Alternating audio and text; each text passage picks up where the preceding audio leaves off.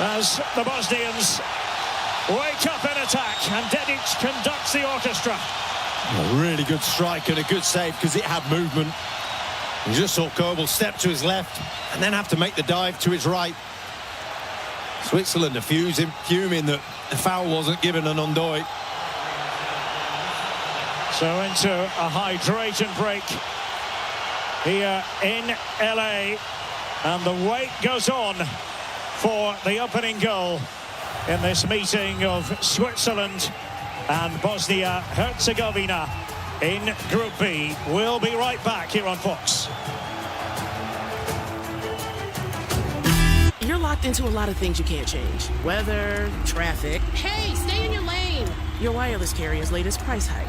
But you can unlock a better way. Unlock the savings at Boost Mobile and save up to $600 a year. Switch to the $25 a month unlimited wireless plan. No contracts, no price hikes, and you keep your phone. Stop being locked into their games. Unlock the savings at boostmobile.com/unlock. Based on average annual single line of payment of AT&T, Verizon, and T-Mobile customers compared to 12 months on the Boost Mobile unlimited wireless plan as of January 2026. For full offer details, visit boostmobile.com.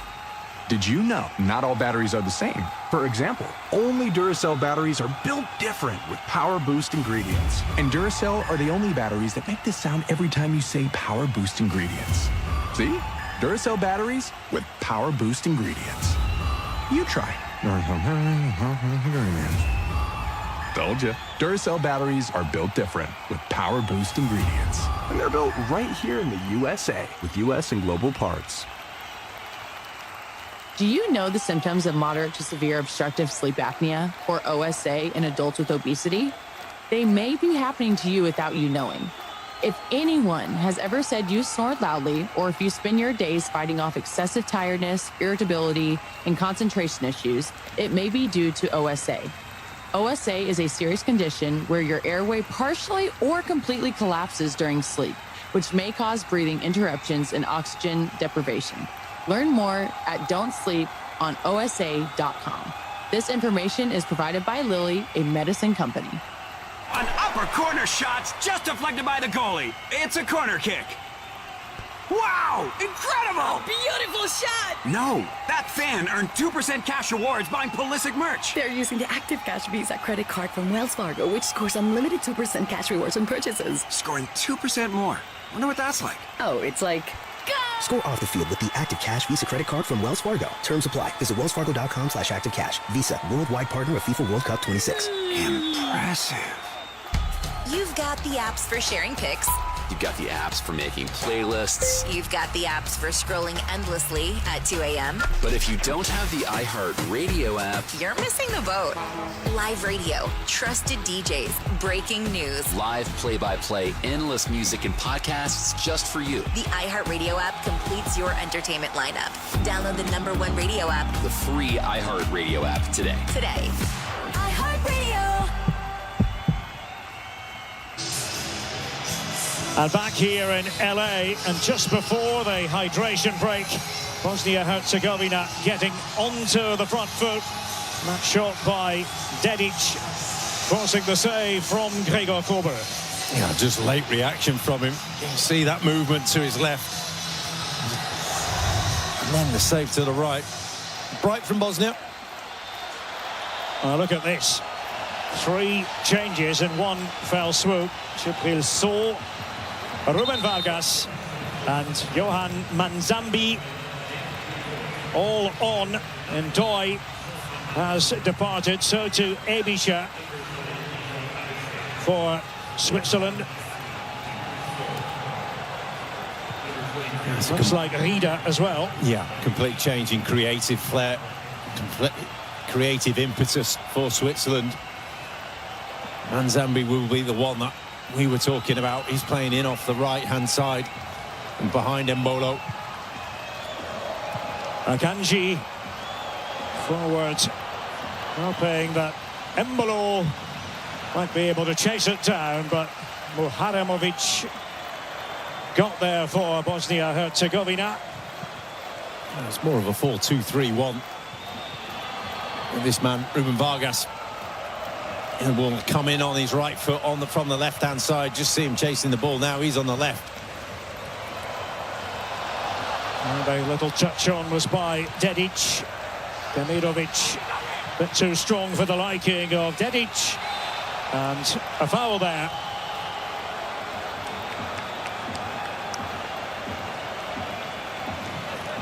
It'll be interesting to see now, with this change of shape, the influence, whether Manzambi can get on the ball, and he's got a wonderful ability to travel with the ball. You have a fantastic strike on him.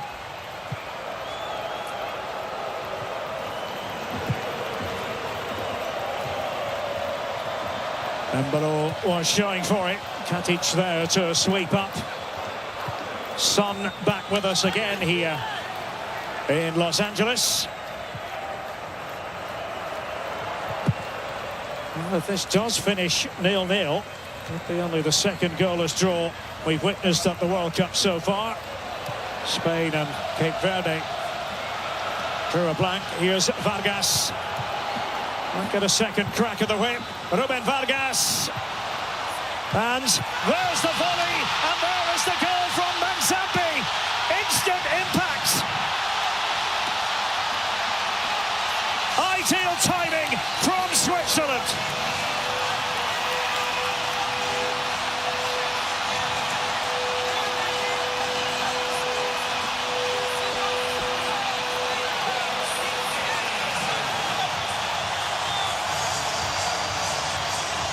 The long wait is over. 1-0 to the Swiss here in LA. What an introduction. Welcome to the game. What a substitution. And it's the substitute on the left-hand side, Vargas, combining with Manzambi initially, but the willingness to go in behind asks the question, and then he just plucks it out the sky. It's a brilliant connection. He's waiting for it under pressure. The swing of the leg and the control of the volley gets over it. It's close to Vasil, but it's got the power. He's been watching and waiting and saying, I can make a difference. And what a difference the two subs have made. Well played, that man. A delighted Murat Yakin, an eruption of joy from the Swiss fans inside the stadium here in Southern California. Well, now can they see it out, get 3 points on the board. Remember, they were leading against Qatar, leading actually for most of the game, but then let it slip right at the end. And so now, what are the Bosnians going to do in terms of their approach? So they try to alter the equation. Dedic going down, Manzambi with the goal. There are many who ask the question, why doesn't he start more often? He's come on as a substitute in both games here at the World Cup. I think he's just asked another question as well, hasn't he? Said, what took you so long? Yeah. It's a wonderful strike, isn't it? A brilliant bit of control as well as the power. Manzambi's pass. I watched him a lot playing for Freiburg in the Bundesliga in Germany this season. Actually scored in Freiburg's 2 matches against the record champions Bayern. And when he scores, well, it's not usually a case of tappings. No, he's capable of the spectacular. And it will be interesting now, Derek, because Bosnia will have to change, will have to come out and press a bit. I'm saying, how long can they wait before they do that? Time is of the essence. Just under 14 minutes left.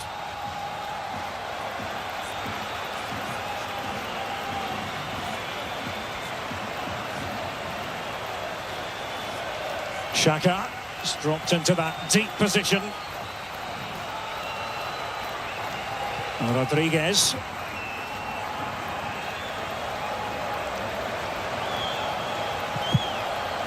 And Switzerland's ability in possession ought to help them in this situation. It was Muharemovic who reached out, trying to control the ball. Embolo was making that run simultaneously for Switzerland. And Šunjić, Katic.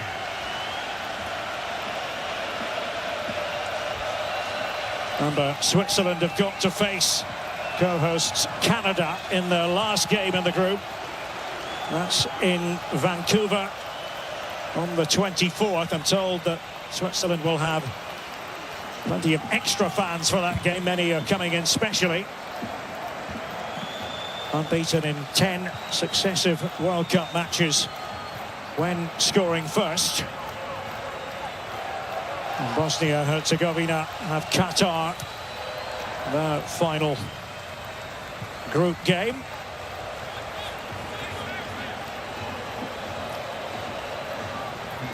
Remember, Canada with 1 point, Qatar with 1 point. Switzerland on the live table now with 4. Akanji's pass. Ruben Vargas. Out to the goal scorer, Johan Manzambi. Almost flicked it up towards Vargas and Xhaka, and that nearly came off. Šunjić away for Bosnia-Herzegovina. Time is of the essence for the Bosnians now. Basic. Plays in Kazakhstan. Club level, plays for Astana. I'm looking down below us. Barbarez, the manager, not signalling over to his subs who were warming up. I think his time is of the essence. In Lukic is the man.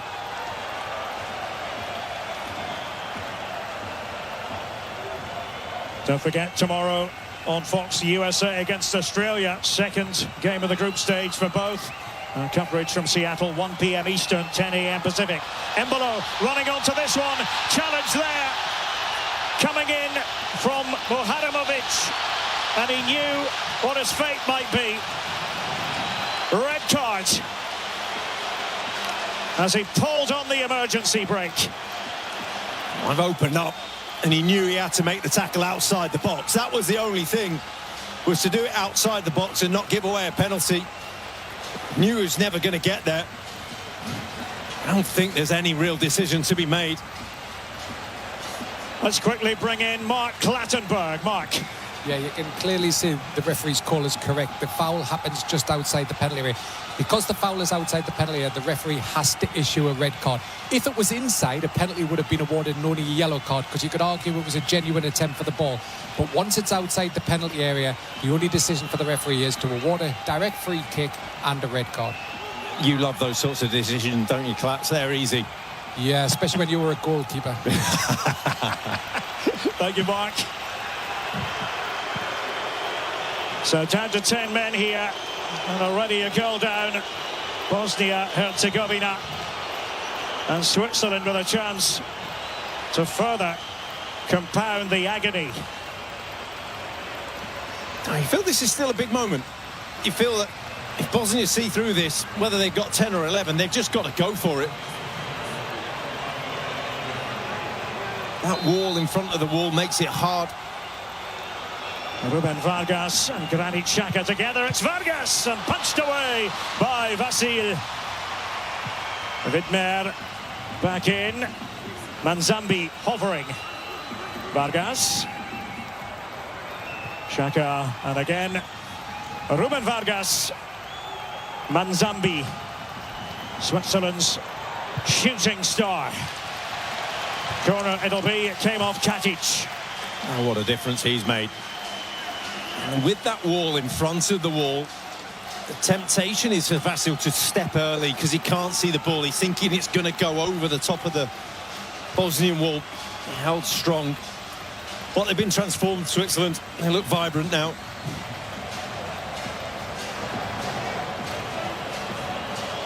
Vargas will be responsible for this corner. Ruben Vargas, Vasil. It's very crowded in there, but did enough. And Granit Xhaka, always composed on the ball. Seems to have so much time, like all the greats. He can dictate now, can't he? He can just put his foot on the ball and they can pass it to the heart's content. I think that red card's changed Bosnia to say, we can't go for it now. We'll just hold a shape until the last minute. If you give us one chance and it's 1-0, we'll take that. Muharrimovic now facing a suspension. Playing a man short for the remainder of this game here in Southern California. Now going to make a substitution involving two players simultaneously here, Bosnia-Herzegovina.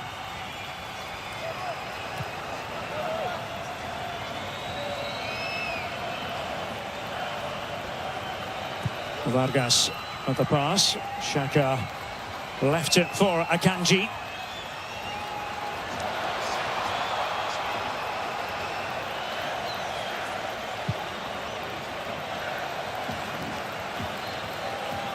Happy to do it at walking pace here, Switzerland.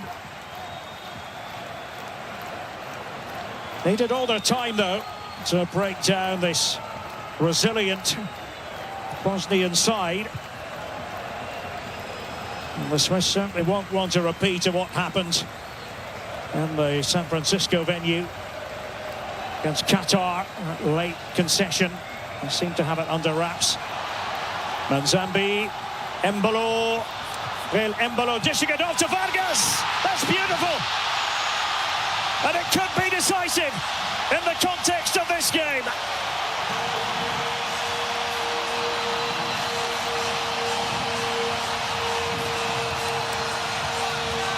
Murat Yakin with his substitutions responsible for what looks like the two-punch knockout. Well, they've won it, and they've won it with the subs. Bosnia can't quite believe it. Well, two moments of quality, and this is one of footballing quality. Patience and steadiness in the build-up, movement off the ball. It's been crying out for this all game. And then Embolo with a bit of composure in the box to find his man. It's a perfectly weighted pass. And everything Vargas wanted was there. The space, the opportunity, the time. He had the composure. Switzerland have had the composure to see this through. You think this now too far for Bosnia and Herzegovina? Well, they have defended with authority, but the Swiss are jumping for joy. And Murat Yakin punching the air in sheer delight. Two to the good. And changes, as we told you, would be happening for Bosnia-Herzegovina, and well, Switzerland likewise. Luka Jaquez, another Bundesliga player, plays for Stuttgart, is on. Demirovic has gone off for the Bosnians. Jovo Lukic, the scorer from the first game, is on. Šunjić departing. Hadžiahmetović on the pitch now. And Jaquez for Vidmer. I think that it's both teams seeing this through now, saying the game is done. Bosnia be looking at it saying, look, let's not make this goal difference worse. We can still qualify.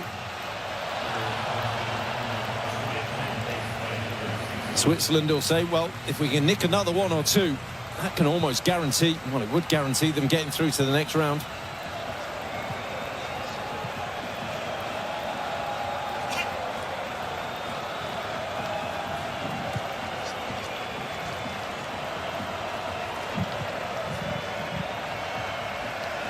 Well, they seem to have this under lock and key now. Switzerland, Manzambi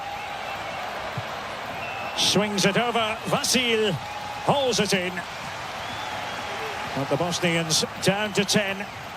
Muharemovic sent off earlier, and Mark Clattenburg, our expert when it comes to the laws of the game, just reminding us that that's now 4 red cards in this World Cup, as many as we had in the entirety of the last World Cup, Rob. There's always a prophet of doom and gloom, Mark. Vargas, and so nearly made the connection with Breel Embolo waiting in the middle. Well, that would have been the moment for him. Embolo to continue his scoring run. Marquez has been really good, different. Just cutting down this left-hand side and firing it across, and had everything other than the finish. It's just a fraction too far.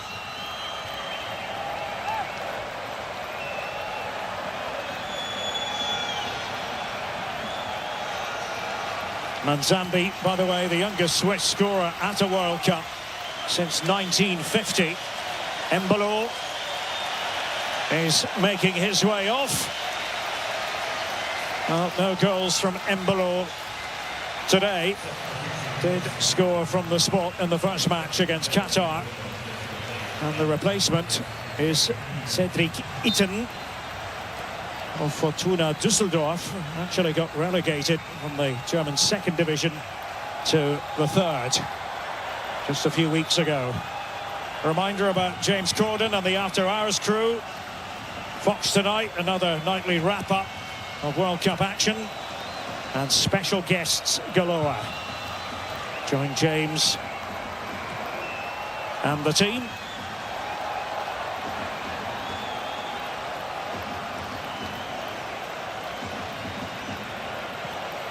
Now Manzambi, plenty of space to run into.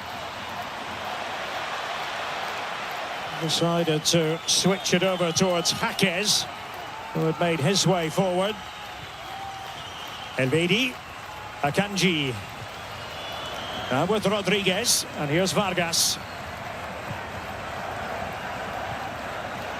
A glorious ball from Xhaka to Vargas, and he's at it again! Manzambi again! Astonishingly good!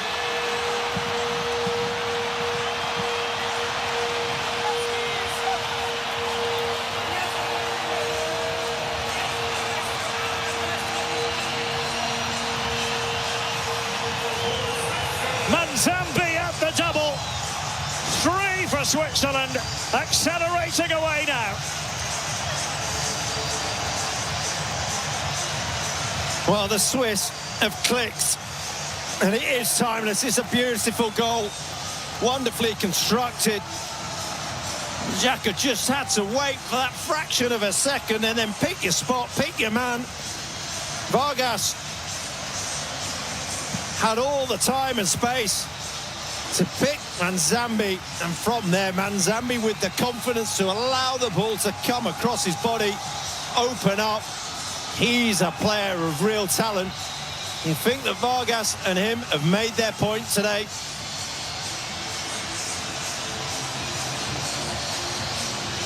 And another change here for Bosnia-Herzegovina. Alaj Begovic makes way for Ermin Mahmic. Well, it's a lost cause, no two ways about it. They defended with vigour, with plenty of acumen for a big slice of this game, but look at the scoreline now.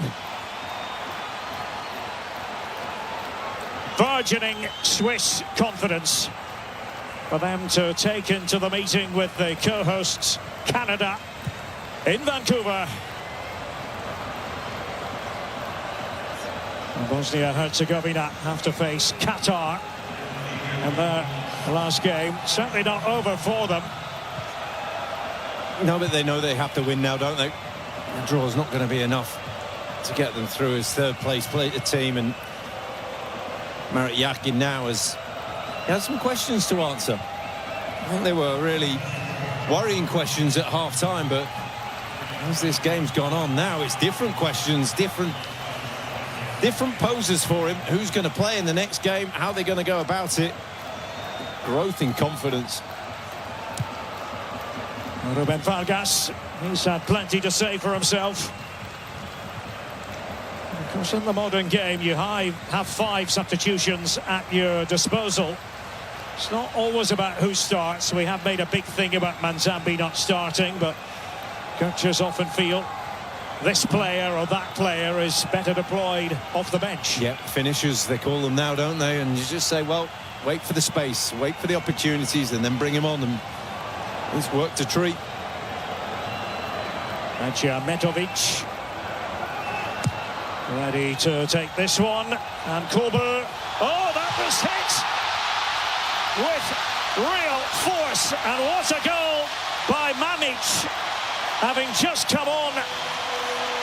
Ermin Mamic to pull one back for the Bosnians. Really was a ferocious strike, but too little, too late. Well, there's barely a smile on Mamic's face. But this is something special as a strike. There's no foul on the goalkeeper. Goebel is under pressure. He decides to punch, and then from there, can he get the first contact? Mamic, he's got the time, and through the bodies, just laces through the ball. Absolutely buries it. Well, first international goal, the view from the ref cam there. And it provides a bit of encouragement for the next game. As Rob said, they've got to win that next game against Qatar. They might be the team charged with the task of being the possession-orientated side. We shall see how it works out. As you've seen in this game, it's not really the Bosnian style, but a maiden international goal, and all the goals have come from players who've come on as substitutes. All four of them in this match here in Los Angeles.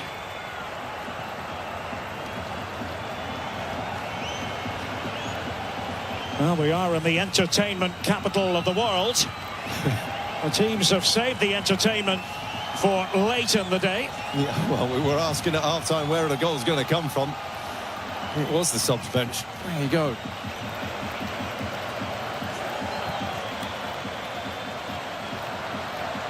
Switzerland using Manzambi to great effect. He got things started. Opening goal in the 74th minute. That's how long we had to wait. They had to wait. Vargas with the second, Manzambi again, and Mamic.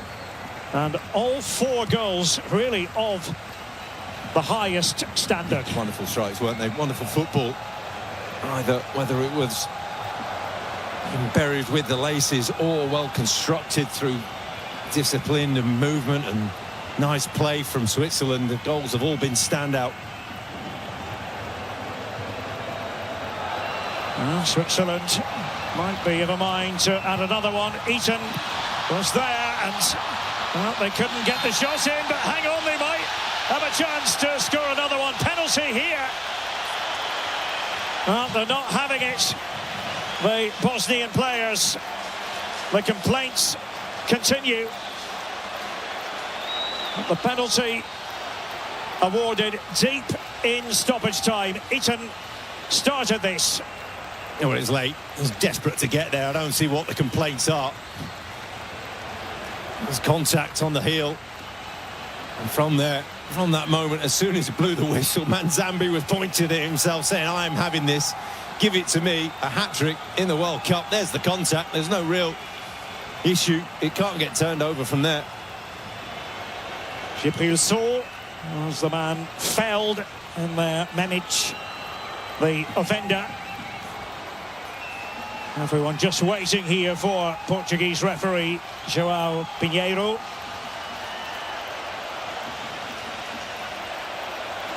Well, it is going to be Granit Xhaka to take it. There's no sentiment here at the World Cup. Well, there might be a word after in the dressing room after, but Granit Xhaka's the leader. They're not going to argue with him.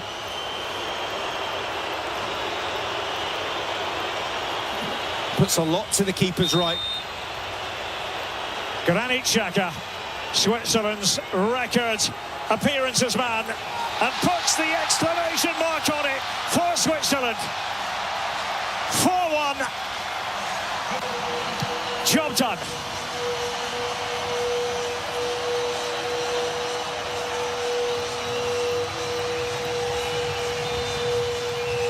Well, the captain seals it, switches it up. 3-1 up in injury time. That's when you want to take a penalty. And this is what Switzerland have wanted in terms of result, in terms of performance. What a second half for them. Wild celebrations from the Swiss fans here in Los Angeles. And it's all over. Comprehensive in the end. Switzerland left the sparkle until the closing stages. 4-1 the final score. Let's send it back to Pete in the studio.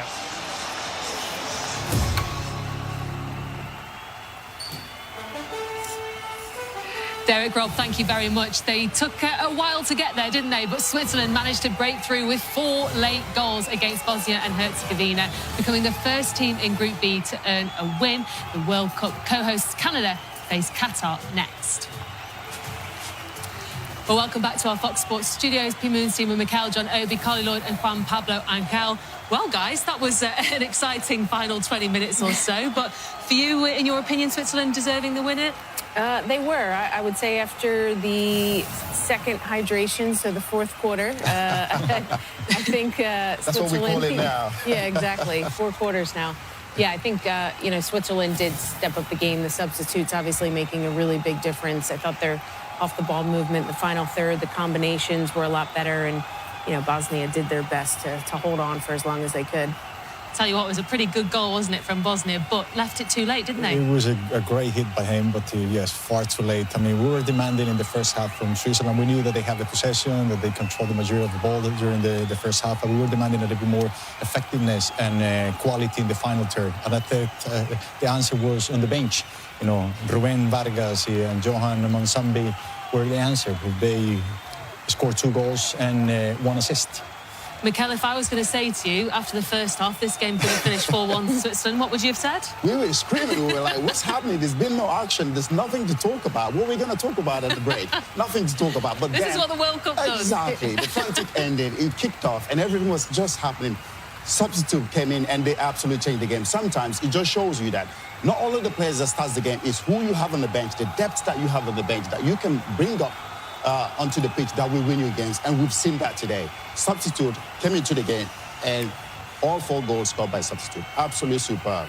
Yeah, massive win for Switzerland against Bosnia and Herzegovina. 2 matches down then, 2 more to go on day 8 of this FIFA World Cup, and the third fixture of the day will be coming your way from Vancouver. The co-hosts Canada will soon be playing their second match against Qatar. They earned their first ever World Cup point in their opening game against Bosnia and Herzegovina.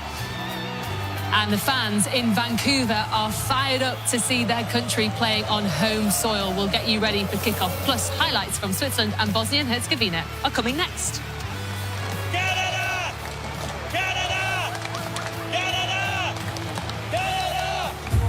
iHeart. You're locked into a lot of things you can't change. Weather, traffic. Hey, stay in your lane. Your wireless carrier's latest price hike. But you can unlock a better way. Unlock the savings at Boost Mobile and save up to $600 a year. Switch to the $25 a month unlimited wireless plan. No contracts, no price hikes, and you keep your phone. Stop being locked into their games. Unlock the savings at boostmobile.com/unlock. Based on average annual single line of payment of AT&T, Verizon, and T-Mobile customers compared to 12 months on the Boost Mobile unlimited wireless plan as of January 2026. For full offer details, visit boostmobile.com. Did you know not all batteries are the same? For example, only Duracell batteries are built different with Power Boost ingredients. And Duracell are the only batteries that make this sound every time you say Power Boost ingredients. See? Duracell batteries with Power Boost ingredients. You try. Told you. Duracell batteries are built different with Power Boost ingredients. And they're built right here in the USA with US and global parts. Do you know the symptoms of moderate to severe obstructive sleep apnea, or OSA, in adults with obesity? They may be happening to you without you knowing. If anyone has ever said you snore loudly, or if you spend your days fighting off excessive tiredness, irritability, and concentration issues, it may be due to OSA. OSA is a serious condition where your airway partially or completely collapses during sleep, which may cause breathing interruptions and oxygen deprivation. Learn more at don'tsleeponosa.com. This information is provided by Lilly, a medicine company. An upper corner shot's just deflected by the goalie. It's a corner kick. Wow! Incredible! Beautiful shot! No, that fan earned 2% cash rewards buying Pulisic merch. They're using the Active Cash Visa credit card from Wells Fargo, which scores unlimited 2% cash rewards on purchases. Scoring 2% more. Wonder what that's like. Oh, it's like... Score off the field with the Active Cash Visa credit card from Wells Fargo. Terms apply. Visit wellsfargo.com/activecash. Visa, worldwide partner of FIFA World Cup 26. Impressive. There's an app for your playlists, An app for your photos, even an app that helps you dodge traffic. but only one app brings you this live radio station anytime, anywhere. With the iHeartRadio app, your favorite radio station fits right in your pocket. Live shows, news, sports, exclusive music channels, and voices that don't just go viral. They're the voices of your local community. So if it's not already on your home screen, fix that. Download the #1 radio app, the free iHeartRadio app today. iHeartRadio. Can I get a Heineken, please? Yeah! Come on! Let's go! Give me a hug! Oh, what a goal! Can you believe it? Here you go, sir. Your Heineken. Sorry. Can I get another one for... Wait, what's your name again? Tom! I'm Tom! Nice to meet you, Tom. Another Heineken for Tom, please. Heineken, official beer of soccer. Fans have more friends.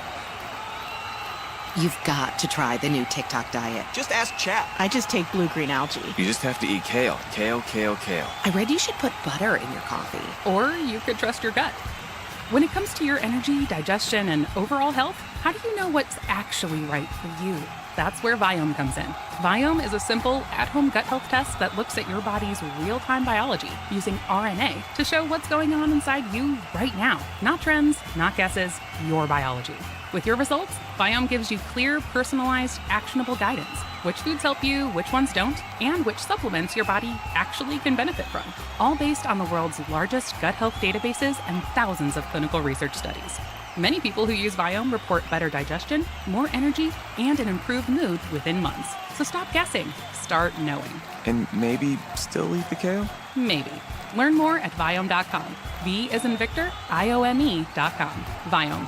Trust your gut. And eat everything blue. No thank you. FIFA World Cup 2026, today on Fox, is presented by Google. Well, 4 years ago, Qatar lost all 3 matches as the World Cup host. This time around, their fans have already seen them earn their first ever World Cup point against Switzerland. Well, 2-time Asian Player of the Year, Akram Afif, and Qatar will be facing off against one of the co-hosts this year, Canada, who also picked up a point with a 1-1 opening draw. Well, welcome inside our Fox Sports studios. I'm P. Moonstein with Mikel, John Obi, Carly Lloyd and Juan Pablo Angel. What an ending to the game we've just had with Switzerland and Bosnia and Herzegovina. It took all the way to the end, 4 substitutes scoring. Juan, what did you like about it? I mean, just Mikel said, well, at the beginning of this post-match, you need all your players to be at your best, and sometimes the answers from the bench, and they came on big, and they won the game for the coach and for the national team. This was a great volley too. What a finish! Oh yeah, so good. Yeah, I think here as well, you can see here, it has so much time on the ball, played it through. Is that that's the red card. Yeah, that's definitely a red card. Yeah, that's a red card, definitely. We talk about ballers with those powerful runs in behind. They're always difficult to defend. And this just substitutes keep making a difference. Switzerland had much better play in the final third. Vargas, again, coming off the bench, doing what you're supposed to do. Yep. Make something happen. And this man here, we talked about what a left foot, what a pass. Granit Xhaka to set up this goal again for Johan Manzambi. Yeah, what an impact he's made. That's what you like as a manager, though. You bring in a player, they're not sulking, they're not walking around thinking why they didn't start. They come in and make an impact straight away. Look at this goal, though. A little bit too late, though. What a strike. The best of the bunch, though, I must say. Listen, I don't think they can still write off Bosnia. They still have another game, and 4 points might be enough for them to qualify if they get to beat Qatar. Penalty here, and guess who takes it? Yeah, it is Granit Xhaka, the captain, who obviously started the game. We thought it might have been Manzambi who was on for a hat-trick, but Granit Xhaka makes no mistake. The captain. First World Cup goal, Yeah, right? first World Cup goal as well for him now. He's like, who's talking again? Yeah. Statement win. Yeah, massive victory for Switzerland against Bosnia and Herzegovina. What a win, and huge points as well, which puts them in such a commanding position going into that final game now. This was great. This was exactly what they wanted. They got off to a slow start, but in the end, they finished with a great win. Yeah, they end up with an emphatic win that set them out very well for the next game. And they were the favorites, coming into this round. And right now, they're top of the group. Yeah, exactly. Listen, I said it before. It's not the starters who wins you game. It's what you have on the bench, the depth that you have. And we've seen that today. Yeah, absolutely. Switzerland with a very, very big victory. Big 3 points as well. So tomorrow, it's the highly anticipated matchup between the US and Australia. Both teams are on 3 points in Group D. Coverage begins at 1 p.m. Eastern on Fox. And we still have 2 exciting fixtures left today. Jonathan David and Canada are next on FS1 against Qatar. Then it's a big matchup with Group A. Raul Jimenez and Mexico on home soil in Guadalajara taking on South Korea. That final game of the night will be on Fox. Well, it's been a great day at the World Cup so far. We have so much more still to come ahead as well. If you're on Fox, head over to FS1. If you're on FS1, keep it right here. Canada will play their second match of this World Cup next. They didn't think I would do it, but I did it. Southern is there to score, and their brilliant start to the game. Claiming handball there, and it's given. McQuaina, goal South Africa! That's beautiful, and it could be decisive. 3 for Switzerland, accelerating away now. You're locked into a lot of things you can't change. Weather, traffic. Hey, stay in your lane. Your wireless carrier's latest price hike. But you can unlock a better way. Unlock the savings at Boost Mobile and save up to $600 a year. Switch to the $25 a month unlimited wireless plan. No contracts, no price hikes, and you keep your phone. Stop being locked into their games. Unlock the savings at boostmobile.com/unlock. Based on average annual single line of payment of AT&T, Verizon, and T-Mobile customers compared to 12 months on the Boost Mobile unlimited wireless plan as of January 2026. For full offer details, visit boostmobile.com. Did you know not all batteries are the same? For example, only Duracell batteries are built different with Power Boost ingredients. And Duracell are the only batteries that make this sound every time you say Power Boost ingredients. See? Duracell batteries with Power Boost ingredients. You try. Duracell batteries with Power Boost ingredients. Told you. Duracell batteries are built different with Power Boost ingredients. And they're built right here in the USA with US and global parts. Do you know the symptoms of moderate to severe obstructive sleep apnea, or OSA, in adults with obesity? They may be happening to you without you knowing. If anyone has ever said you snore loudly, or if you spend your days fighting off excessive tiredness, irritability, and concentration issues, it may be due to OSA. OSA is a serious condition where your airway partially or completely collapses during sleep, which may cause breathing interruptions and oxygen deprivation. Learn more at don'tsleeponosa.com. This information is provided by Lilly, a medicine company. And because if you're real Knick fans, you know it already. Wait, did he think he was Mom Donnie saying, "I don't need your vote"? I don't know. I don't know. He was trying to say quote. He was trying to say quote. Yeah. But yeah, that was, Not sure what he was trying to say. I still like this. Right after they won it, he said this. Hey, New York! I'm sorry it took so long. I'm sorry it took so long. Those are the days. Here's the thing. Maybe they started boozing and schmoozing bright and early. This starts early, but maybe to really take it all in, you have a morning mimosa to really bring home the vibe. So Mimosa. For all we know, he's a little tipsy right there, kicking back on Grandpa's cough syrup. Maybe, right? Because it's a celebration. It's fun. I can't hate on the guy if he was. And real quick, I found the scoop on Oakley. Charles Oakley was watching the Knicks championship parade in Harlem today with fans. That's really cool. Nice. Okay. Yeah, That's taking really nice. photos with Knicks fans at a local restaurant. Well, look, he's badmouthed a lot of people in the organization.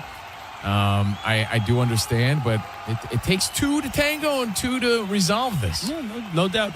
You know what I do want to point out, not just to Knicks fans, because I know we're talking to 300-400 affiliates of different cities, and there's a lot of people like, hey, who cares about the Knicks?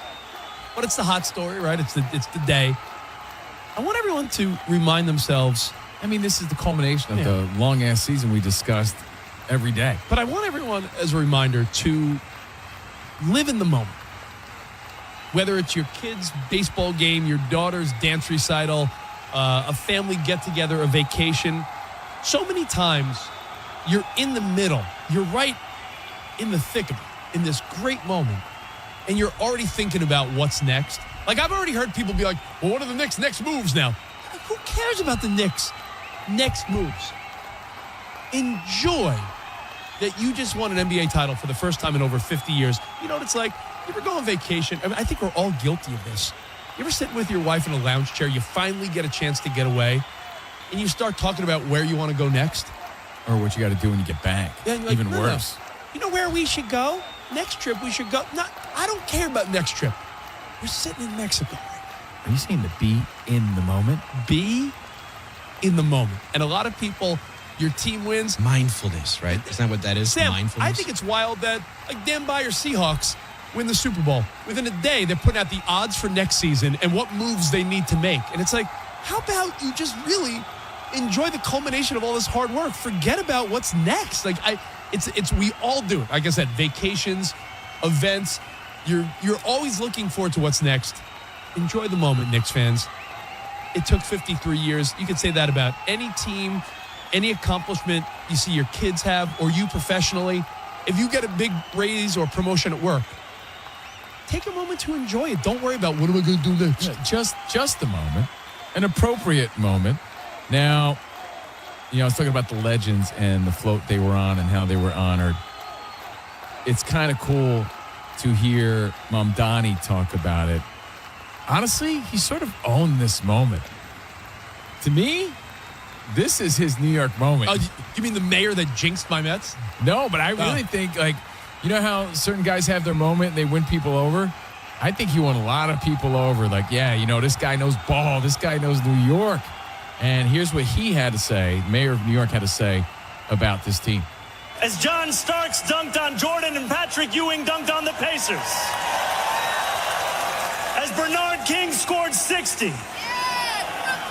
As Charles Oakley pulled every rebound within reach. Oakley gets a As shout. Spike got in Reggie Miller's face. As Allen Houston put up a shot against Miami that hung in the air for an eternity. As Larry Johnson gave us the 4-point play heard around New York. As Starbury traded threes with Kobe and then sold sneakers every kid could afford. As Nate Robinson stuffed Yao Ming. As the city came alive watching Linsanity. And as awesome. Melo lived every Brooklyn dreams when he came home. It's a good little The historian. montage. Oh, Yeah. he goes on and on and on. You know what's interesting is I heard the second part of that, not the first part. So I was like, wait, don't tell me he left. I knew that it had to be an edit. I was like, there's no way he left out Ewing in that. No, that was a cool So he little, started with that, and he goes on. He gives everybody a shout out. He even throws Marcus Camby in there. Like, he goes on and on for a minute. I don't think I heard a Latrell Sprewell, though, when I think about it. But it was really cool, and he really showed New Yorkers that he knows the history. At least it felt that way, and people rallied around that. It was a really great speech. One of the best. The clip I watched, this was like a viral edit, was like, man, that's one of the best speeches I've heard in a long time. So he honored the legends, which is nice, but it's not about the legends. That's why it's like a fine balance. You want to acknowledge the balance, because he does go on to say championships aren't built in a season. I said that right? to you There's the a other history. day. I said, we all love our legends. Whatever team you root for, you love the legends, but you got to realize it's about the current team. It's about the current team. So if you missed it, I mean, nobody more current, nobody more the man right now than Jalen Brunson. There's a lot of people that have a lot of negative stuff to say. There's a lot of people who have a lot of opinions. But when you prove them wrong, you really don't have to say to them. Yeah, boy. And he Gotta said love something that. along the lines of like, we did it. We actually did it or something like that. And they just erupted. Hey. But so cool to see him get his props. even yesterday, like you said about living in the moment and appreciating the moment, I feel like Josh Hart, who, by the way, is a great nephew of Elston Howard, whose number's retired at Yankee Stadium. Wild. Josh Hart and Brunson threw out the first pitch, and it looked like, to me, they knew this was their moment and they're taking it all in. It's not that they hadn't done these things before, but not as champions. You know, and you can see there's a different aura about them. Like, you're in the presence of a champion. Yeah. And that rubs off on those Yankees that were there to meet them or anyone else in their presence. And, you know, I feel like they were taking it in, and they're really getting their moment right now with this parade. So it was a really, really great day. For the most part, I'm sure we're going to see the terrible side of things. That's just how the world works. We've seen how social media is. But we've seen some punches thrown and some twerking on lampposts. I mean, we saw some ass cheeks in the middle of this parade, which isn't a bad thing. But well, depends what kind you like. That's true. That's a matter of opinion. But for the most part, people were there to celebrate, and it's nice. Once again, we've said it many, many times, to see sports bringing people together. And Sports, that's what it does. Bringing people together is one of the best parts of sports. Hey, you want to know another side story? Not only in New York City, but does everybody know the South Korea-Mexico story? Have you guys seen this yet? South Korea's playing Mexico today in the World Cup. But apparently there's a love affair going on where Mexicans are saying to South Koreans, while you're here, this is your home. And South Koreans are going wild in Mexico. They're all partying together, and they're saying that babies will be made. 9 months from now, you're going to have a bunch of South Korean Mexican babies because they're going wild together, partying together, proving once again, not only the Knicks, but worldwide, sports brings people together.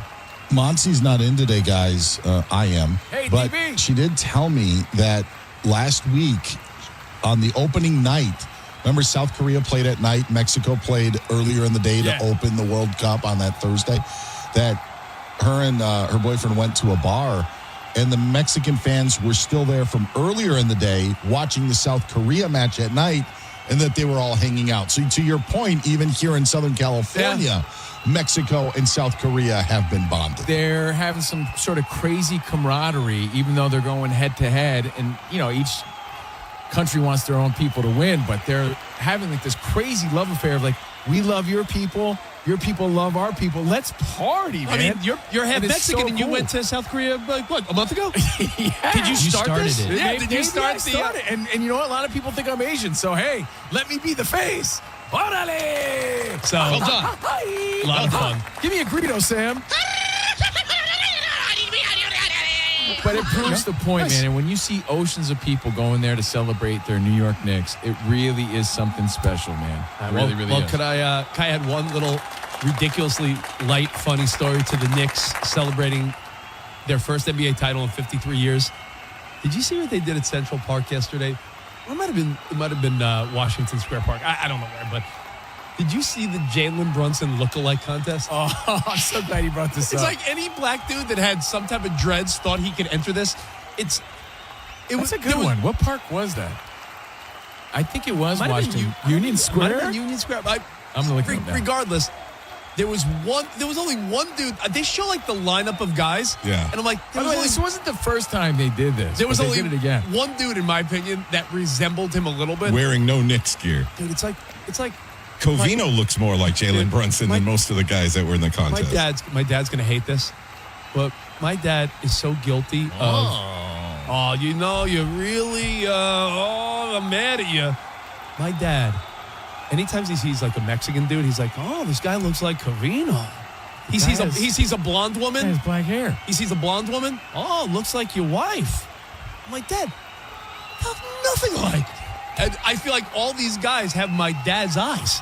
They think they look like Jalen Brunson because they're a black guy with dreads? It was Washington Square Park. That's got to be racist. Really, really funny. Racist. Some of the guys, some of the guys just had the same hairdo, but like nothing like if you have just the same hairstyle, it would be like, if you're let's say a bigger Mexican dude, you think you look like Gabe Iglesias just because you're like, there's more to looking like Jalen Brunson, but I think it's funny. So I ask you guys, if you were to have to enter a young kid, by the way, won. Young kid won $5,000. If you were to have to in art lessons, just like Bob from Obama, $500 in art lessons. No, he did. He won $5,000 in prizes. The winner does look the most like him, but if you had to enter a lookalike contest, we always joke that Big Mike, who runs this place, Who? looks like an older Stone Cold Steve Austin. And he's like, I'm younger. Whose contest would you enter? Sam, do you think there's anyone you look enough alike where you can even enter the contest? Well, hold on. Sam got a sweet new haircut. He's got the alpaca boy sort of thing going on. My alpaca flow. Yeah, he looks more like an alpaca than anybody I know. But like, he looks like one of those broccoli heads at the gym. When I was younger, people said Sean Astin from Rudy and Lord of the Rings. And then when I've gotten older, maybe when my hair was a little longer, someone called me like Ed Sheeran once. So like those are the only two I can think of. Okay. But to actually enter, like if I colored my hair a little bit like more ginger, a little bit redder. Okay. And I grew it out like Ed Sheeran style, maybe. But Sean Astin, I don't know anymore. Probably not. Like Danny G, do you get one? I mean, when I was a teenager and skinny, my brother and cousin used to call me Starks, especially when I missed shots on the basketball court. They're like, you look like John Starks too, with your big lips. That's got to be racist. I'm trying to think of this. Like, I mean, Camino, you get like Mario Lopez a lot. Yeah, I get everyone from Mario Lopez to George Lopez. If Rich's dad is, the judge here. That's got to be racist. Yeah. I always get just the same. Kidding, Dad. Of course, we're just kidding. I get the same cast of characters all the time. It's usually like the Hispanic guy or like the Jay Hernandez to the Michael Peñas, right? So they all look like me, according to, it depends on who's judging here. And, of course, Rich gets, surprisingly, we're the poor man's Saved by the Bell. Yeah. And, by the way, that goes with your shirt, Sam. Sam is rocking a Saved by the Bell type of a shirt. Yeah, and kind of like word art of the 90s. Because Rich kind of resembles like a Timu... Mark Paul Gosselaar. Or like, what else? Zach Levi. Like a Zach Levi. We've heard some people say that to Rich. Ryan Reynolds kind of vibe. Yeah. Right? So we get that stuff, but to enter a contest, you have to be pretty certain you look like someone. And if you haven't seen these pictures, they're pretty hilarious. Look them up on social, but the Jalen Brunson look-alike contest. And that is a great trip. You're a hard one to pinpoint. You're a unique guy. You're like Abe Lincoln. No one looks like you, Danny. You're just one of a kind. If your dad, Rich, looks like George Jetson, I kind of look at Danny. I can't think of a human being that looks like Danny, but he kind of looks like Frylock from Aqua Teen Hunger Force because of the guy who has like the certain goatee. Yeah, of course. Yeah, so like that's Danny. That's the only thing I can think of. My God, Danny G does look like the French fries. Yep. My God, I can't get that out of my head now. We should post a picture, and you guys could judge and figure out who the heck we look like in your opinion. DB, do you get anybody? Dan Byron, does anyone? No one? No. He's like, nah, I don't get anybody. I'm just Dan Byron. Nope. No way. I will. We'll take your feedback and thoughts on the Knicks parade, but we have stuff to get to. We're going to talk some World Cup because we're noticing over the last week or so. What are things international travelers, our foreign friends, what do they do better than us? And what do we seem to be doing better than them? We'll break that down. Plus, we'll pay tribute to some of the great legends, the old guys and the old women in our lives that are still around. Celebrities, musicians, athletes. The old women. The old ladies. We'll get to all that coming up right here. Covino and Rich on Fox Sports Radio. The Cup has taken over the U.S., and only DraftKings has you fully covered. The DraftKings Sportsbook app is now available in all 50 states and includes all markets. Yes, sweat all the matches you love. This is going to be a lot of fun, guys. Cup is here and on one place with one app. New DraftKings customers, you could sign up and use our code. You know the code, right? Code is CR Show. Yeah, spend $5, get 200 in rewards within 21 days. That's code CR Show. Again, the DraftKings Sports app in partnership with DraftKings, the crown is yours. Bet with DK Sportsbook. Gambling problem? Call 1-800-GAMBLER. 1-800-MY-RESET. New York, call 877-8-HOPE-NY. Text HOPE-NY. Connecticut, call 888-789-7777. Visit ccpg.org. On behalf of Boot Hill Casino in Kansas, bet tax pass-through may apply in Illinois. 21 plus, void in Ontario. Event contract trading with DraftKings predictions involves risk of loss. Sportsbook bonus bets expire in 7 days. $50 in predictions dollars issued weekly for 3 weeks. Expire in 1 year. Redeem one non-withdrawable reward. Availability varies. Predictions offer void in New York. Ends June 28th. Terms at dkng.co/audio. Keep up with all of your NFL offseason news. Come on! At Fox Sports Radio. when it affects your team. I'm a Niners fan. Jets, yo. At Fox Sports Radio. When your divisional rival makes a move, it's Fox Sports Radio. And some of this stuff we really need to talk about. Go ahead. At Fox Sports Radio. Guys, if you want the greatest night of your life, I mean the best night ever, then you gotta hear this. There's a great ED pill out, and it's from the makers of Viagra. It's their ED pill called Viagra AGV, and it's unbelievable. It works super fast in as little as 12 minutes and lasts up to 12 hours. Plus, it's FDA approved and safe. You need to try it for yourself. It's unreal what it does to you. Viagra AGV crushes every other ED pill, and it's endorsed by distinguished urologists at the prestigious Cedars-Sinai Hospital in Beverly Hills. Dr. Dudley Danoff. Every man alive needs to try this amazing, remarkable Viagra AGV pill at least once. It's beyond belief. Then you'll know why men are going crazy over it. So if you want the most incredible night of your life, you can't miss this. Go to scoreblue.com and try it while supplies last. Go to scoreblue.com. Scoreblue.com. That's scoreblue.com. Viagra AGV is available only at scoreblue.com by prescription. No doctor. It's here.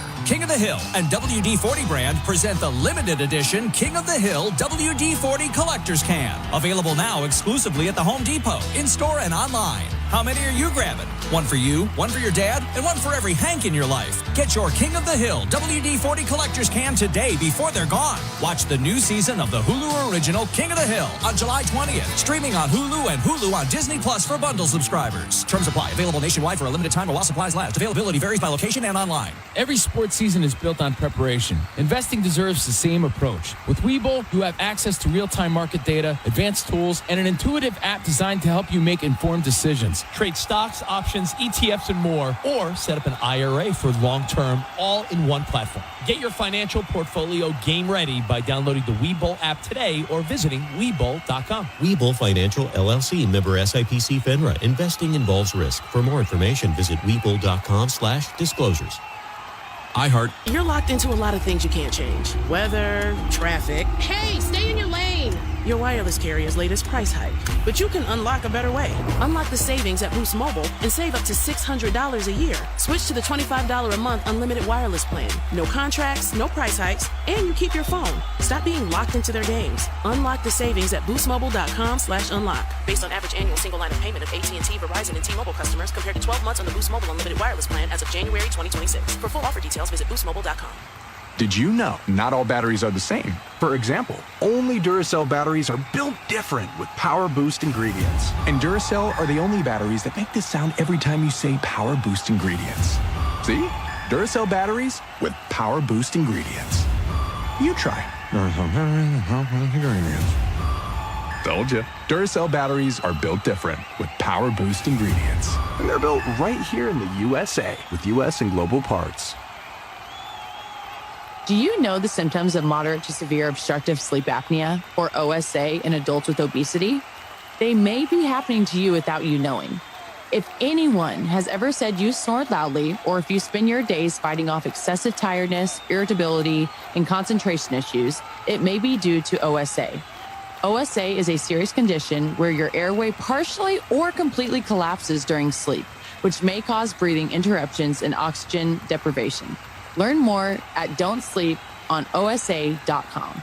This information is provided by Lilly, a medicine company. An upper corner shot's just deflected by the goalie. It's a corner kick. Wow! Incredible! Beautiful shot! No, that fan earned 2% cash rewards buying Pulisic merch. They're using the Active Cash Visa credit card from Wells Fargo, which scores unlimited 2% cash rewards on purchases. Scoring 2% more. Wonder what that's like. Oh, it's like... Score off the field with the Active Cash Visa credit card from Wells Fargo. Terms apply. Visit wellsfargo.com/activecash. Visa, worldwide partner of FIFA World Cup 26. Impressive. You probably have an app for streaming and an app for podcasts. But does your audio bundle include an app for radio? An app for what's happening right now? An app for breaking news that'll change your daily routine? An app that starts your morning with what you missed last night? That app is iHeartRadio. The app that lets you listen to thousands of live radio stations and more. Download the #1 app for radio. The free iHeartRadio app today. iHeartRadio. Please be advised, you may want to stop eating the following foods immediately: broccoli, kale, blueberries, quinoa, spinach. I thought those were good for me. What's healthy for one person may cause inflammation for another. So how do you know what your body actually needs? That's where Viome comes in.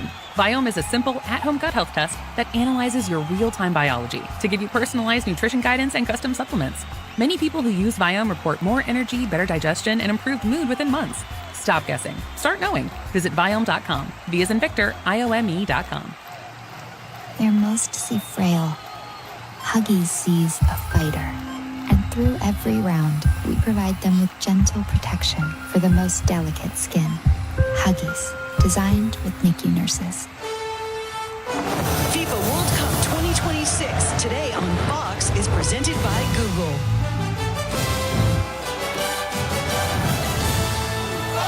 Well, the Canada fans are out in full force this evening in Vancouver ahead of this Group B match against Qatar. That one is getting underway shortly, but for now, welcome back to our Los Angeles studio. Jules Breach here with Javier Hernandez and Mikel John Obi. Guys, earlier on today, we've seen a couple of matches already. Switzerland took on Bosnia and Herzegovina in Los Angeles in Group B, and there was a crazy end to this game. All of the goals coming from substitutes. Yeah, I think it was a game where, the goals came late, in the 74th minute. What an amazing goal from Mazambi over here. And then, Embolo with the assist as well for Ruben Vargas' goal, that 2 subs that came on and changed the game. Like you said, we were watching the game thinking what's happening first half is absolutely nothing. Second half, everything just changed. Towards the end of the game, we saw goals. We saw some brilliant goals, fantastic goals. This man, Johan Mazambi, just came in and changed the game. And brilliant win for Switzerland. That's what we expect from them. We expected them to be the favorites, and they've done it today. With the man, Granit Xhaka in midfield, was running the game, dictating the game. It's a massive win for them. I always love seeing the scenes from the watch parties as well. That one in Switzerland. And they're delighted, of course, because their side are now top of Group B with 4 points in a great position to get through to the round of 32. And, of course, that's really significant for the game we're about to watch between Canada and Qatar. But then also looking at another busy day tomorrow, the main event, the US taking on Australia in Seattle. But also Brazil are back in action against Haiti from Philadelphia. But we want to highlight the Scotland-Morocco match because I've been loving what I've seen from the Scotland fans. The day after their sides win over Haiti last Saturday, their supporters, known as the Tartan Army, paraded through the streets of Boston, bagpipes and all, before heading to Fenway Park for Sunday's Red Sox-Rangers game. It was long planned as this Scottish Heritage Night, and guess what? The Scots haven't left Boston because tomorrow's match against Morocco is being held at the same stadium, and that's exactly why they've run out of beer in the city. So for a report, it's Katie Shanahan. Scotland manager Steve Clarke, who says they're under no illusion about the task ahead as they take on the AFCON champions Morocco right here in Boston tomorrow. This is a side that reached the semi-finals of the World Cup back in Qatar. And Steve Clarke tells me he thinks this side is even better than that one. They've got plenty of young stars on show, including the 18-year-old teenage sensation Ayoub Bouadi, who's already attracted interest from Arsenal, Chelsea and Paris Saint-Germain following his impressive display against Brazil. Well, the Moroccan fans are going to be gathering in Boston Common tonight, and they might come face-to-face with the Tartan Army, who have invaded Boston over the last week, still celebrating that opening win against Haiti. That was their first victory in a World Cup in 36 years, and they have the chance to go one step further against Morocco tomorrow. Thank you very much, Katie. The Scots are the surprise leaders of this group with 3 points, a win tomorrow, and they would book a place in the knockout rounds. Morocco and Brazil are hot on their heels with a point apiece, though. Some really strong teams in this group still to play. But for Scotland, they are in dreamland right now, Javier. They got that opening win. They have never, ever in any major tournament got out of a group stage. So what would it mean to them to get a win tomorrow and do that? First, they need a lot of beer. Because imagine if they make history getting that win against Morocco, like you said. No, the players, of course, the fans. All of us outside. Yeah, it will mean, they will get to the books of history, going through the group stages and securing the winning of the group. But Morocco is an amazing national team. I think Morocco, it's not that they changed against Brazil, but I think they were more conservative in the way they play because they respect Brazil so much. So they did amazingly defensively. And of course, they went ahead with the first goal. And I think this game is going to be different. I think Morocco is going to go straight away. They're going to play more offensively. We're going to see the wing backs, the right backs going, left backs going up front like they like Morocco. So I think it's going to be a very difficult game for Scotland, actually. Brazil, though, surprised to see them draw their first game, although it was, as Javier mentioned, tough opposition. Yeah. So expect them to get a win against Haiti? Yes, 5 times champions. I mean, you expect them to beat Haiti. You know, one of the teams that have won the World Cup back-to-back. You expect them to win this game tomorrow and win this game with a lot of goals. And they have to do that. I expect them to play much, much better the way they did in the first game. I thought they didn't play well in the first game. A lot of players didn't show up. Of course, when you have a player like Vinicius Junior, you expect him to create something out of nothing, which is what he did to get them back into that game. But I expect to see all the other players, you know, Casemiro, all these big-time players, they have to show up in this tournament. And they haven't done that so far. This man here wins trophies everywhere he goes. And we were all hoping that he's going to be able to do that, bring this Brazilian team back to the glory days. And if you're needing for one man to do it, it's Carlo Ancelotti. And speaking of the big names, Neymar is not travelling with the team to Philadelphia for that match, so he won't feature for Brazil tomorrow. Right, back to now then, and Canada fans have never had the pleasure of seeing their team win a World Cup match. They got closer in their 1-1 draw with Bosnia and Herzegovina, so is tonight the night in Vancouver? These two teams are chasing Switzerland in the Group B standings. The Swiss with 4 points after their win today over Bosnia and Herzegovina. Coming up, we'll take a closer look at Canada's only goal scorer at this World Cup so far, Southampton and former University of Connecticut forward Kyle Larin. That's on the way.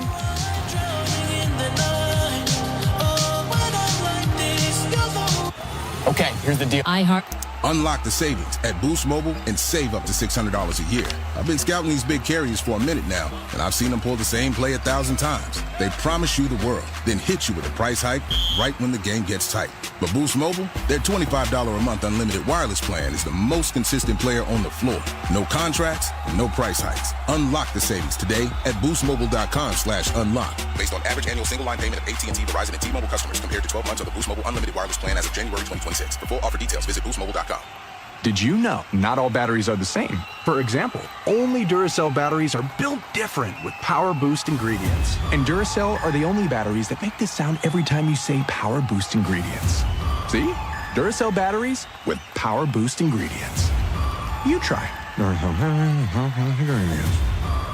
Told you. Duracell batteries are built different with Power Boost ingredients. And they're built right here in the USA with US and global parts. Do you know the symptoms of moderate to severe obstructive sleep apnea, or OSA, in adults with obesity? They may be happening to you without you knowing. If anyone has ever said you snore loudly, or if you spend your days fighting off excessive tiredness, irritability, and concentration issues, it may be due to OSA. OSA is a serious condition where your airway partially or completely collapses during sleep, which may cause breathing interruptions and oxygen deprivation. Learn more at don'tsleeponosa.com. This information is provided by Lilly, a medicine company. An upper corner shot's just deflected by the goalie. It's a corner kick. Wow! Incredible! Beautiful shot! No, that fan earned 2% cash rewards buying Pulisic merch. They're using the Active Cash Visa credit card from Wells Fargo, which scores unlimited 2% cash rewards on purchases. Scoring 2% more. Wonder what that's like. Oh, it's like... Score off the field with the Active Cash Visa credit card from Wells Fargo. Terms apply. Visit wellsfargo.com/activecash. Visa, worldwide partner of FIFA World Cup 26. Impressive. FIFA World Cup 2026 pre-kick is presented by Adidas.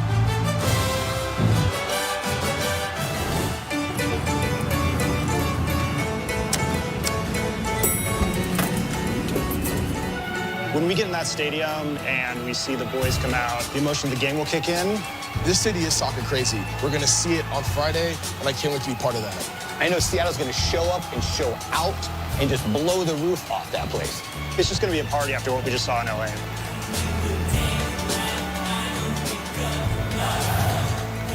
Well, in the shadow of Seattle's Space Needle, the Americans will take on Australia tomorrow. Our coverage begins at 1 p.m. Eastern on Fox. So for the latest from the US camp, here's Jenny Taft.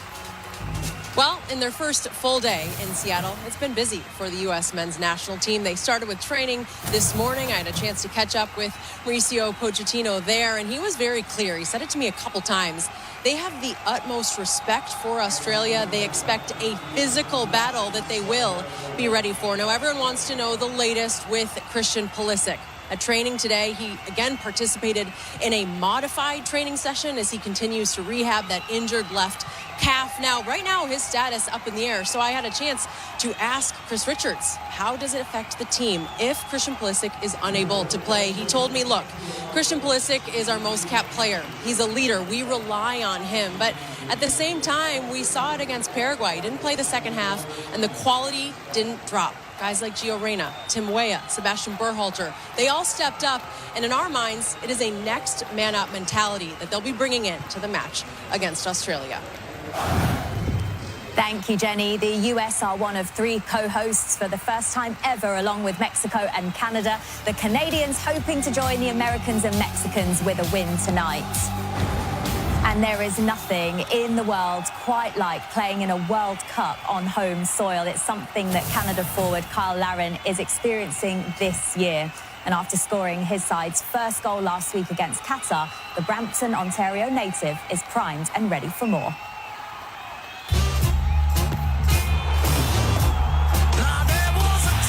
Been here for a while, through many stages of the Canadian national team. But I think I'm just ready to perform, ready to give my all. Larry with a shot! The fittest goal he's ever scored for his country. I score when Canada needs me, and I've always done. But the ambition of the team is to go as far as we can. We made it to the semi of Copa America, playing some of the best teams in the world. Our mentality now compared to the last World Cup is a lot different. We're not just there to be there. I think we're there to win something.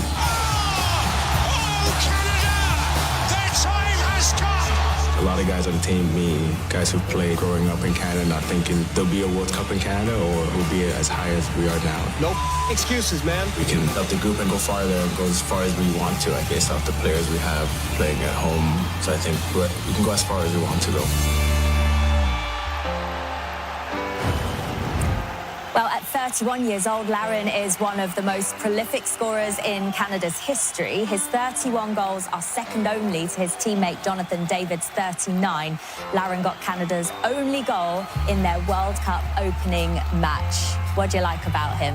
Oh, the impact he generated when he came in as a sub. 2 minutes only, and then he scored the equalizer. And then the confidence that he has, because in one of his post-match interviews, he said that he was ready to start. I know the manager gave him the chance alongside with his teammate, Jonathan David, that they're going to be dangerous. They're going to be a partnership. Yeah. And as well, I think Canada is betting to go forward and attack. And there he is, Kyle Larin. And what about you, Mikel? Who are you looking out for today? Oh, I'm going to go for the little magician, the 29 years old Akram Hafeez. Fantastic player, good technical player, very good on the ball, likes to play from that left-hand wing, drives in, likes to play those true passes, final key passes. Fantastic player, 137 caps for his country, 40 goals, George. That's a lot. And if they have to get anything from this game, which I know they've got a point ever, he has to play well. Everything goes through him. Everything goes through him. He's the main man. OK, guys, well, we're almost ready for kickoff now. The Canada fans are hoping to see some history tonight. Over the past decade, they've seen their side rise into a team with genuine aspirations to reach the knockout rounds. And we're now just minutes away from their match with Qatar. 2 teams are keen for their first ever World Cup victories. Will one of them finally break the ice tonight? We'll take you to the anthems next. Play through towards Kyle Larin! Kyle Larin writes a new story in Canada's sporting history. Wings in the big match. Unlock the savings at Boost Mobile and save up to $600 a year. I've been scouting these big carriers for a minute now, and I've seen them pull the same play 1,000 times. They promise you the world, then hit you with a price hike right when the game gets tight. But Boost Mobile, their $25 a month unlimited wireless plan is the most consistent player on the floor. No contract.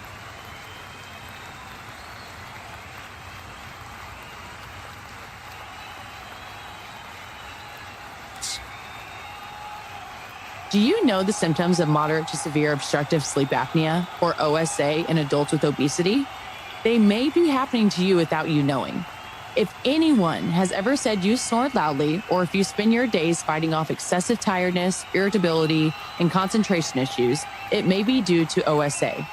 OSA is a serious condition where your airway partially or completely collapses during sleep, which may cause breathing interruptions and oxygen deprivation. Learn more at don'tsleeponosa.com. This information is provided by Lilly, a medicine company. An upper corner shot's just deflected by the goalie. It's a corner kick. Wow! Incredible! Beautiful shot! No, that fan earned 2% cash rewards buying Pulisic merch. They're using the Active Cash Visa credit card from Wells Fargo, which scores unlimited 2% cash rewards on purchases. Scoring 2% more. Wonder what that's like. Oh, it's like... Score off the field with the Active Cash Visa credit card from Wells Fargo. Terms apply. Visit wellsfargo.com/activecash. Visa, worldwide partner of FIFA World Cup 26. Impressive. You've got to try the new TikTok diet. Just ask Chat. I just take blue-green algae. Or you could trust your gut. When it comes to your health, how do you know what's right for you? That's where Viome comes in. Viome is a simple, at-home gut health test that analyzes your real-time biology to give you personalized nutrition guidance and custom supplements. Not trends, your biology. Many people who use Viome report better digestion, more energy, and improved mood within months. Stop guessing. Start knowing. Learn more at Viome.com. V as in Victor, IOME.com. What could one summer change? Everything. Picture your team laughing again, eating without fear, gaining confidence. With dedicated summer treatment for eating disorders, this can be more than a dream. Give them a chance to heal in a place that understands teens and supports families. The Emily Program. Explore our programs today at emilyprogram.com. Most tech programs teach theory. WGU teaches what gets you hired. Get industry certs with your degree, work on real-world projects, and develop skills employers actually want. Career ready by design. That's the WGU difference. Learn more at wgu.edu. Uri is patient.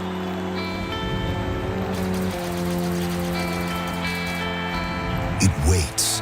It watches until a tackle, a save, a goal changes everything. Just need a moment of magic, somebody to step up.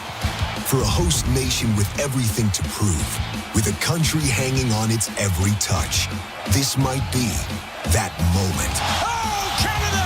And this big day in the World Cup in Toronto has a goal!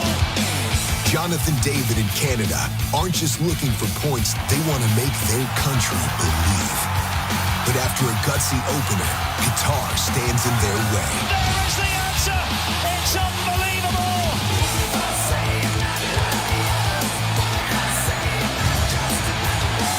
Canada, Qatar, next.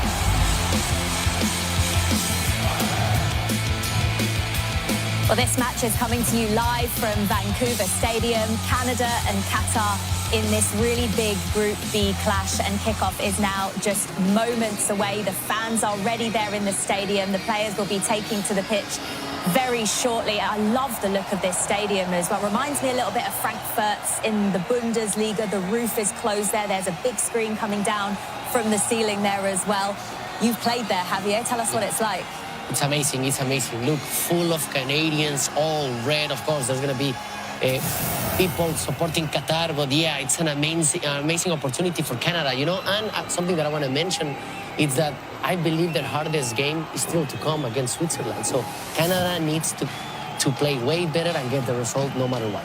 Hey, Qatar, they also have some fans there. It's just that the shirt looks a bit the same, so you might... Yeah, that's true. It's just red everywhere, pretty much. Some fans in the stadium, let's put it that way. But the stadium, the pitch looks absolutely immaculate. I mean, as a player, you just want to get on that pitch and show what you can do.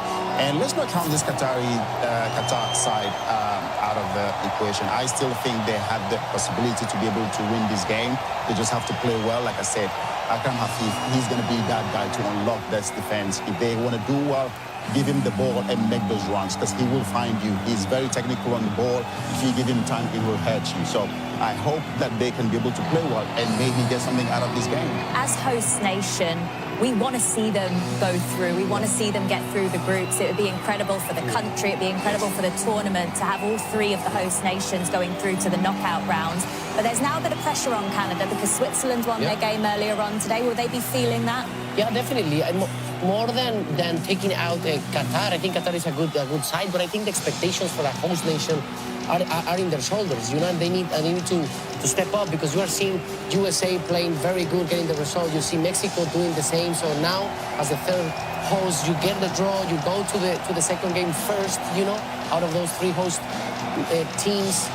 And yeah, I mean, it's more of the expectations that we have from Canada, because Canada in the past, in the last international tournaments, they've been doing so well. And they also have Alphonso Davies on the bench, which is always good news. Okay, guys, let's listen in for the national anthems as the second round of matches at this World Cup takes place.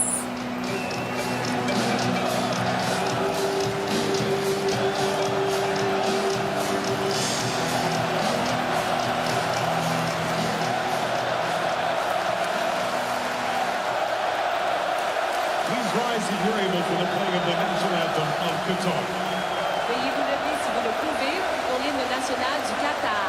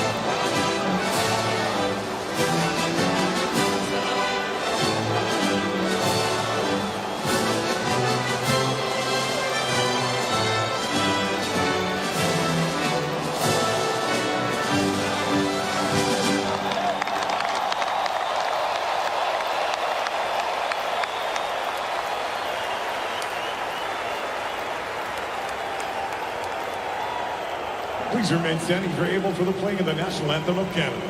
Maintenant, veuillez rester debout si vous le pouvez pour l'hymne national du Canada.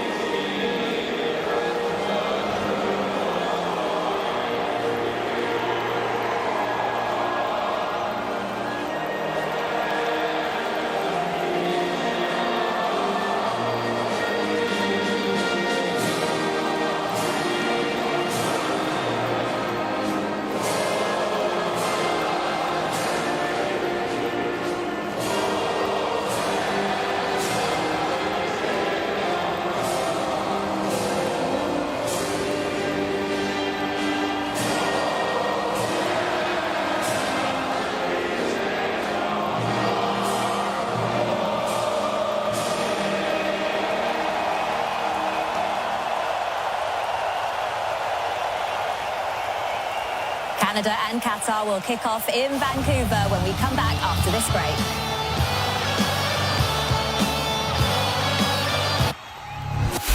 Unlock the savings at Boost Mobile and save up to $600 a year. I've been scouting these big carriers for a minute now, and I've seen them pull the same play 1,000 times. They promise you the world, then hit you with a price hike right when the game gets tight.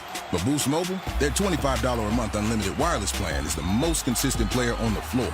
No contracts, no price hikes. Unlock the savings today at boostmobile.com/unlock. Based on average annual single line payment of AT&T, Verizon, and T-Mobile customers compared to 12 months of the Boost Mobile unlimited wireless plan as of January 2026. For full offer details, visit boostmobile.com. Did you know not all batteries are the same? For example, only Duracell batteries are built different with Power Boost ingredients. And Duracell are the only batteries that make this sound every time you say Power Boost ingredients. See? Duracell batteries with Power Boost ingredients. You try. Told you. Duracell batteries are built different with Power Boost ingredients. And they're built right here in the USA with US and global parts. FIFA World Cup 2026 on Fox is presented by Lay's.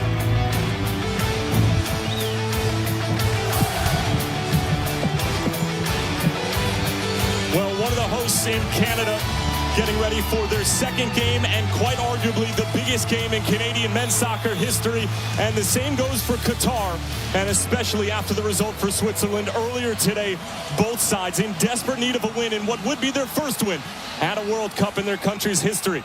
Our official for today is Christian Garay, who is going to be refereeing his first ever game at a World Cup.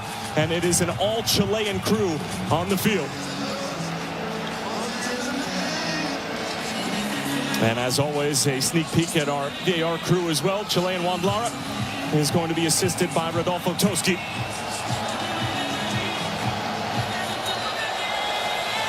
And the La Rouge fans here in British Columbia have been waiting a week for this one, but really have been waiting much longer as we take a look at Canada's starting 11. Jesse Marsh making 2 changes from their game earlier last week, as it's going to be Ali Ahmed sliding in for Liam Miller, and then Kyle Larin, who was the goal scorer and the hero in the 78th minute against Bosnia back in Toronto, is going to get the start over Tani Oluwaseyi. And all eyes on the 20-year-old as well. Luc de Fougerolles was coming off of a phenomenal performance in his first ever major tournament. And he's paired up with Derek Cornelius along the back line. Meanwhile, for Qatar and Julian Lopetegui, no changes from their 1-1 draw against Switzerland, nicking off a point against the favorite in this group. And as always, number 11, Akram Afif, is going to be the one to keep an eye on, although Edmilson Jr. had more than a couple of opportunities to find the back of the net. And then it was Boulem Houhi who generated the opening goal for Qatar at this World Cup, and what was the equalizer in stoppage time eventually was given as an own goal to Switzerland. And Yusuf Abdulrasaq is going to be leading the line with Modibo tucked in just underneath. Both sides coming off of their first ever point at a World Cup. Canada now once again in front of more than 50,000 Moadu. Will have to somehow manage their emotions, ride the wave with the crowd.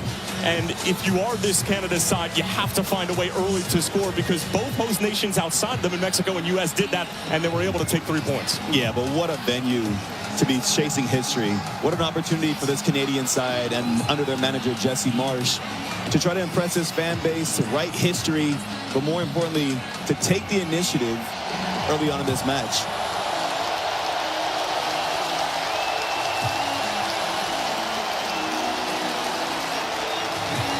Well, the party started very early in the morning here in Vancouver. And let's just say at breakfast, they weren't exactly drinking orange juice, as more than 50,000 on hand to witness what could be the first ever win for Canada at a World Cup. And they might be able to do it on home soil. Qatar, the host in the most previous World Cup, also looking for their first win and daring to dream after picking up a point against Switzerland. And the countdown is on in British Columbia and at BC Place. The day of days for the Canadian men's soccer team. And the same goes for the Qataris. As we invite you to turn off the world and turn on the game. We are playing for a huge 3 points at the FIFA World Cup in 2026. It is Canada and Qatar in Group B. Again, Tyler Terrence along with former U.S. international Mo Adu in 2010 World Cup participant. Mo, first things first, what on earth are the emotions going through the Canadians right now in front of more than 50,000 needing a win here tonight? Well, to me, it should be excitement. As I mentioned before, what an opportunity. Although the first game they didn't get the result that they wanted, they showed some real quality in certain moments, but now it's about how can you do that on a consistent basis. Good ball. Great little dummy from Akramafief, and for the first time today, Qatar showing their teeth. It's a great ball towards the back stick, and that probably should have been, at the bare minimum, a shot on frame. Instead, it's going to go out of play. And it's that man again, Edmilson Jr., who also had a great chance inside of the first 5 minutes against Switzerland. And that's the challenge for Qatar. You know, we're talking so much about the opportunity there for Canada to go on and write history and try to get their way to the top of this group. Qatar also is looking at that as an opportunity. I mean, in transition, they can create moments of magic like that. That's an absolute dime of a ball from Ahmed. Unfortunate not to get the better touch at the far post. And here's Canada for the first time in true possession. Tejan Buchanan going back for the only Vancouver-born member of this Canadian squad, Alistair Johnston, and circles back around. But for Canada, play with tempo. Play with tempo early on. Set this game on your tone and on your terms and get this crowd behind you. Buchanan. Early delivery causing problems, and it's just underneath the feet of Jonathan David, who Jesse Marsh said he needed to see more out of him after what was a rather disappointing performance against Bosnia. Jonathan David had a glorious chance early on in that last match against Bosnia. Didn't take it. And a bit of a goal drought right now, but when you score on this stage, it just wipes away all those harsh memories and reinstills confidence. Jonathan David enduring what is now a year-long drought without scoring a goal from the run-up play for the Canadian national team.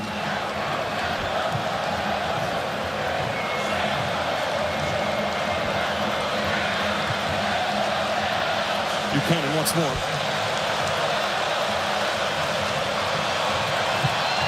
Stands it up towards the back stick. It's a decent-looking ball, but over the head of Ali Ahmed. Came off the bench and made a major impact in that game against Bosnia and Herzegovina. And what was just a better overall second-half performance from the Canadians in their first game. Here's David towards the byline. And it's good defending. And it's out of play for a goal kick. It's good defending in the end from Qatar, but I like the movement. I like how quickly Canada is changing the point of attack, trying to utilize their whip, whether it's Buchanan on this right-hand side, Ali Ahmed on that left-hand side. Such a shifty player. The two strikers at the top, they know once they see that initiative of one of the players cutting inside or getting to the end line, that's where they got to start their movements.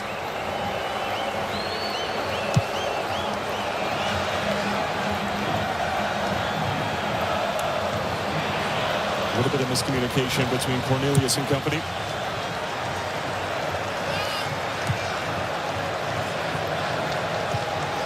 And the word is that Alphonso Davies is available to potentially make an appearance in what would be his first appearance in well over a year for the Canadian national team. Moise Bombito also available off the bench as here's a driving run from Richie Larea. There's shouts for a penalty, not going to be given. And this one over the head of Buchanan. And now Alistair Johnston will be able to collect.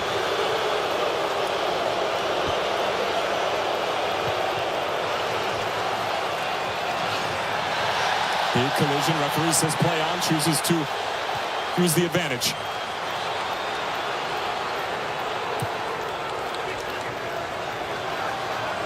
And Richie Larea. Bit of a hopeful ball towards Buchanan. But already you're seeing from Canada, when they play at tempo and they move the ball quickly, they get their fullbacks committed. This is one fullback to the other. But I like that run from Richie Larea on that left-hand side. Just attacking space, drawing in defenders, and now that gives some open passing lanes and some challenge for the strikers and wingers to run into.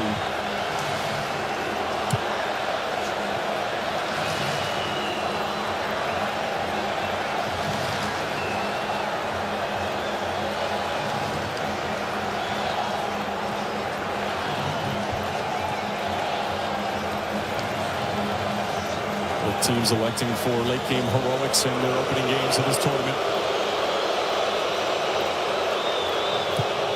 For Qatar, Tonino Lopetegui was so proud of the way that his team was able to perform. The reactions from the entirety of the side after the full-time whistle in Santa Clara. Just went to show how important that point was, but said that his group is only looking at this game, not thinking about the final game of the group, not thinking about what they did in the past.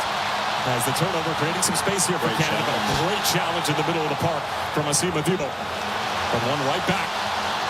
And it's Derek Cornelius striding forward. Ali Ahmed after the slip. Now Stefano Stacchio. And Johnston. Dejan Buchanan. Johnston again, trying to keep the delivery low, and we're going to have our first quarter of the afternoon here in British Columbia. This is that one that I was talking about early on where a little bit of a shout for a penalty. I think the referee got that one right with the no call. But I like how aggressive this Canadian side's been.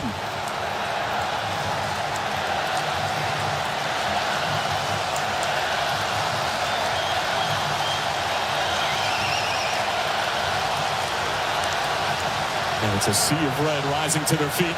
An outswinger from Ali Ahmed, and doesn't get past the first defender. Ahmed, his second crack at it. Ball to the back stick, and what a save with the near post from Abu Nana.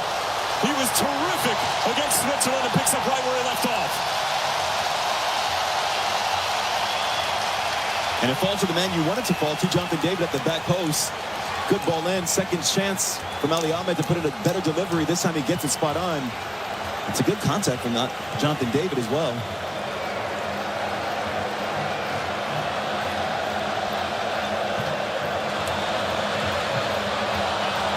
Given away by Ishmael Kone. And this is the start you were looking for if you were Canada, but obviously needs to result in something tangible. And to really get this crowd into it already more so than they are.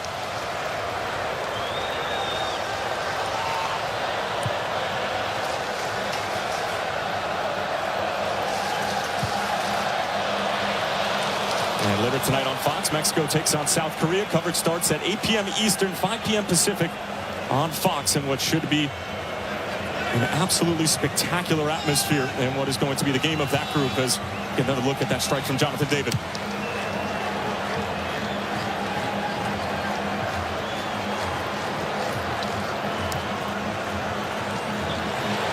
Smart defending from Richard Larea. Julian Lopetegui wanted a foul inside of the Qatari technical area.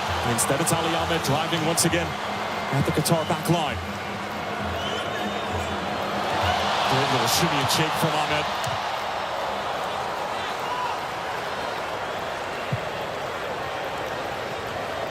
Laren misjudged it. It's out of the reach of Akram Afif, and Qatar right now struggling to string together a few passes. Well, they're struggling to string together some passes because of the high line from Canada. When they turn the ball over, they're in good positions, minus this one defensively. And Afif certainly has Cornelius beat for pace. This is a bad look if you're Canada.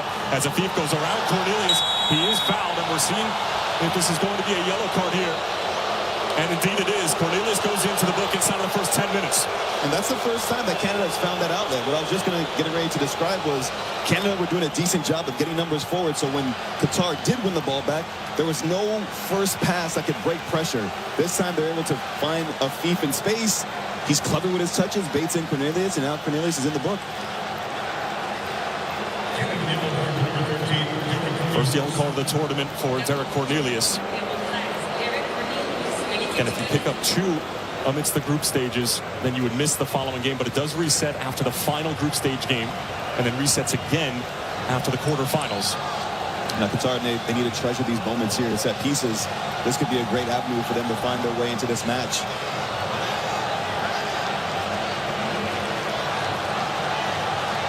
And it's the center back and captain Buki who's standing over for Qatar. 3-man wall for Maxime Crépeau. Comes off the wall, and it's a Qatar corner. Not the best of strikes. Qatar, based on the quality of the attempt, though, set up for the corner kick.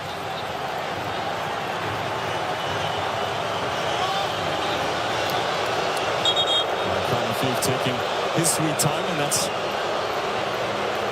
not exactly what they want to see here at BC Place, and the count does not happen for corner kicks. Comes into the near post, and it's a poor corner on this side. Coming off the foot of Akram Afif, and Ali Ahmed's going to give chase.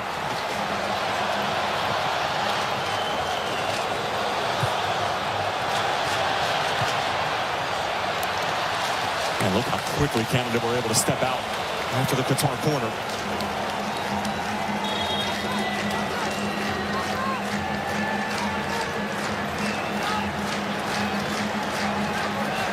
Lopetegui was adamant that his group weren't necessarily going to be under any pressure, and perhaps it was the Canadians who should be feeling the pressure as the home side at a World Cup. As Nielsen Jr. able to collect and watch carefully by Richie Larea.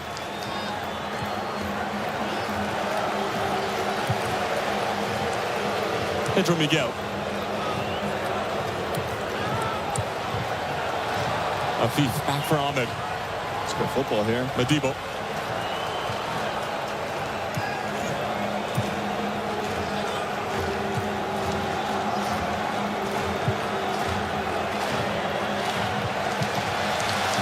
Johnston will just have to knock it out of play. First time we've really seen Qatar in real possession. Not a group that necessarily wants to have the ball at their feet, particularly when they're playing against the side of Canada's caliber. They like to hit you on quick counters and utilize the pace of a Durasag as well as a Akram Afif.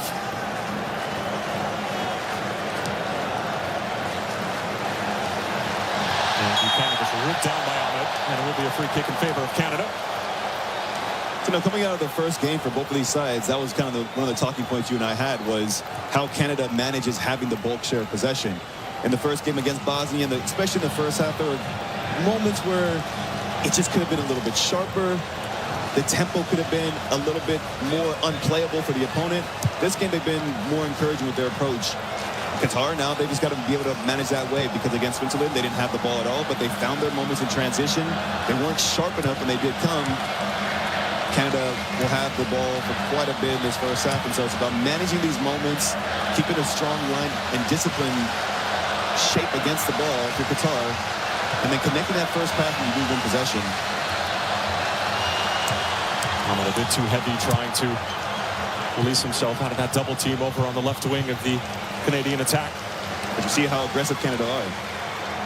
Qatar connects that first pass, but now if they can get that next one in behind to find space, that could be an avenue for them to create some opportunities against the ball. It's a Canadian side that has only lost 2 games in their last 26, both of them coming to Argentina at Copa America. Once in the group stage and then once in the knockouts.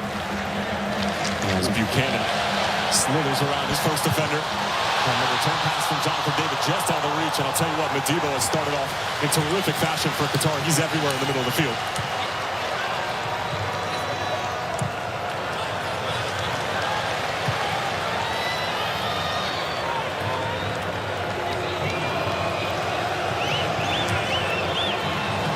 There's 10 players deep inside of Qatar territory for Canada at the moment.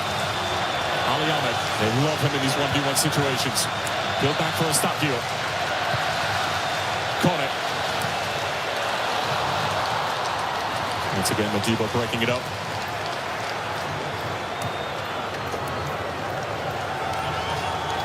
The Fougerolles. Celtics Alistair Johnston. And trying to get the return pass from Kone. Repress from Canada is just suffocating right now for Qatar.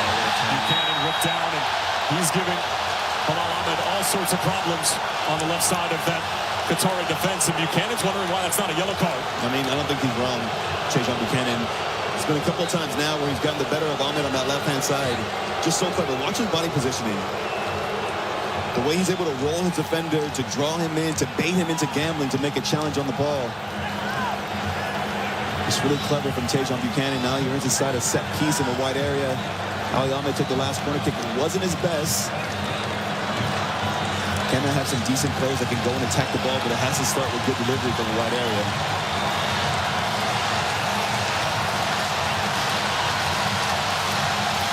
This crowd is just waiting to erupt. And perhaps from this set piece they'll be able to generate the goal.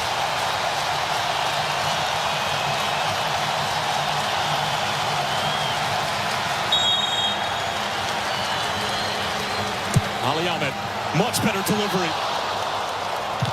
Taken on the first time, shouts for a handball. It was outside of the penalty area, it looked like.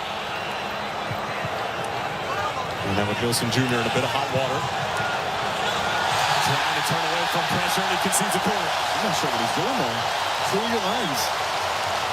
If you're Qatar, you've been under pressure for a large share of this first opening 15 minutes.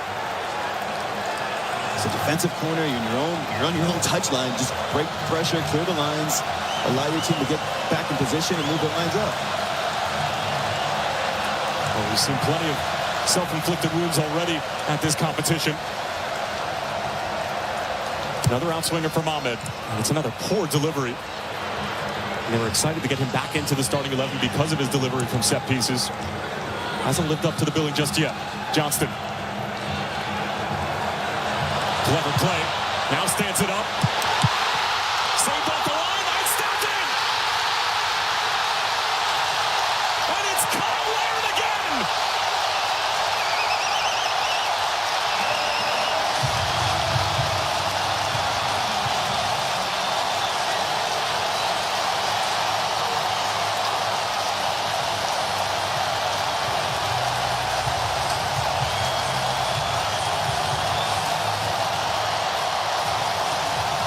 He's a man for the occasion. Kyle Larin said, I always show up for my national team. I always deliver when they need me. They needed him today, and once again, it's the man donning the number 9 shirt who delivers a decisive goal. But give a lot of credit to Alistair Johnson. Does a good job of just clipping that ball in. I love the positioning of Jonathan David. It's a clean strike, forces a save out of the keeper, and it's all about the reactions. Kyle Larin just waiting there as a poacher. Gets his second goal of this competition so far. He's a difference maker so far for Canada in this match. And the reaction from Jesse Marsh says it all. And that's exactly what they were looking for. But it's been coming. Canada's had the better share of possession. They've been the more aggressive team. They've created the better chances. I'll tell you what, give credit to Alistair Johnson. The way he's able to maintain possession, get to the end line, and then have the wherewithal to pick his head up and see where the space is. He could have just tried to force that ball across the 6. Instead, it's a little clip ball to the back post. But that's the goal that Canada needed. Well, both Kyle Larin and Jonathan David entering this tournament were under a lot of pressure from the Canadian media. They have both been enduring long stretches without scoring, whether it be from the penalty spot or period. As Buchanan makes a defender miss. And it's out of play for another corner, and right now the Canucks are all over Qatar. Ahmed's having nightmares on that left-hand side. Tajon Buchanan's been sharp, and he's been willing to take his defender on consistently so far.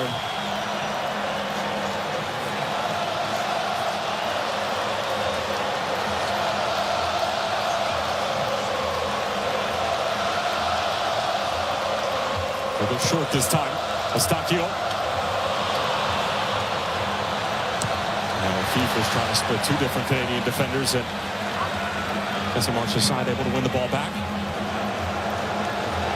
And Kyle Larin had been enduring a 14-cap drought without a goal, and now has scored 2 in his last half an hour of gameplay for Canada, both of them coming at the World Cup. And as it stands right now, Canada in second place in the group on a +1 goal differential. Switzerland have that advantage right now after their 4-1 win earlier today against Bosnia and Herzegovina.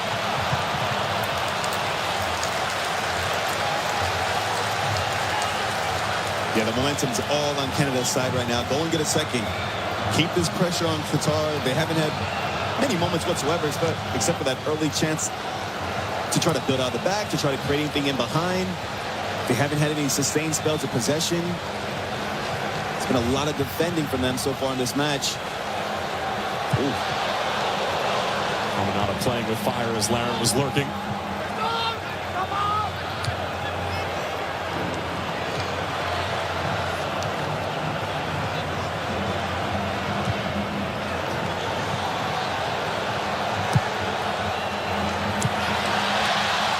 Qatar really struggling at the moment.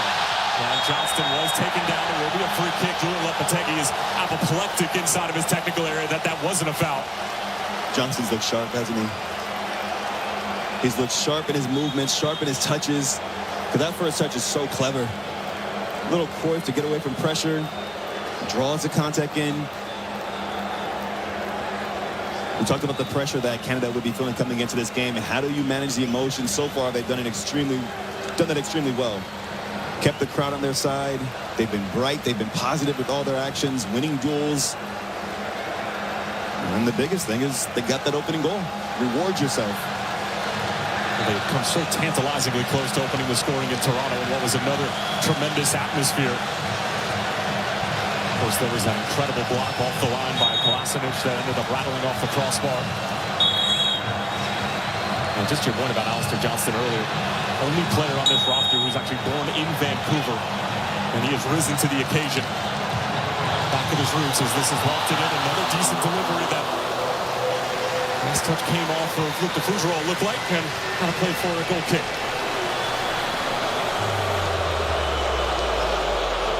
And there is a brief look at Alphonso Davies, and now we're going to have a stop it for a moment, and that's Boula Houhi, the captain and hero from the first game, who's down and grabbing onto his face after that set piece.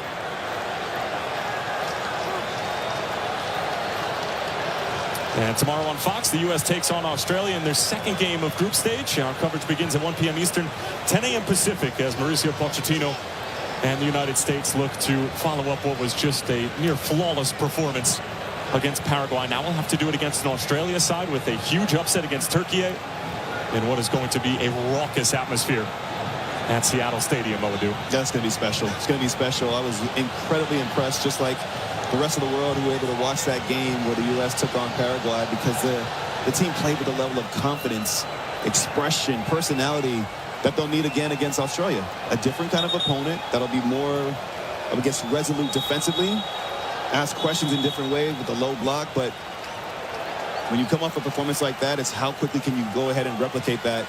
And the U.S., I think, have the pieces to go out there and get a second win in this tournament.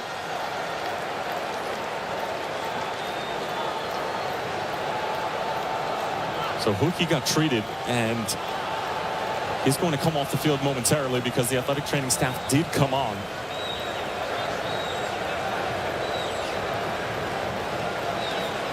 So for the moment, Qatar is going to be playing a man down. Looked like for a second that the stretcher was going to be brought on.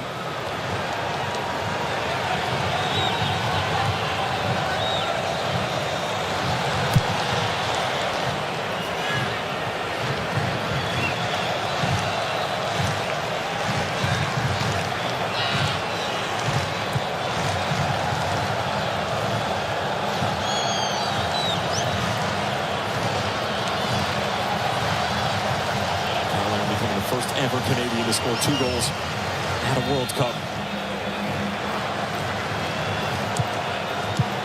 As Madiba breaks that pass up from Derek Cornelius.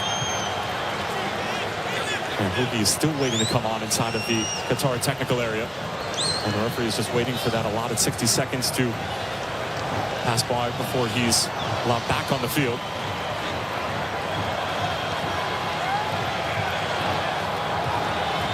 And now the biggest thing for Canada is you've been the sharper team, you've been the better team this whole entire first half. Now don't get sloppy. Don't show any kind of lax moments that can open up the game and allow a moment in transition, because that looks like Qatar's best way to get themselves back into this game. Great turn from Larea, but just a little bit too much on the pass. Now to play for a goal kick, and Houhi is back onto the field, so Qatar back to full strength. And that's going to be our hydration break in the first half. And Kyle Larin with yet another goal at this World Cup, and getting the opening goal that Canada so craves, so deserved, as they are all over Qatar after the first 24 minutes.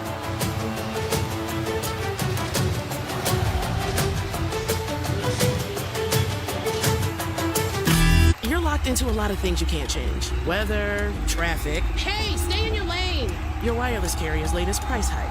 But you can unlock a better way. Unlock the savings at Boost Mobile and save up to $600 a year. Switch to the $25 a month unlimited wireless plan. No contracts, no price hikes, and you keep your phone. Stop being locked into their games. Unlock the savings at boostmobile.com/unlock. Based on average annual single line of payment of AT&T, Verizon, and T-Mobile customers compared to 12 months on the Boost Mobile unlimited wireless plan as of January 2026. For full offer details, visit boostmobile.com.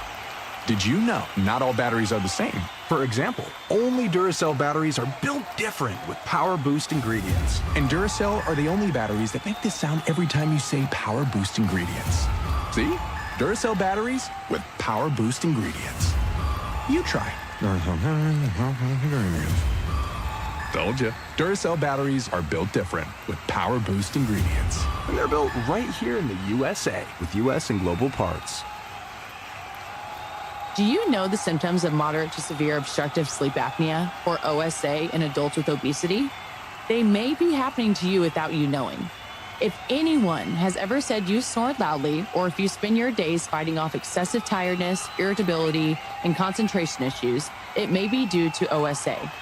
OSA is a serious condition where your airway partially or completely collapses during sleep, which may cause breathing interruptions and oxygen deprivation.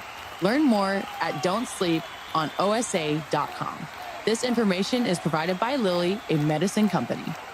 An upper corner shot's just deflected by the goalie. It's a corner kick. Wow! Incredible! Beautiful shot! No, that fan earned 2% cash rewards buying Pulisic merch. They're using the Active Cash Visa credit card from Wells Fargo, which scores unlimited 2% cash rewards on purchases. Scoring 2% more. Wonder what that's like. Oh, it's like... Score off the field with the Active Cash Visa credit card from Wells Fargo. Terms apply. Visit wellsfargo.com/activecash. Visa, worldwide partner of FIFA World Cup 26. Impressive.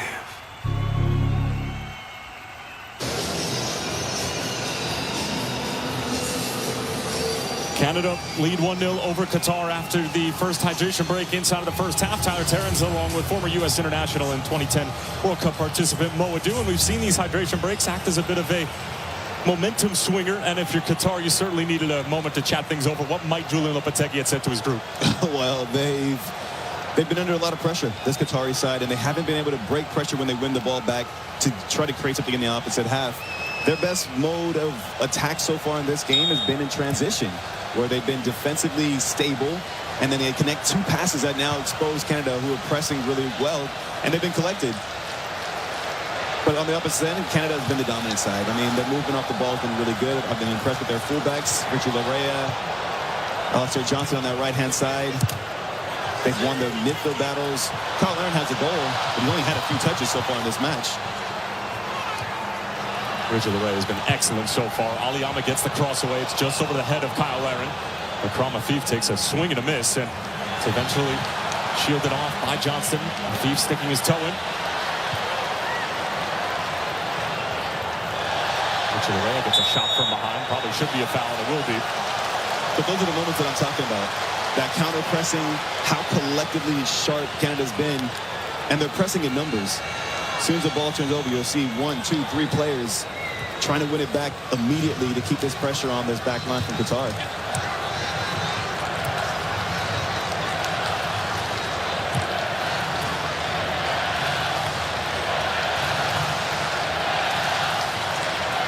Buchanan. Great feet. Trying to put it on frame. Takes a deflection. Now taking it for the first time. How about that for a finish? And now it's Jonathan David getting in on the act.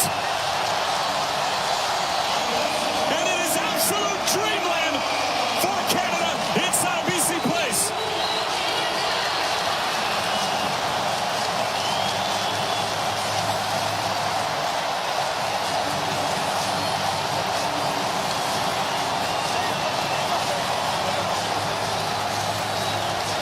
Well, you gotta love that if you're Jonathan David. This is the definition of playing off of instincts. Tajon Buchanan does really well to find that little half space, but now just watch Jonathan David. The ball falls so kindly for him, but it's just pure number 9 instincts. He knows where he is. He knows the technique, the power needed to beat the goalkeeper from that angle and from that distance. And the connection is so pure to double lead for his side. Canada in cruise control at the moment.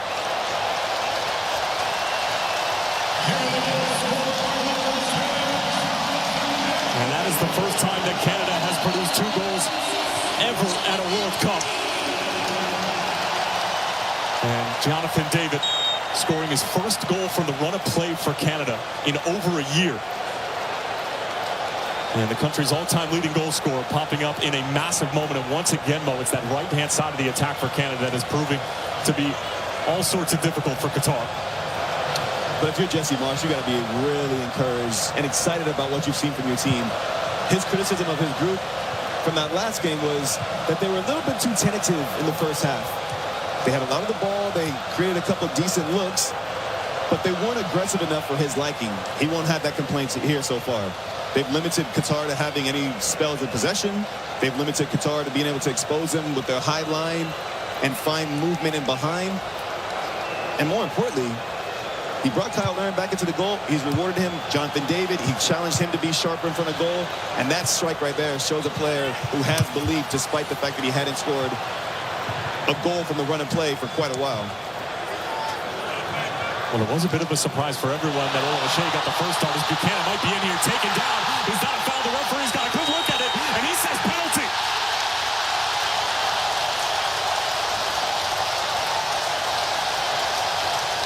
Everything going Canada's way at the moment.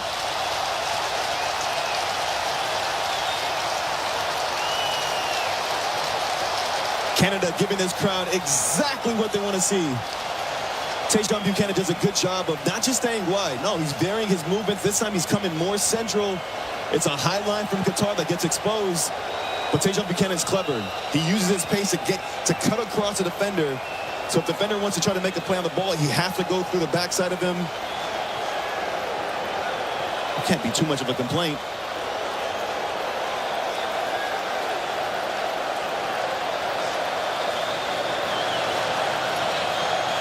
All sorts of dark arts are going to be employed by Qatar, trying to throw off whoever's going to be the penalty kick taker, which the smart money would be on Jonathan David. Here's another look at the incident in question, and it's just that contact.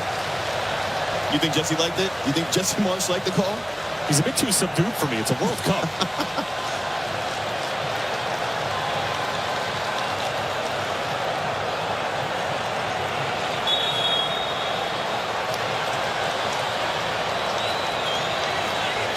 Okay. The defender, factor review. The defender, number 14, commit an opportunity goal. Final decision is red card, direct free kick.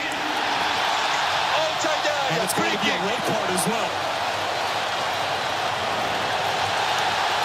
So the refereeing crew deciding that there was not a genuine attempt on the play, but let's bring in our rules expert, Dr. Joe Macknick, for the first time today.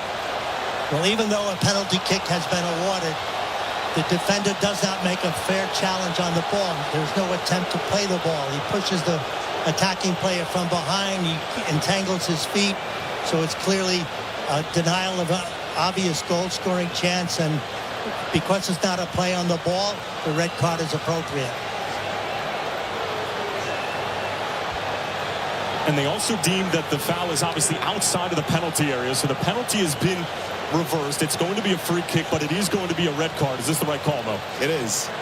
And I'm glad Dr. Joe stepped in there to make it very clear. The dog show is the reasoning behind the red card.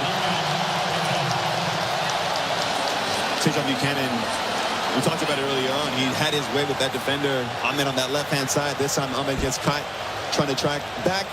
Can't make an attempt because of the movement from Tajon Buchanan to cut across the defender. Referee goes to VAR and they get the decision right. It's been a dream start so far in this first half from Canada.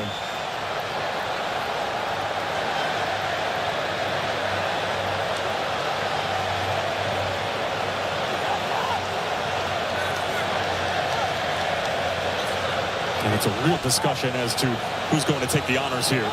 And you've got a wealth of talent standing over the ball between Jonathan David, Kyle Larin. Richie Laryea is going to back off for the moment. And don't sleep on Cornelius. There, Cornelius might want to have a go, and it looks like Ali Ahmed it's in there as well. More problems here for Qatar.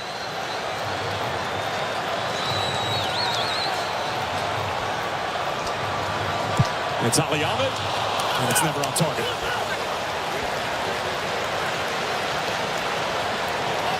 Well, now for Canada, you're playing against 10 men.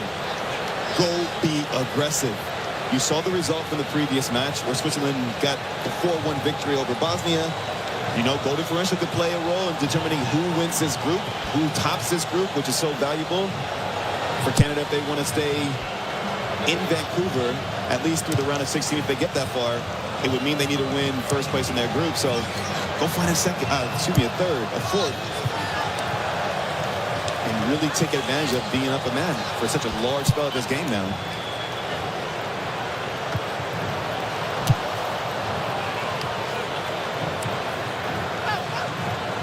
Some subs are getting ready in the Qatar technical area as well, so we'll see if Dulan Lopetegui is going to make any tactical switches as far as his personnel is concerned after the red card, as this is switched over to Akram Afif. Trying to get on the better side of Alistair Johnson, and the Celtic man able to do his job until Tejan Buchanan arrives to aid in the defensive duties.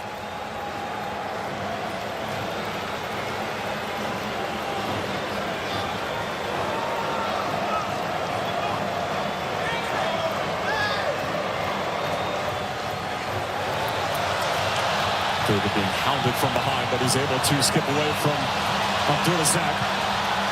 And works it on line for Koenig. And a deep throw in for Canada inside of Qatar territory. I can promise you, if you're Kyle Larin, if you're Jonathan David, your eyes just got wide open. The amount of chances that you're going to be dreaming of feasting on now. This is the kind of game where you start to try to put your name into the Golden Boot race, right? We've seen the start of this tournament already dominate. Messi scored a hat-trick. Flo Balogun got a brace in his first game. Yassine Ayari's got a brace. Ayari's got a brace. Mbappe's got a brace. Buchanan continuing to feel it. So point being, go put your name in that conversation. No time to take your foot off the gas if you're Canada, particularly with goal differential. Squared back all the way through. It's Buchanan cleared off the line by Afif. Buchanan couldn't get enough on it. Richie Larreyes throwing his hands up. He said, how is this not in the back of the net? I've done everything for you. I've put it on a platter. Buchanan flicks it along, and Abunada able to handle it comfortably. And James Corden and the After Hours crew will be on Fox tonight for another nightly wrap of today's World Cup action with special guests. And it'll be tonight on Fox at midnight local. More awesome stuff from James Corden, and just the perfect way to wrap up all this World Cup madness, which, by the way, that's now the 5th red card of this competition. We only have 4 red cards in the entirety of the tournament in 2022.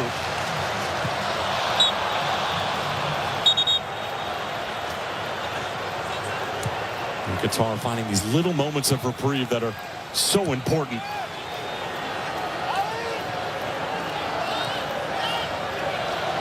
Almost given away by Afif in the middle of the field.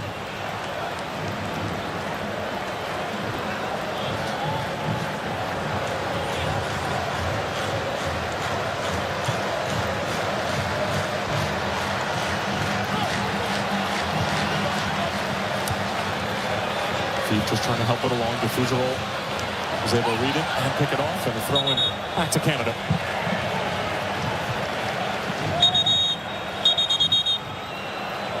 This is the last chance there.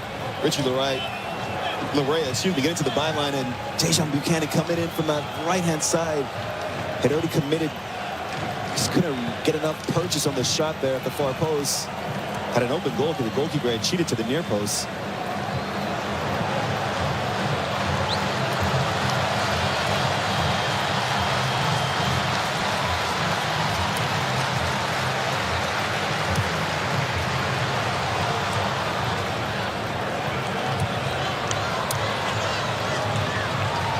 Buchanan. Great ball. Fizzed into David. Takes a nasty deflection off of Madibo. He's actually grabbing onto the back of his left leg, but it is out of play for another Canada corner. But that's the kind of sharpness that you need in the final third. If you're going to play a ball between the lines, it has to have that kind of pace. Take a look at a sub in response to the red card from Qatar. It's their lone striker. Yusuf Abdulrazak is going to come on. Sultan Al-Barake is going to come on. 30-year-old originally from Doha, plays for Al Duhail. Again, 25 of the 26 members of this Qatari national team play in the local Qatari Stars League, with the exception of the man who was sent off, Homan Ahmed.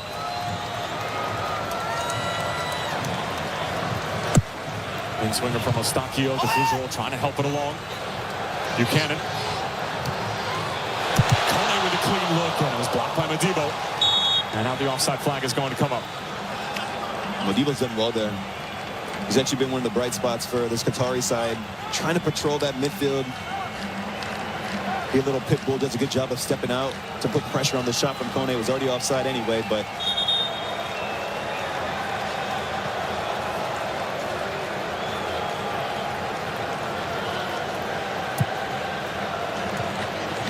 Jesse Marsch was so thrilled with the support and actually credited much of their comeback in the second half and that equalizer from Kyle Larin to the crowd at BMO in Toronto a week ago against Bosnia and Herzegovina. Was expecting the same type of atmosphere here at BC Place, knowing how much of a soccer city Vancouver is. BC Place, of course, the home to the Vancouver Whitecaps, or at least for now, and a very touchy subject in these parts, as there are Save the Cap stickers and t-shirts all throughout the city with the future of that franchise within Major League Soccer, and their tenure here in Vancouver very much up in the air.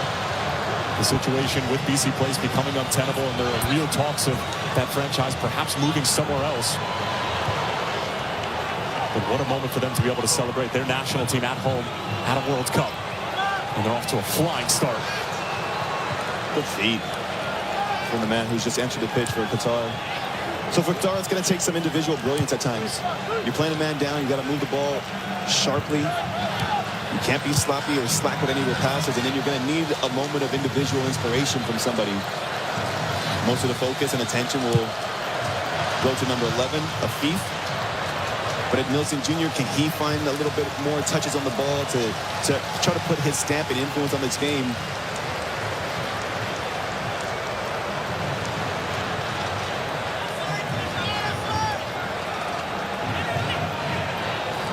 This is the side where they've been able to generate both goals on the right flank through Alistair Johnston and Tejan Buchanan. Now here's Ishmael Kone.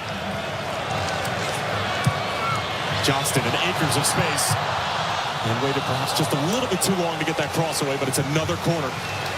Julian Lopetegui, the coach of Qatar, he's losing his mind on the sideline. That same pattern of play has happened so many times so far in this first half. The little underlap to attack the space and behind the fullback. Slip ball. This time Johnson delays a little bit too long before getting the ball inside the 18.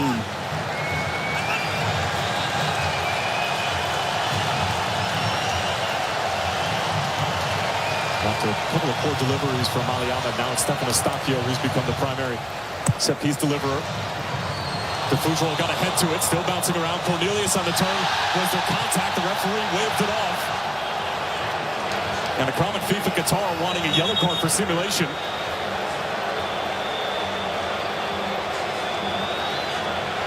There's always going to be these conversations and arguments from both sides. Kone trying to plead the case of his teammate Cornelius. You get a better look at it here. There is a contact from the defender. So Cornelius is trying to get the strike off. He knows nothing about the defender. And that contact denies him getting the shot off.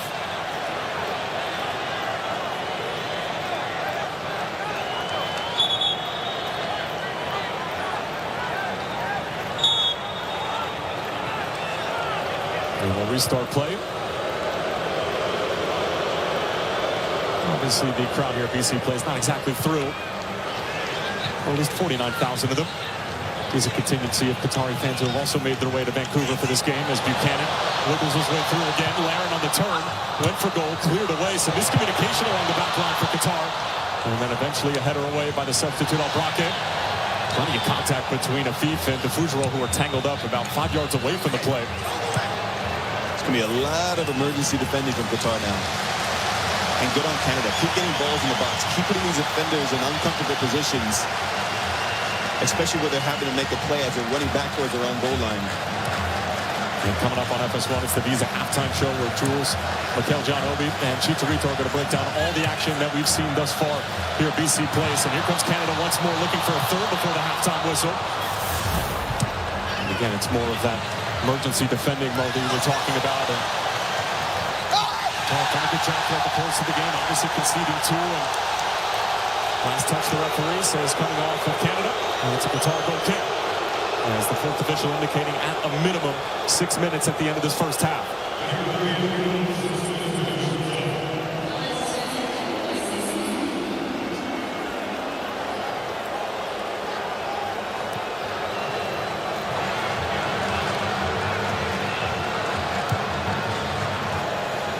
Goals from Jonathan David and Kyle Larin. And Qatar reduced to 10 men thanks to a red card to Hamam Ahmed, the 5th red card of the tournament. And it is a steep mountain to climb in front of a host nation at a World Cup for Qatar.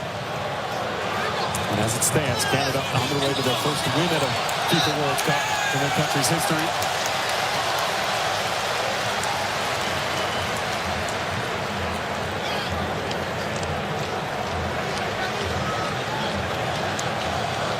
See, if I'm Alistair Johnson, I'm screaming for that ball right now. He's got a ton of space. Him and Buchanan are screaming for it. Yeah, there's a ton of space at the bottom of your pitcher there.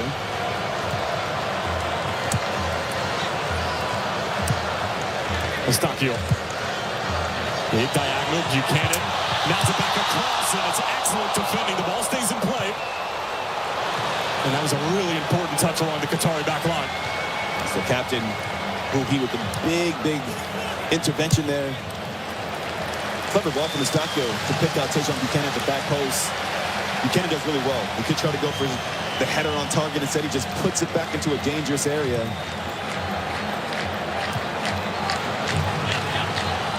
Tajon Buchanan. Peels it back. Kone lined it up. And just thumped away as Kone slow to get to his feet inside of the penalty area. And Canada knocking on the door of a third. Looked like for a moment they were going to play the ball out and allow treatment to come on for Kone, but he's slowly returning to the action. Buchanan will go again.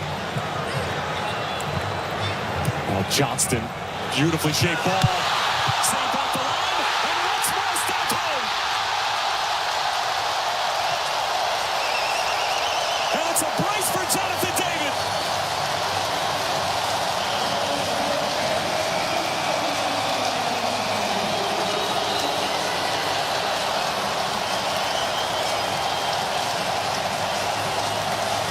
And you could not have drawn up a better first half for the Canadians.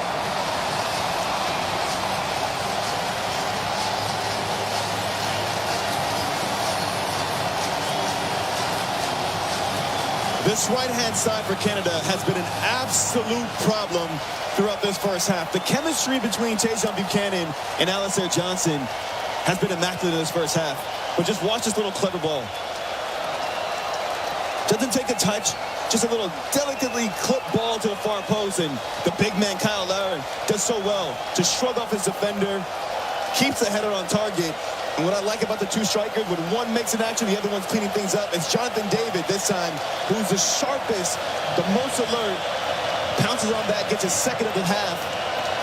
And Canada are absolutely flying.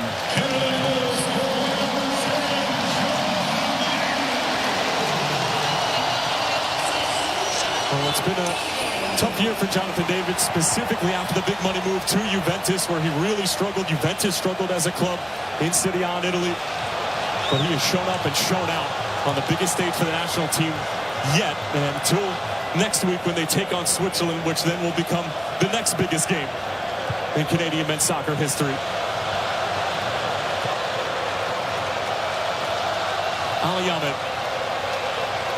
David sitting on a hat trick. Eustachio. Buchanan. This is beautiful stuff now.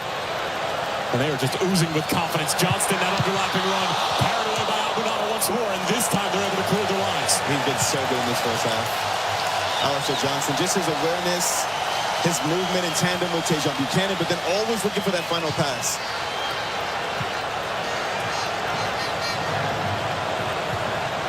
By the way, if I'm Canada, I'm eyeing that 7-1 result from Germany and thinking, can we do better than that? They have a whole second half to play against 10 men. Be interesting to see what Jesse Marsh does in terms of personnel. Another cross from Johnston. This one not nearly as good as the rest of the bunch. And Ishmael Kone playing through Eustachio now.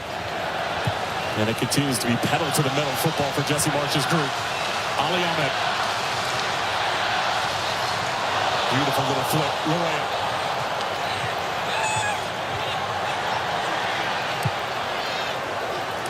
Qatar completely pinned back, and they are helpless at the moment.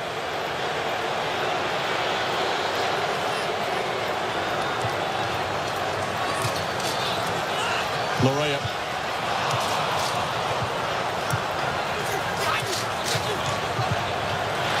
And the Football comes over to clean things up.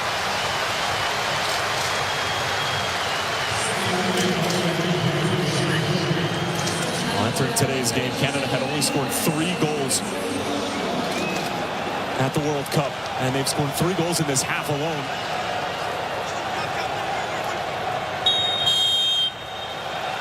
And that's going to do it for the first half, and what a first half it was for the hosts. Kyle Aaron got things started, and then a brace from Jonathan David, Canada's all-time leading goal scorer. Qatar were also reduced to 10 men in the first half. It is all Le Rouge as we head to the big intermission here at BC Place. Thank you very much, Tyler. So a dominant first half for Canada over Qatar in Vancouver. They've got a 3-0 lead and are halfway to their first ever World Cup victory. Coming up, we'll bring you the first half highlights and we'll get this guy's reactions to both of the goals and the third one as well, plus a look ahead to what's on the way later. iHeart. You're locked into a lot of things you can't change. Weather, traffic. Hey, stay in your lane. Your wireless carrier's latest price hike. But you can unlock a better way. Unlock the savings at Boost Mobile and save up to $600 a year. Switch to the $25 a month unlimited wireless plan. No contracts, no price hikes, and you keep your phone. Stop being locked into their games. Unlock the savings at boostmobile.com/unlock. Based on average annual single line of payment of AT&T, Verizon, and T-Mobile customers compared to 12 months on the Boost Mobile unlimited wireless plan as of January 2026. For full offer details, visit boostmobile.com. Did you know not all batteries are the same? For example, only Duracell batteries are built different with Power Boost ingredients. And Duracell are the only batteries that make this sound every time you say Power Boost ingredients. See? Duracell batteries with Power Boost ingredients. You try. Told you. Duracell batteries are built different with Power Boost ingredients. And they're built right here in the USA with US and global parts. Do you know the symptoms of moderate to severe obstructive sleep apnea, or OSA, in adults with obesity? They may be happening to you without you knowing. If anyone has ever said you snore loudly, or if you spend your days fighting off excessive tiredness, irritability, and concentration issues, it may be due to OSA. OSA is a serious condition where your airway partially or completely collapses during sleep, which may cause breathing interruptions and oxygen deprivation. Learn more at don'tsleeponosa.com. This information is provided by Lilly, a medicine company. An upper corner shot's just deflected by the goalie. It's a corner kick. Wow! Incredible! Beautiful shot! No, that fan earned 2% cash rewards buying Pulisic merch. They're using the Active Cash Visa credit card from Wells Fargo, which scores unlimited 2% cash rewards on purchases. Scoring 2% more. Wonder what that's like. Oh, it's like... Score off the field with the Active Cash Visa credit card from Wells Fargo. Terms apply. Visit wellsfargo.com/activecash. Visa, worldwide partner of FIFA World Cup 26. Impressive. You've got to try the new TikTok diet. Just ask Chat. I just take blue-green algae. Or you could trust your gut. When it comes to your health, how do you know what's right for you? That's where Viome comes in. Viome is a simple, at-home gut health test that analyzes your real-time biology to give you personalized nutrition guidance and custom supplements. Not trends, your biology. Many people who use Viome report better digestion, more energy, and improved mood within months. Stop guessing. Start knowing. Learn more at Viome.com. V as in Victor, IOME.com. They said I couldn't work full-time and get my business degree. But with WGU, you can earn an accelerated degree all online and whenever works best for your schedule. Learn more at WGU.edu. Everyone sees me as a football player, but before anything else, I'm human. I'm Javier El Chicharito Hernandez, and every single day I'm still learning how to live with problems, mistakes, ever since I was born. This isn't a normal podcast. Everything here is spontaneous, real, and genuine. Just honest conversations about what it means to be alive. I'm Javier El Chicharito Hernandez, and this is Learning to Be Human. Open your free iHeartRadio app, search Learning to Be Human, and listen now. The FIFA World Cup 2026 halftime show on Fox is presented by Visa.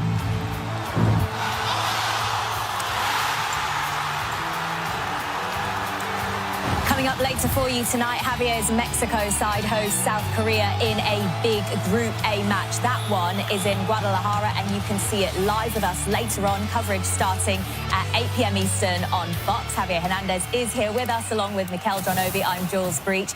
There were 3 goals in that first half to get through after 45 minutes dominated by Canada. How good were they, Mikel? Dominated by Canada, exactly, Jules. You can see here this great run here by Justin to find the man Jonathan Davis here. Brilliant strike, and guess who was there to poke it in? Is that man Kyle Larin again. 2 goals into.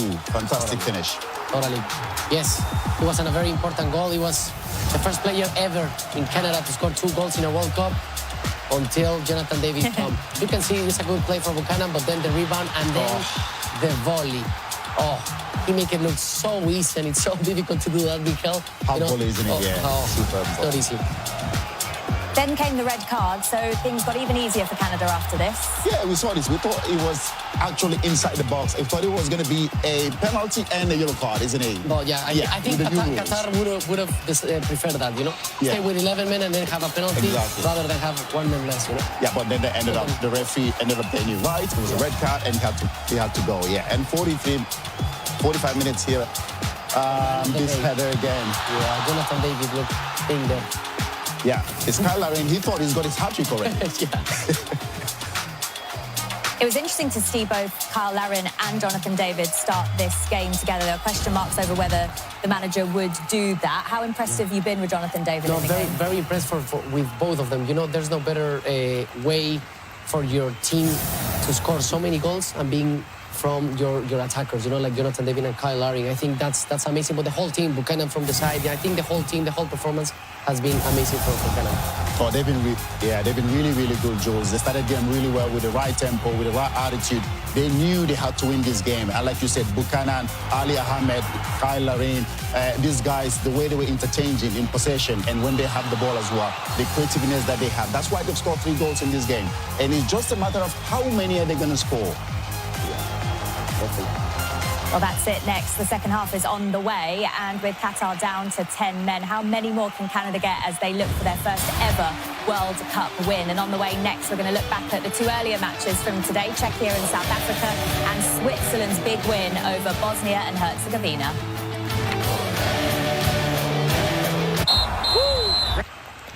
You're locked into a lot of things you can't change. Weather, traffic. Hey, stay in your lane. Your wireless carrier's latest price hike. But you can unlock a better way. Unlock the savings at Boost Mobile and save up to $600 a year. Switch to the $25 a month unlimited wireless plan. No contracts, no price hikes, and you keep your phone. Stop being locked into their games. Unlock the savings at boostmobile.com/unlock. Based on average annual single line of payment of AT&T, Verizon, and T-Mobile customers compared to 12 months on the Boost Mobile unlimited wireless plan as of January 2026. For full offer details, visit boostmobile.com. Did you know not all batteries are the same? For example, only Duracell batteries are built different with Power Boost ingredients. And Duracell are the only batteries that make this sound every time you say Power Boost ingredients. See? Duracell batteries with Power Boost ingredients. You try. Told you. Duracell batteries are built different with Power Boost ingredients. And they're built right here in the USA with US and global parts. Are you looking for support in your weight management journey? Zepbound tirzepatide may be able to help. Zepbound is a prescription medicine used with a reduced calorie diet and increased physical activity to help adults with obesity or some adults with overweight who also have weight-related medical problems to lose excess body weight and keep the weight off. Zepbound is approved as a 2.5, 5, 7.5, 10, 12.5, or 15 milligram injection. Zepbound contains tirzepatide and should not be used with other tirzepatide-containing products or any GLP-1 receptor agonist medicines. It is not known if Zepbound is safe and effective for use in children. Don't share needles or pens or reuse needles. Don't take if allergic to it, or if you or someone in your family had medullary thyroid cancer, or if you've had multiple endocrine neoplasia syndrome type 2. Tell your doctor if you get a lump or swelling in your neck. Stop Zepbound and call your doctor if you have severe stomach pain or a serious allergic reaction. Severe side effects may include inflamed pancreas or gallbladder problems. Tell your doctor if you experience vision changes before scheduled procedures with anesthesia, if you're nursing, pregnant, plan to be, or taking birth control pills. Taking Zepbound with a sulfonylurea or insulin may cause low blood sugar. Side effects include nausea, diarrhea, and vomiting, which can cause dehydration and worsen kidney problems. Talk to your doctor. Call 1-800-545-5979 or visit zepbound.lily.com. An upper corner shot's just deflected by the goalie. It's a corner kick. Wow! Incredible! Beautiful shot! No, that fan earned 2% cash rewards buying Pulisic merch. They're using the Active Cash Visa credit card from Wells Fargo, which scores unlimited 2% cash rewards on purchases. Scoring 2% more. Wonder what that's like. Oh, it's like... Score off the field with the Active Cash Visa credit card from Wells Fargo. Terms apply. Visit wellsfargo.com/activecash. Visa, worldwide partner of FIFA World Cup 26. Impressive. Splits the double team. Pulisic in the box. Gets Balogun. It's the United States on the board. Lightning in the bottle. Set fire to water. Coming out the nozzle on the fire hose. Quiet as waters. Who gets your crew to hype you up? Stand behind you like, that boy's hot enough to melt hell. Worms aim too. Christian Pulisic is a fitness stout heading into tomorrow's Group D match between USA and Australia. Our complete coverage of that massive game begins at 1 p.m. Eastern, live on Fox. Welcome back into our Fox Sports studio. Let's take a look at the highlights then from our two earlier matches here on day 8 at the FIFA World Cup. And in the first game today in Group A, Czechia's Mikel Sadalek found the back of the net early on in the 6th minute. There it is there. And then later on in the game, it was a fight back from South Africa. Teboho Mokoena later on equalised from the penalty spot in the 83rd minute to earn themselves a 1-1 draw.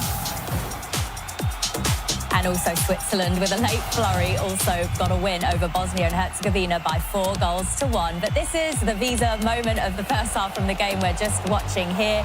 Jonathan David, he's got 2 in this first half, but that was his first sensational volley. And now Canada lead by 3-0. And the fans in Vancouver are absolutely loving life. Canada are halfway through to their first ever World Cup win. And here are Mexico's side arriving for their big game against South Korea on the way later.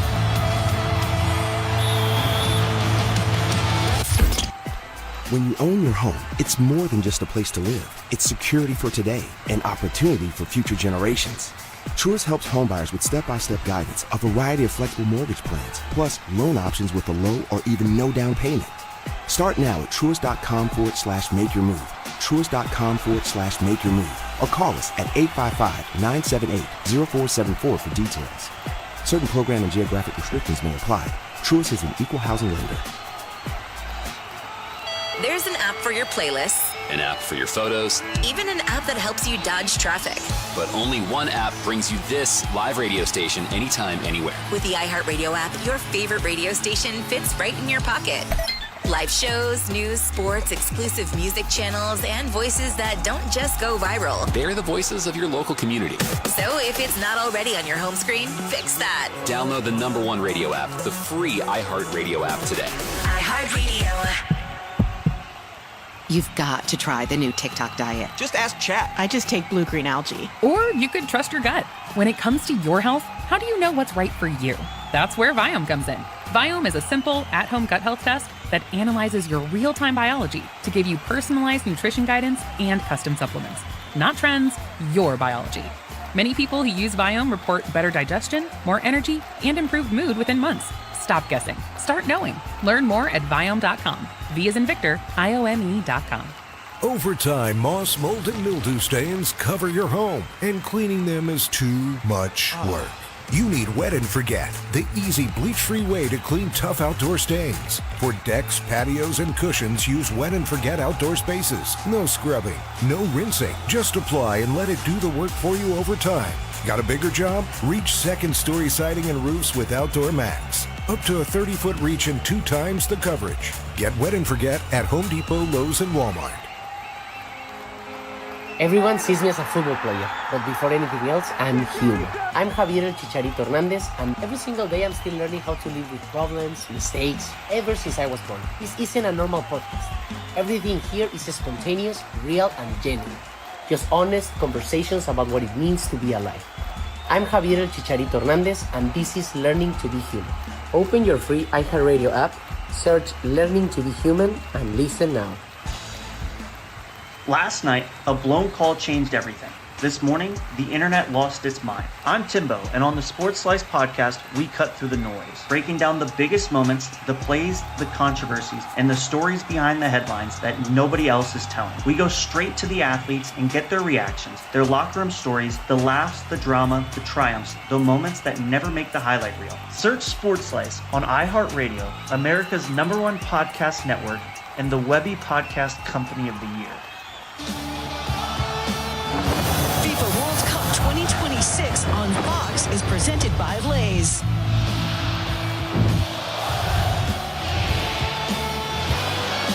Ready for the second half back here at BC Place, where Canada have a 3-0 lead over Qatar, and Qatar also reduced to 10 men in that first half. Tyler Terrence, along with former U.S. international and 2010 World Cup participant Mo Adu, as we had a few substitutions between the two sides at the break. And Canada right now will have to be feeling very good about the fact that they are halfway to their first ever win at a World Cup. Meanwhile, Qatar with a mountain to climb, but at the bare minimum can do their best to try to limit the damage in the goal differential department. We'll get to the subs in a moment, because once again, Canada threatening down that right-hand side through Alistair Johnston and Tejan Buchanan. Now Eustachio.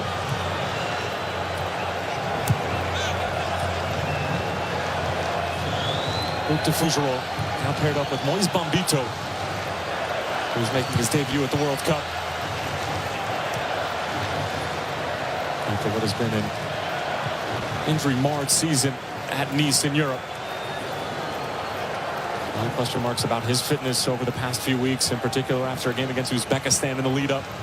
And after the yellow card to Derek Cornelius, he is going to be paired up with DeFougerolles. But DeFougerolles is also sitting on a yellow from the Bosnia and Herzegovina game. So you wonder how long he's going to be out on the field as well, as Eustachio trying to curl one into the path of Larin. Gets a second bite at it and stabbed away by the Qatari back line. But these are some really valuable minutes for Moise Bombito. At his best, he makes that back line a lot better. The pace that he has to allow them to be more aggressive, to press higher at the pitch, but then also using that pace to make recoveries. Good 1v1 defender. And still,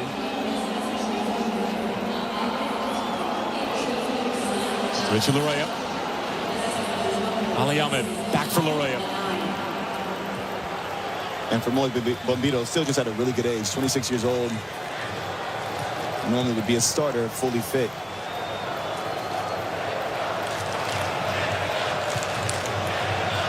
Laryea. Ball into Koenig.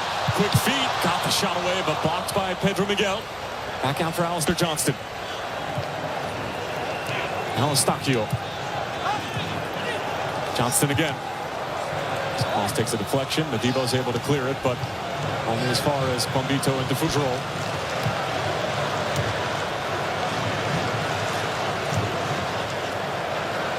Buchanan.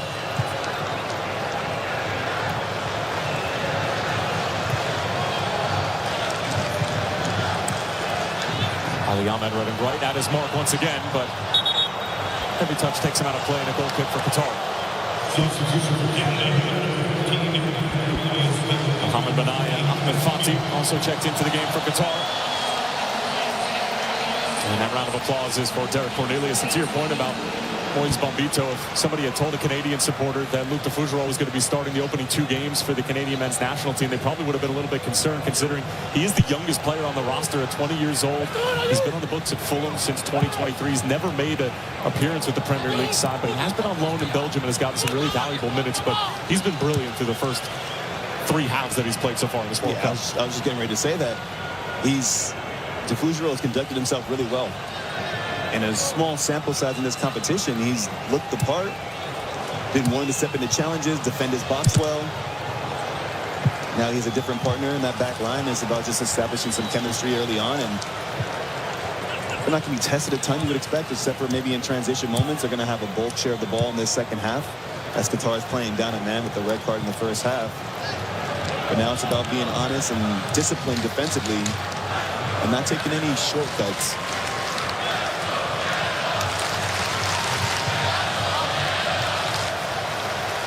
Great matchup here between Afif and Ali Ahmed.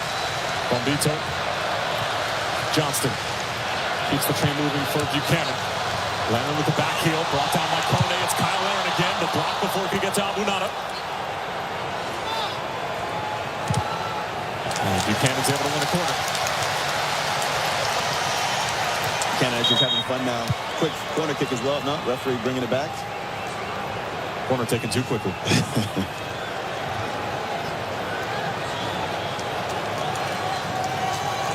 It is the 6th corner of the night for Canada. They have been dominant from the moment that the referee blew his whistle.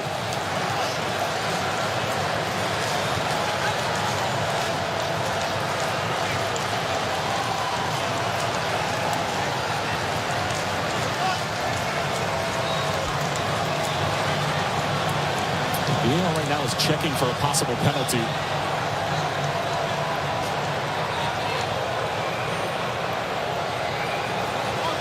And it's been cleared.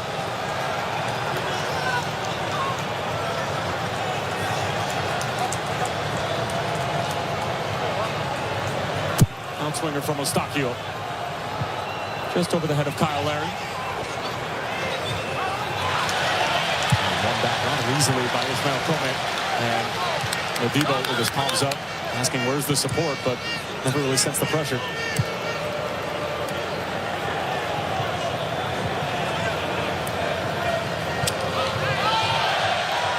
Bit of a late challenge there on Kone. He's hit the deck not for the first time today.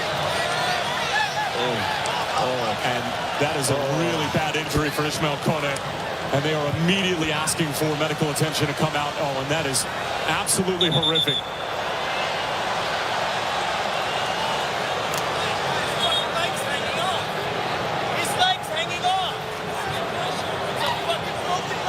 I understand the frustration from Jesse Marsh and the Canadian side.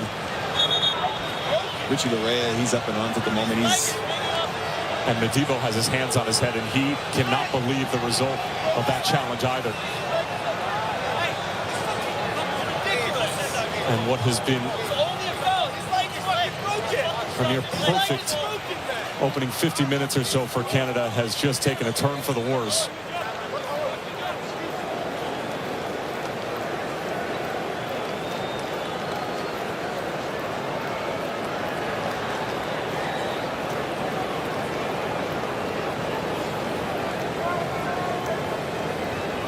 You see the reaction there from the Qatari midfielder Modibo. Obviously no intent or malice in the challenge, but the result of it is a disastrous one. You got to just feel for Ismail Kone in this moment.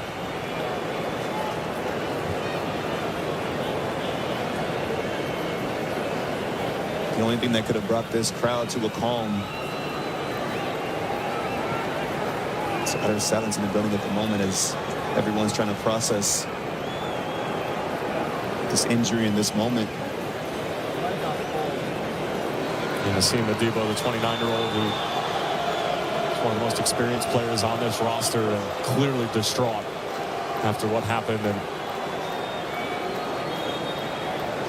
now some of the coaches in either technical area for Jesse Marsh and Julian Lopetegui have to be separated.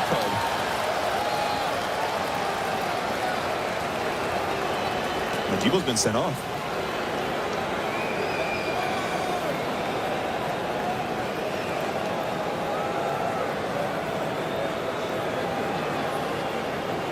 And while we have a moment, let's bring in our rules expert, Dr. Joe Macknick. Well, there's no question this is a tackle from behind. The player lunges into the back, back leg of the Canadian player. It's a serious foul play, worthy of a red card. The referee missed it first time out. He blew for a foul, but, VAR has looked at it and obviously exposes the player to injury and is worthy of a red card.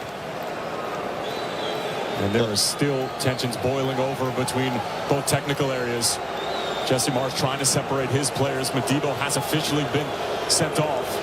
Well, I'm glad VAR had a chance to get a second look at it. We obviously have just only seen it in real time.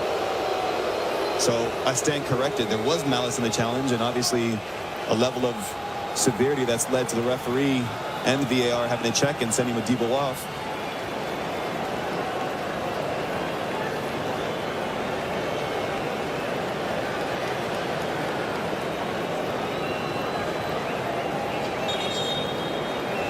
And just a reminder for everyone at home that this is technically a world feed, and what that means is that we are actually not in control of the cameras. It is one show that is being cut by one set of producer and director, and that's what everybody else in the world gets.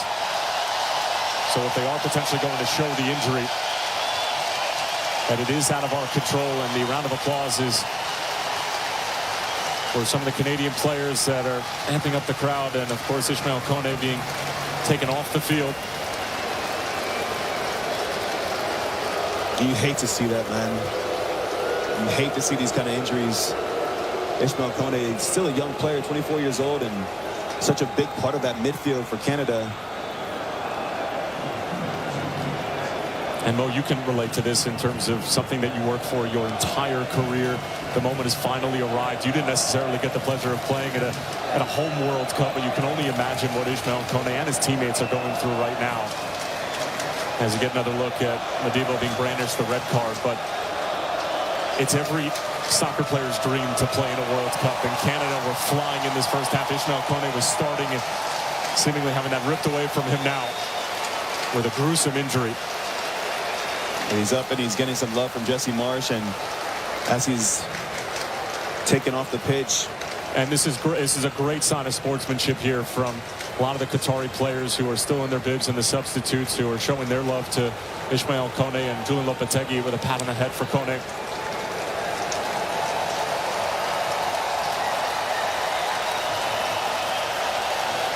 And Canada now, Mo, will be forced to try to have to continue with almost an entirety of a half in the World Cup, with emotions running extremely high. And that's Jonathan David, who's being brought to tears, and this is such a difficult spot to be put in as an athlete.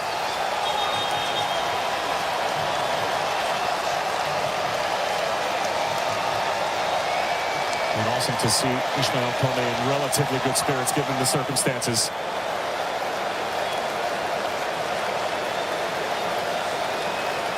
These moments are so difficult because, as you mentioned, there's the emotional drain that this takes on the players, on Ishmael Kone's teammates. And there's still a game to be played, and so you got to quickly try to find a way to regain the control of the game that you had, to find that inspiration once again in the second half. And it's going to be Nathan Saliba is going to come in to replace Ishmael Kone in midfield.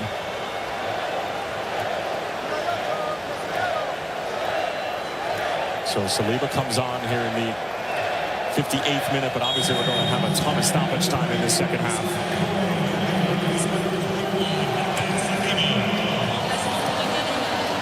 And we'll resume play with Tejan Buchanan. Back to regular scheduled programming on that right side.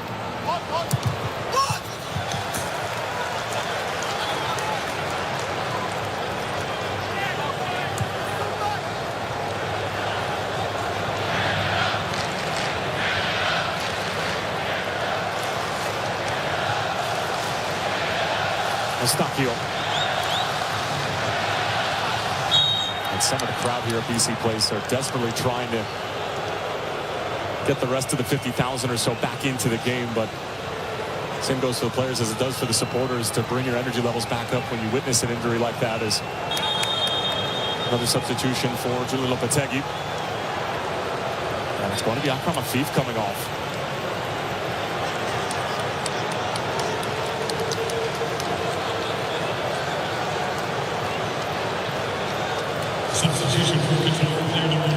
Hussein coming on. Qatar taking off the best attacking player, and perhaps saving him for the final game of the group stages, hoping to potentially advance as either what you would imagine to be a second place or a third place finisher in Group B.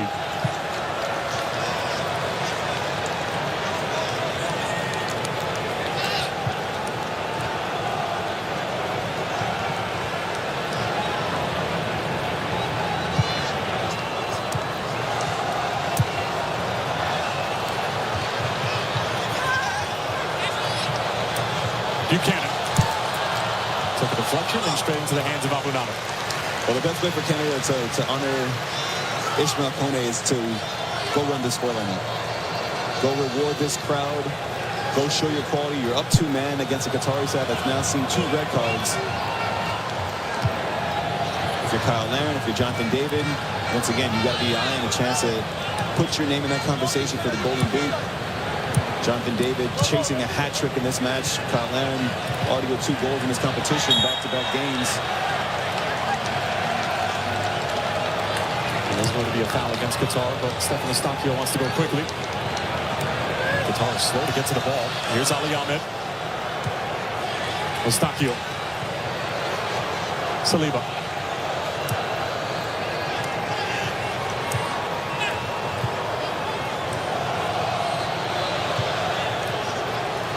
Jonathan David.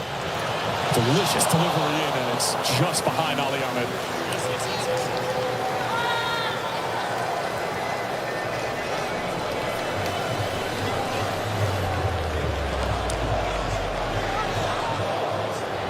Richie Laryea. And he's able to win a corner against Qatar. Reduced to 9 men after multiple red cards, 1 in the first half and 1 in the second. Canada up 3-0, but still would love to run up the scoreline, as Mo just mentioned, and really try to take advantage of the goal differential tiebreaker that could decide whether or not they potentially win the group.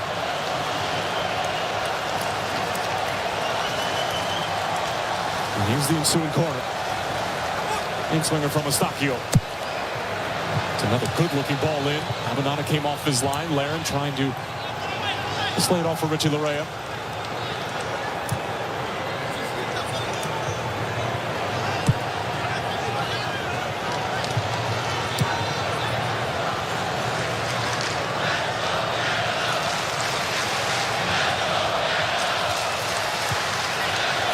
Buchanan.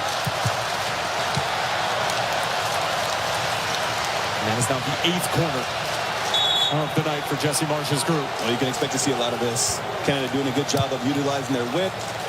Qatari just defending in their own 18. Ali Ahmed from distance. He took a nasty shot, and that's going to be a foul just outside of the penalty area. And it is going to be a yellow card. And that's Ahmed Fati who goes into the book. And Canada's not exactly fond of these late challenges, in particular after what just happened to Ismail Kone. Yeah, Richie Laryea is enraged, and for good reason. It's a really late challenge there as well. Stefan Eustáquio is trying to keep his team in line and maintain emotions, not pick up any cards that could turn around and, as you think about game 3, be costly for his side.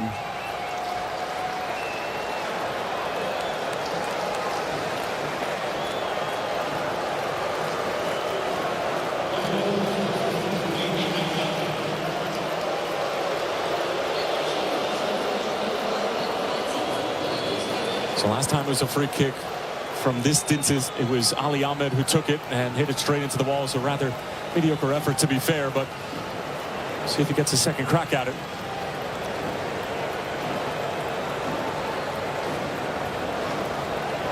You don't think Jonathan David wants this as his way to get his hat trick in this match? Would you? Yeah. First of all, I'm never in line to be on a hat trick.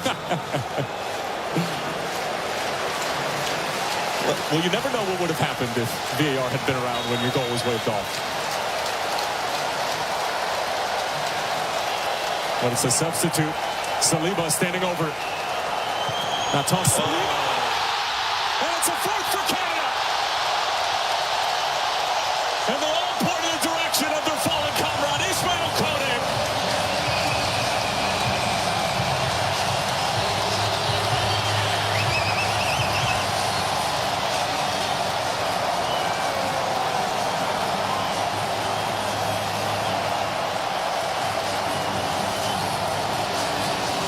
Well, that's a 4th goal to honor number 8. And a much-needed goal to lift the spirits of BC Place.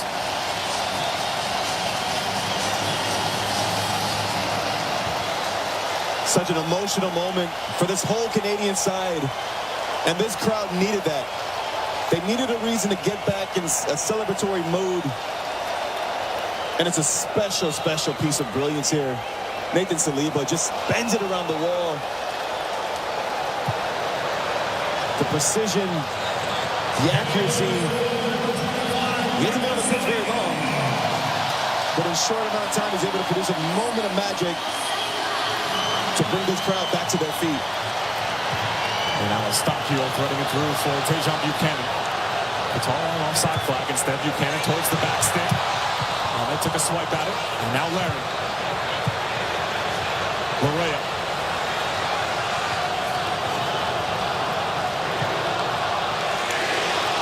A chance of "We Want More" echoing throughout British Columbia now. As Buchanan couldn't bring it down. And by the way, that's just the third goal for Nathan Saliba and a Canadian kid. One just across the river from Montreal is now with Anderlecht. After the big money move from CF Montreal. And tomorrow on Fox, the United States takes on Australia in their second game of the group stage. Our coverage begins at 1 p.m. Eastern, 10 a.m. Pacific. It is once again going to be must-see TV for the United States in trying to see what Mauricio Pochettino's crew can muster up for an encore after their demolition of Paraguay in their opening game. And it's Abunada who's down, the goalkeeper for Qatar, and the athletic training staff from Qatar will tend to the goalkeeper.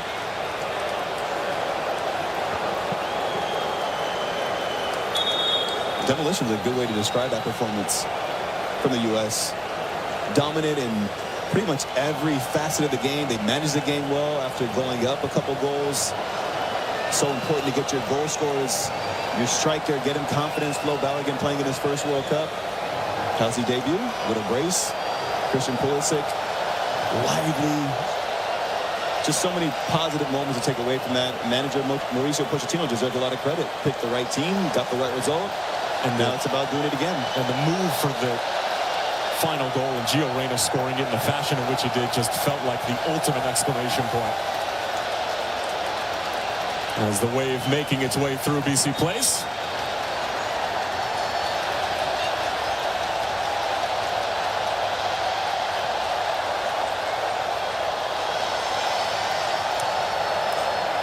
You didn't stand up for it. You missed it, bro. Come on now. I know you're not that quick. I'm over here multitasking. Alphonso Davies down there having a roll with Jesse Marsh. I wonder if we'll see him on the pitch tonight. Ahmed takes it out of the air and stabbed away by the Qatari back line. And what a difficult game this has been so far for them. And dominated every single fashion, now playing with 9. And the referee says that once again the corner was taken too quickly.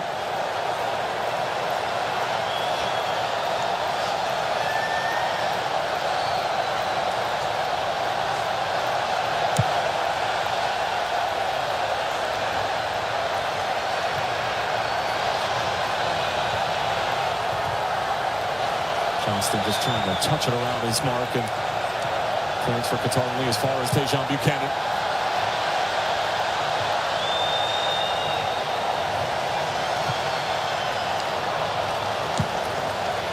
And it's out of play for a goal kick.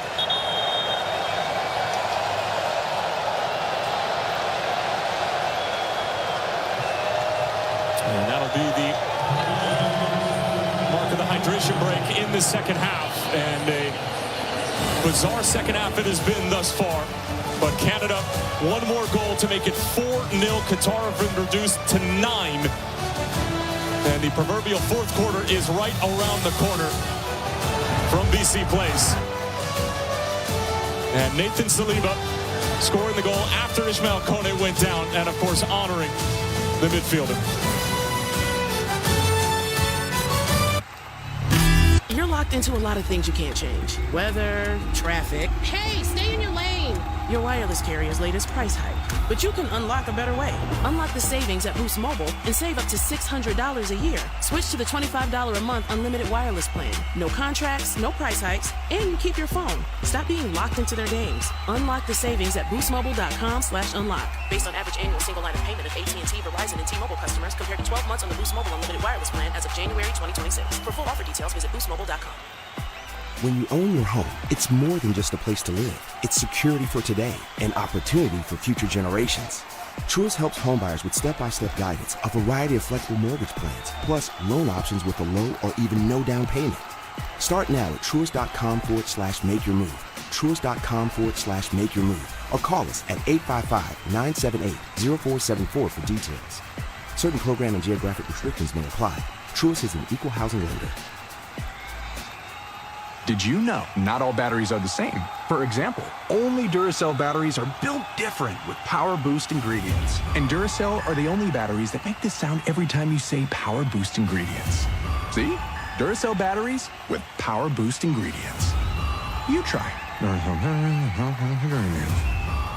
Told you. Duracell batteries are built different with Power Boost ingredients. And they're built right here in the USA with US and global parts. Do you know the symptoms of moderate to severe obstructive sleep apnea, or OSA, in adults with obesity? They may be happening to you without you knowing. If anyone has ever said you snore loudly, or if you spend your days fighting off excessive tiredness, irritability, and concentration issues, it may be due to OSA. OSA is a serious condition where your airway partially or completely collapses during sleep, which may cause breathing interruptions and oxygen deprivation. Learn more at don'tsleeponosa.com. This information is provided by Lilly, a medicine company.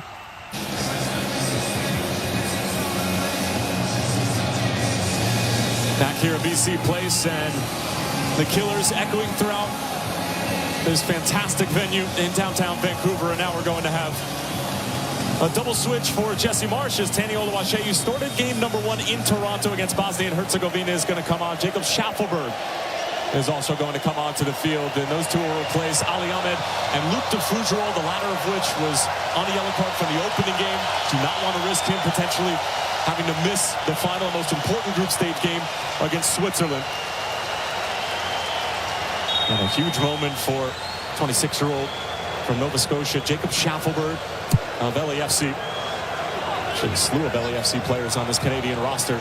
Schaffelberg makes his way onto the field. And Canada in full control. Qatar reduced to 9 men. There's never been 3 red cards at a World Cup. So we're certainly on watch for that. Meanwhile, Schaffelberg immediately gets welcomed to the game after he takes the ball straight to the face off the foot of Pedro Miguel. I'll tell you what, though, with these subs, Jesse Marsh is saying, I want to run this score up.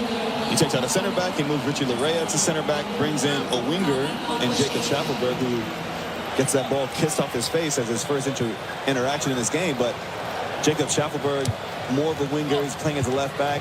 That's incredible pace and attacking quality from that position.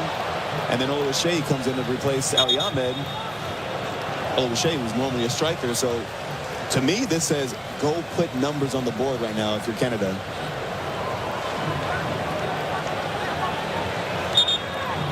It's on par with his personality to want to run up the score in this fashion, but also from a competitive standpoint, it makes the most amount of sense, especially after what Switzerland were able to pull off against Bosnia and Herzegovina earlier today. And keep in mind, the last opponent for Canada is Switzerland. So right now they sit atop of them, and excellent delivery towards Schaffelberg, and Hossein just had to hit the safety valve and another corner. Right now Canada's top of Group B, just based off the goal differential, is themselves and Switzerland. Chris Sinclair, Canadian women's soccer legend. She scored just a few goals in her career. Just a couple.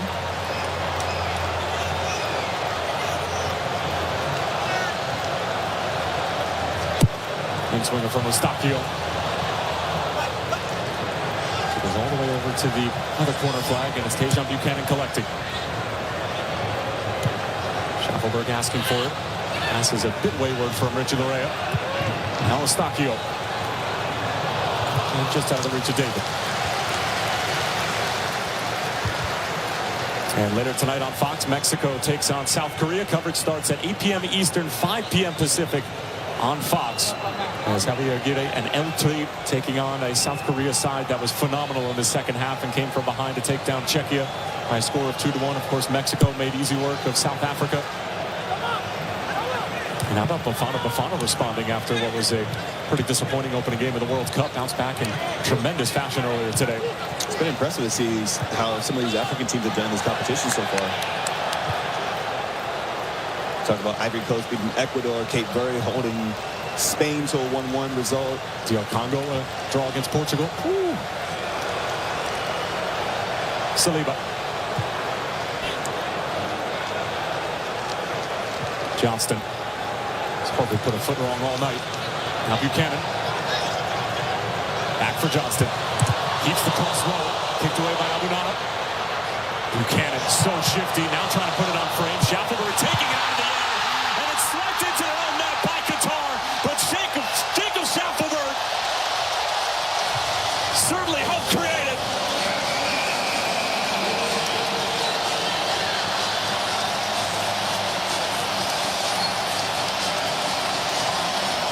And they are piling it on here at BC Place.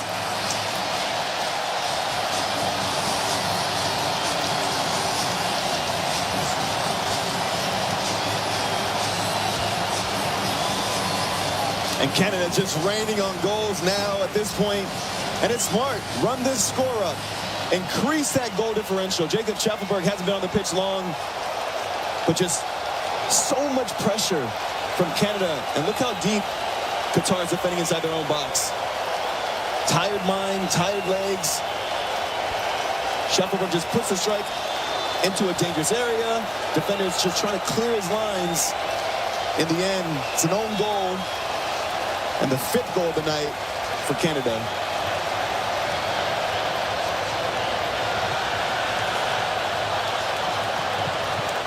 And Jacob Schaffelberg making an impact coming onto the field. And that is now the most goals that have ever been scored in a World Cup match by a CONCACAF team.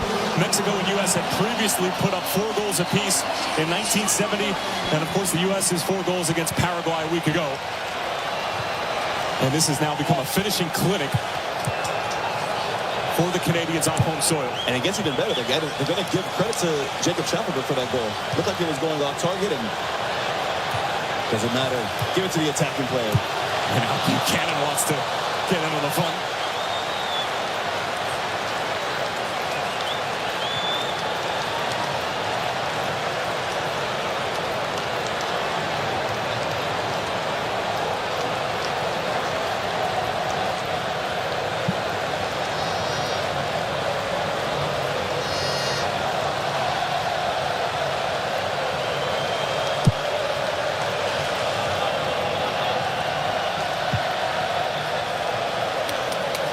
And now officially it has been changed to an own goal.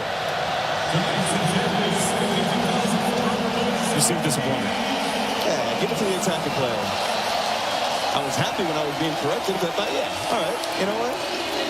You hate seeing own goal when you're looking at the stats. But I'm sure Jacob Schaffelberg will have another moment in this half.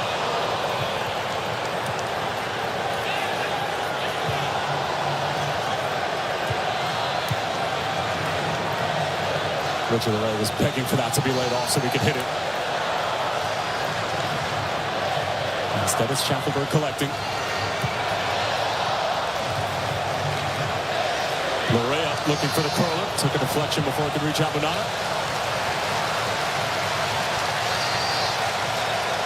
And Canada really starting to hunt down some history now. Biggest margin of victory by a host nation is 6 goals.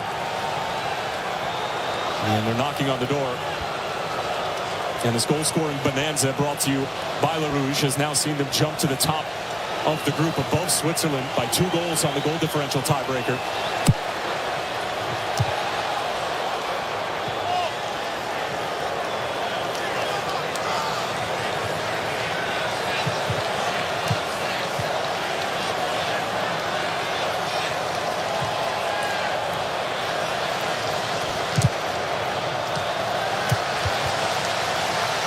This now becomes an exercise for Canada of different ways to try to break down a low block.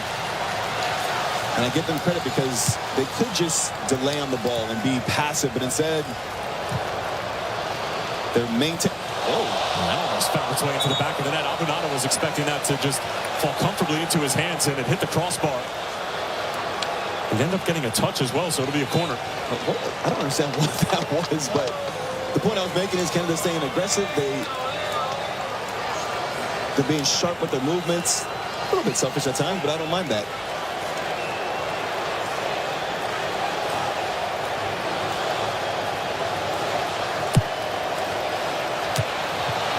That one dealt with by Qatar.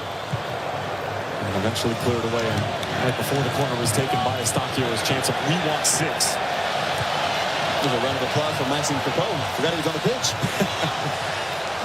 Schaffelberg. Denied by Pedro Miguel. Put out of play.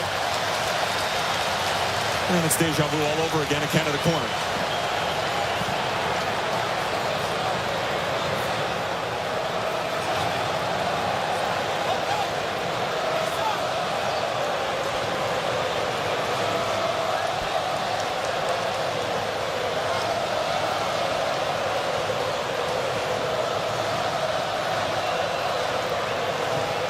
Eustachio.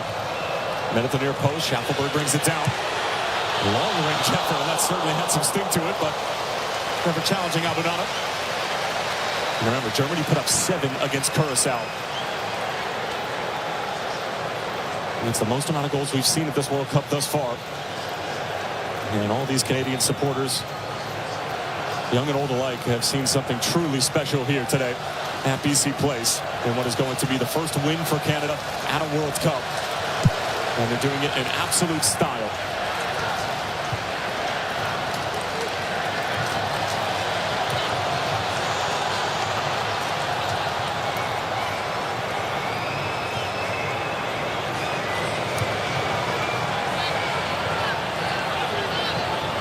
You hear the fans chanting, "We want to score 6."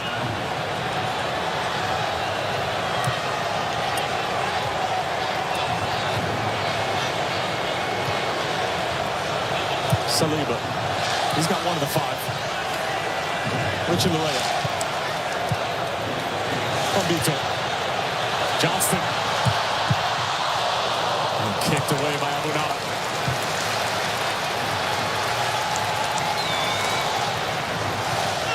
Alphonso Davies was cleared to be able to play, but just wonder if we're going to see him get any sort of minutes. And it would be his first minutes since March of 2025. I can't imagine. Alistair Johnson's on a yellow card. I imagine. Schaffelberg loops this towards the back stick. Abunana got a touch off of his line. Eustachio curls it back in. Larin was hoping for it. You see Jesse Marsch bringing off Alistair Johnson. He's on a yellow card. Why? Not that there's many situations he's going to face offensively, but get him off. Get some fresh legs on, and the keeper's down yet again for Qatar.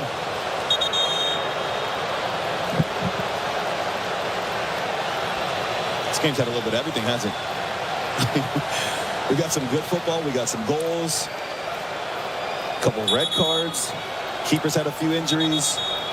The one moment we didn't want to see was the injury to Ishmael Kone.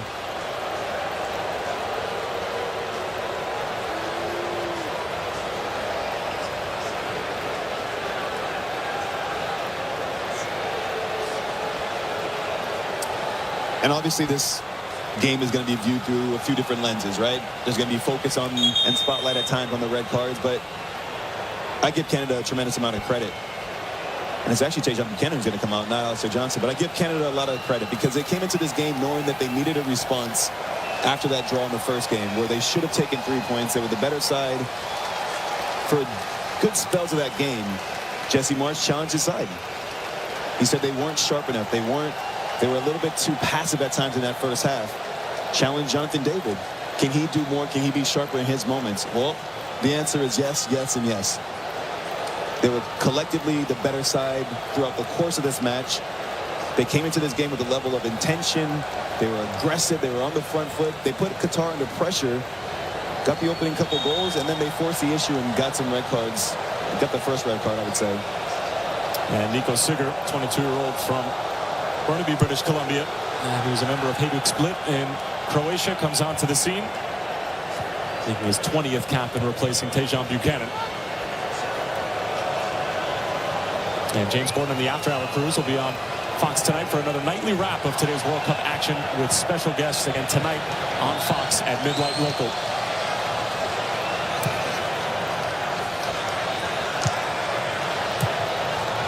Larea. Taken on the first time by David. Shouts for a handball. Larin now brings it down. It's a clever touch. And it's Oluwaseyi who sends it in the middle and eventually cleared away.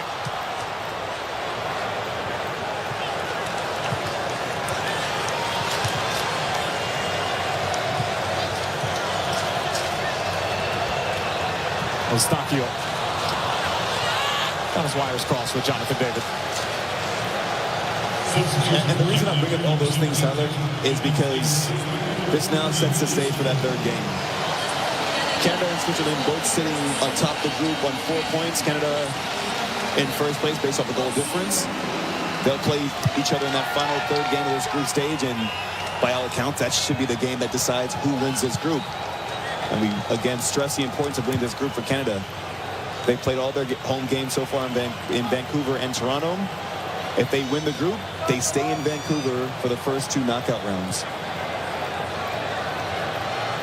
And that could effectively mean 4 straight games at BC Place, if it is to go according to plan for one of the hosts. As Johnston trying to pick out Oluwaseyi, who's going to challenge it, and instead lets Abidana collect.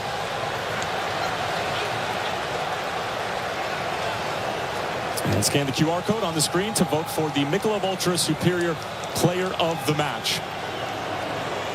And a number of Jesse Marsh's men eligible for that. Jonathan David with a brace certainly is at the top of mind.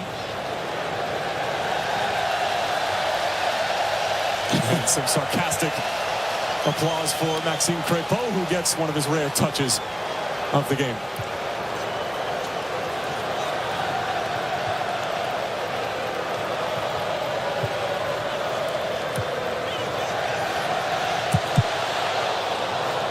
David shot his block. Back out for Schaffelberg.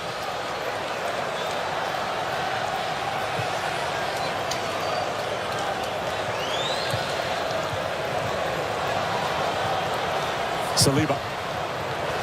And now play for another corner. And there's going to be a substitute for Julian Lopetegui as Lucas Mendes is going to come on.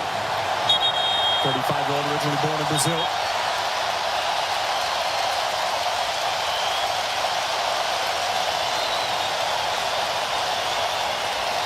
And that round of applause is because Christine Sinclair is being shown on the big screen. And what a Canadian icon she is.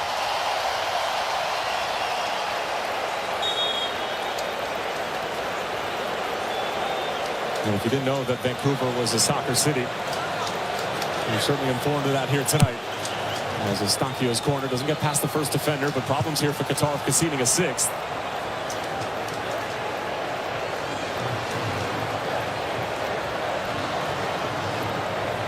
Vito trying to get on the end of it. There'll be a foul on the former University of New Hampshire product. And there's one of those subs that you hate to see if you're a player.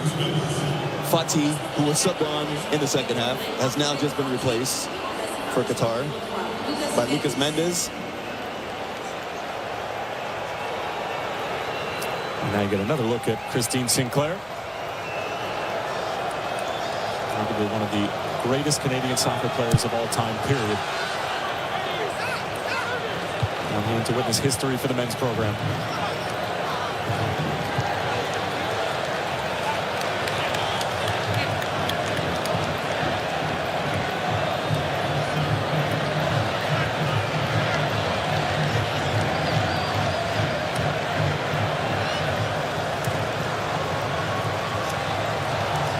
Nico Sigurd, the substitute. Go back for Eustachio, shaking one out. Abidana comes to claim it. And by the way, that final group stage game for Canada against Switzerland right here at BC Place is going to be an absolute battle and must-see TV.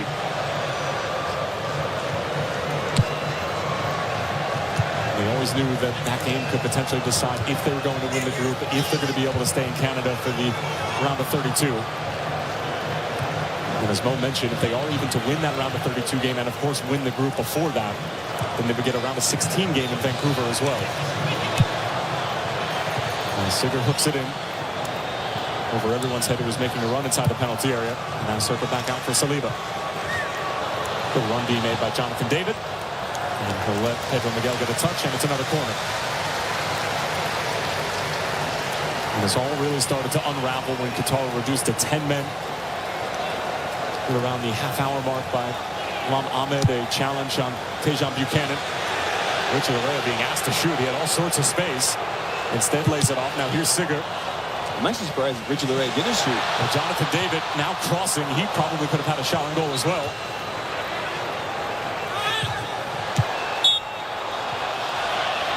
There'll be a foul coming out the other way.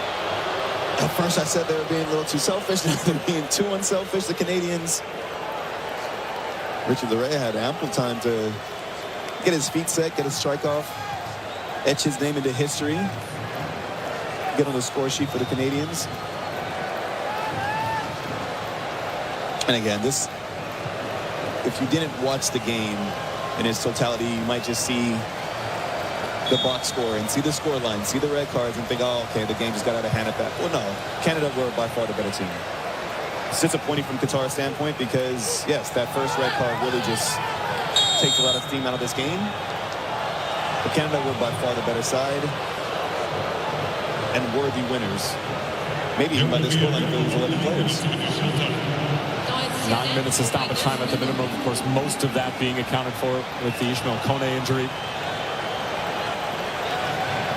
And sometimes when a player gets reduced to 10 men or even 9, it can slow the game down and the goal scoring sort of dries up because the opposition who has the numerical disadvantage is sitting so deep, but that has not been the case because Canada has been so clinical. But keep in mind, this is also a Qatar side that struggles mightily defensively. I mean, there were multiple games where they gave up at least 3 goals during qualification. Julian Lopetegui was brought in as the 4th new head coach since the 2022 World Cup to try to fix some of the defensive issues that have been plaguing them throughout qualification. It didn't help tonight. Just too much attacking quality from Canada, especially in the wide areas. Saliba. There it is. Falls kindly for Jonathan David, and there is his hat trick. A night to savor and then some for Canada's all-time leading goal scorer.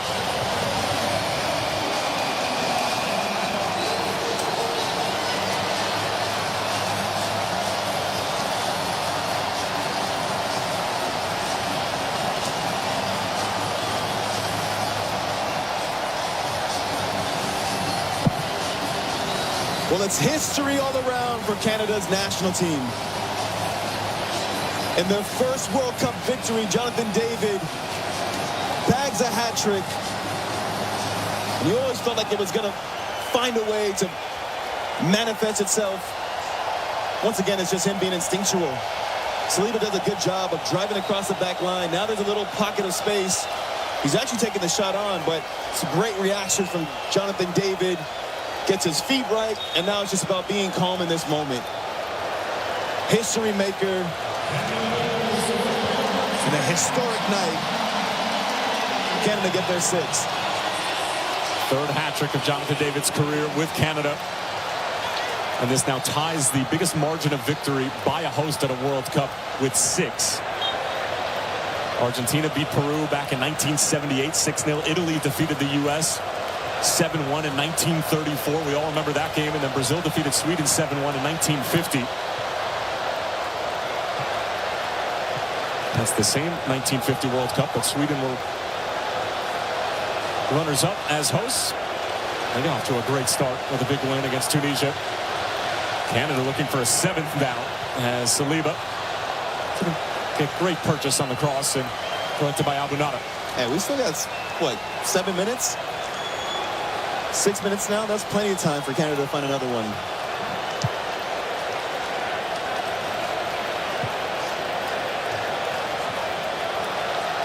So what's the goal differential count out now? At the top of Group B? +6 for Canada. And Switzerland +3.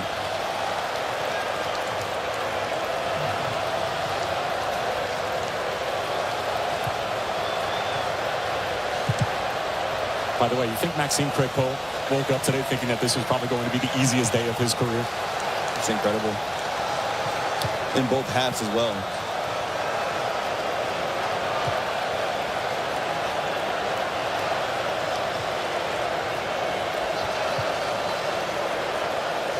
Schaffelberg. Not even halfway through the minimum of 9 added on, and certainly looks like Canada are going to go ahead and get a 7th.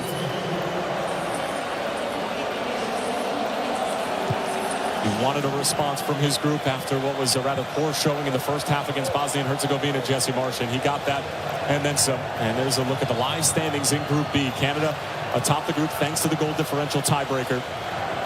And it'll be everything to play for right back here in Vancouver when they take on Switzerland in the final day of Group B.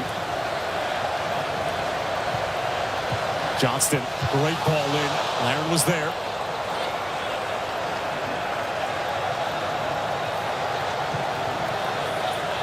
Bombito.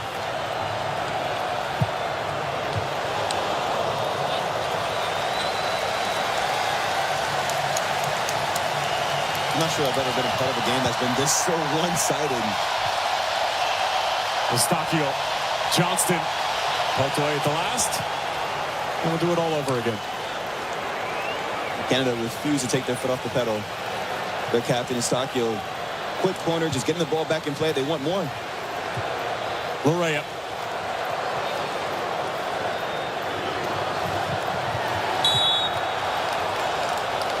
And you wouldn't expect anything else, but now the chant from the 50,000 here at BC Place is we want 7.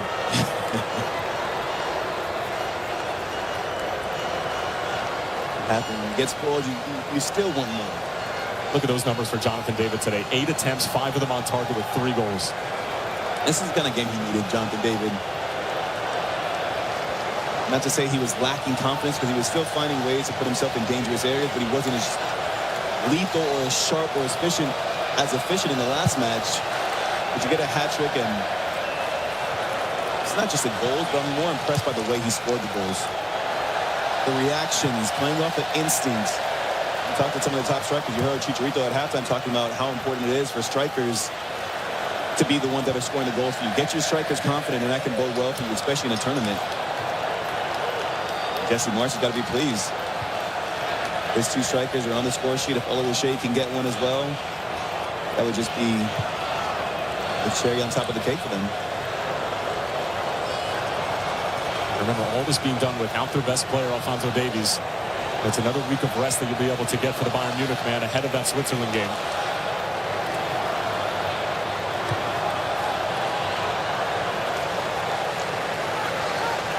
And the injury to Moise Bombito and the injury to Alphonso Davies, there was definitely some skepticism on both ends of the field for Jesse Marsh and for the supporters of the Canadian national team.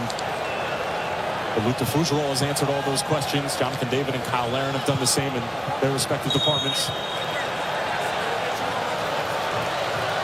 And after seeing both host nations in the United States and Mexico win their opening games in pretty convincing style, Canada had to settle for a point against Bosnia and Herzegovina. But they respond emphatically in their second game.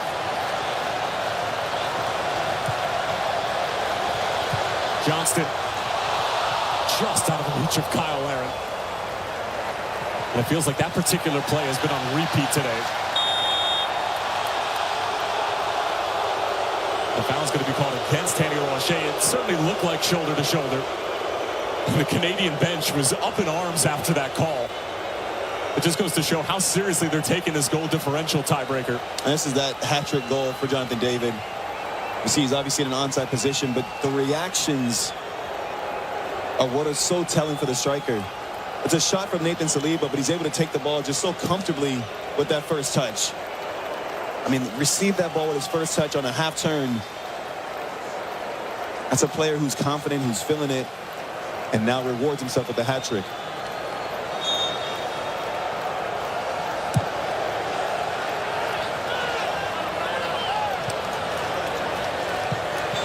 By the way, that's the first hat trick in a World Cup for a CONCACAF team since 1930. And this red wave in Vancouver rises as one. And looking to take this momentum into the final game of the group as Tanny Oluwaseyi squared it across, and Qatar with some more emergency defending to try to prevent any further damage. Maxime Crépeau. No, just shoot the final touch. They wanted to take a rip. Go and have one.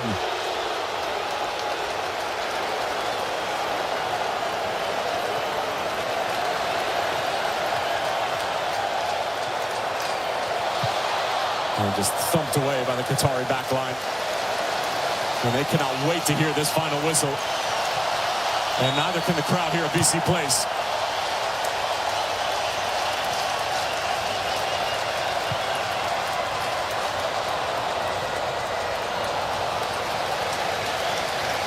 And that will most likely do it.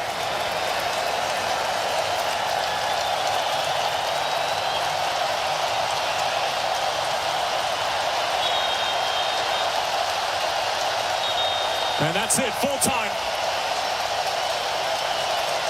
A day that will go down in Canadian men's soccer history, their first ever win at a World Cup, and they do it in absolute style. 6 goals for the host, a hat-trick for their all-time leading goal scorers in Jonathan David, of course, marred by the injured Ishmael Kone. Again, we are going to be off the air on FS1, tune in to coverage of Mexico and South Korea going on Fox right now.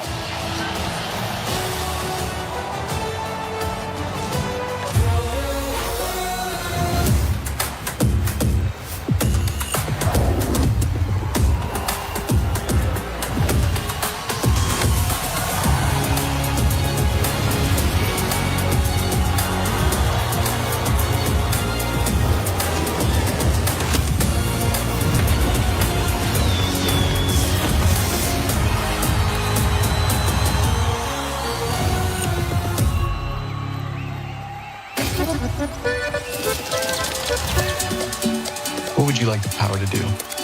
Your passion for this game opens opportunities. For them, for our local businesses, got the new merch. Oh my goodness. for the community. Because when local businesses thrive, the community also thrives. Bank of America champions everyone who dares to ask, what would you like the power to do?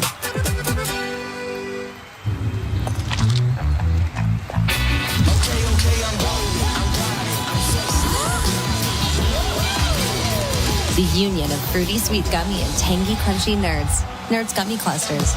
Unleash your senses.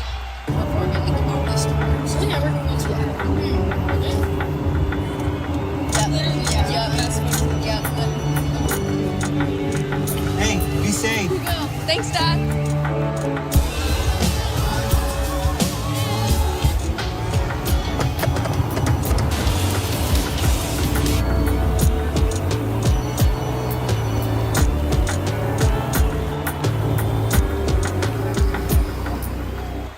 Here's the cross. Go!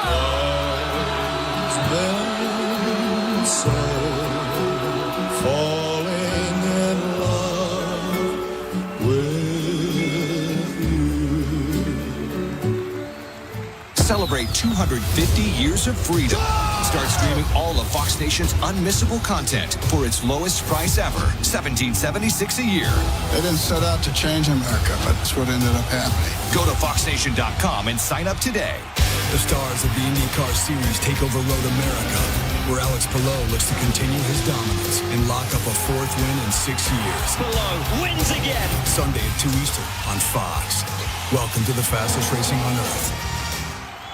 When I work with my clients and they ask me questions, hey, what do you recommend? You know, do I go with wood? Do I go with TimberTech? It's always a no-brainer for me. I'm always telling them to go with TimberTech, and they're always asking me, well, why TimberTech? There's 10 different options out there. And the answer is just grab some samples. I mean, there's just so many different color options, different textures. It's easy to work with, fire resistant, and the maintenance, you can't argue that. You want low maintenance, go with TimberTech. It really changed the game for me. What can I tell you? It's a great product. Where does a donation to Mercy Ships go? To a small fishing village in Africa. To the hopes of a boy. To his dreams of playing soccer. To the hands of a surgeon. The long recovery. Until one day, the joy of finally being part of the team. Where does your donation go? Wherever Mercy does.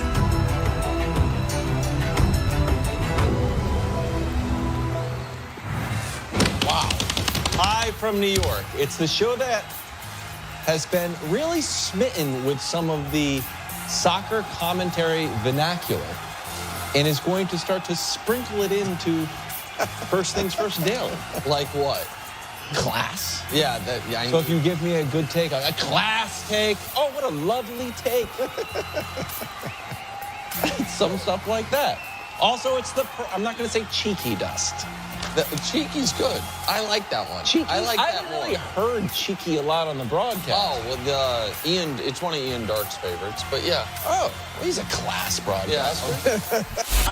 Unlock the savings at Boost Mobile and save up to $600 a year. I've been scouting these big carriers for a minute now, and I've seen them pull the same play 1,000 times. They promise you the world, then hit you with a price hike right when the game gets tight. But Boost Mobile, their $25 a month unlimited wireless plan is the most consistent player on the floor.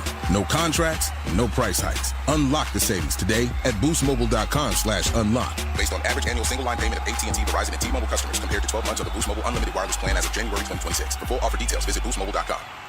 For adults with Crohn's disease or ulcerative colitis symptoms, every choice matters. Tremfya offers self-injection or intravenous infusion from the start. Tremfya is administered as injections under the skin or infusions through a vein every 4 weeks, followed by injections under the skin every 4 or 8 weeks. If your doctor decides that you can self-inject Tremfya, proper training is required. Tremfya is a prescription medicine used to treat adults with moderately to severely active Crohn's disease and adults with moderately to severely active ulcerative colitis. Serious allergic reactions, increased risk of infections or lower ability to fight them, and liver problems may occur. Before treatment, get checked for infections and tuberculosis. Tell your doctor if you have an infection, flu-like symptoms, or need a vaccine. Explore what's possible. Ask your doctor about Tremfya today. Call 1-800-526-7736 to learn more or visit tremfyaradio.com. Did you know not all batteries are the same? For example, only Duracell batteries are built different with Power Boost ingredients. And Duracell are the only batteries that make this sound every time you say Power Boost ingredients. See? Duracell batteries with Power Boost ingredients. You try. Told ya. Duracell batteries are built different with Power Boost ingredients. And they're built right here in the USA with US and global parts. Upgrade your FIFA World Cup 2026 viewing experience. Build it like Beckham from the living room to the lawn with the Home Depot. Create a box seating experience with flowers for pops of color surrounding your pitch, the smell of grilled favorites, and a freshly painted fence sporting your team's colors. Fast free delivery is your home field advantage with charcoal, string lights, or whatever the game calls for right to your door. A clean assist. Build it like Beckham for match day. The Home Depot, official FIFA World Cup 2026 supporter. Subject to availability. FIFA World Cup takes the global stage from June 11th through July 19th on Fox 1, the official English streaming platform of FIFA World Cup 2026. Stream all 104 matches live and get closer to the action with a personalized viewing experience built around you. Choose up to 4 streams with multi-view, catch highlights before jumping into the action, get live stats in real time, and replay key plays instantly. Experience the FIFA World Cup live on Fox 1. Watch 3 days free. For details, visit Fox.com. Offers are subject to change. See Fox 1 for complete terms and conditions. I understand that he wants to be. Postseason for LeBron, this is a different thing. They're still got a lot left in the tank, and they're looking at these young boys like, still mopping y'all up. Ronaldo ain't mopping nothing up. In fact, I mean, you could argue he might need to be mopping something up at this point. Go be a janitor somewhere. You'd be better at that. And I think when you're just holding on to hold on, this happens in all professions. It happens when you have people, even in our profession.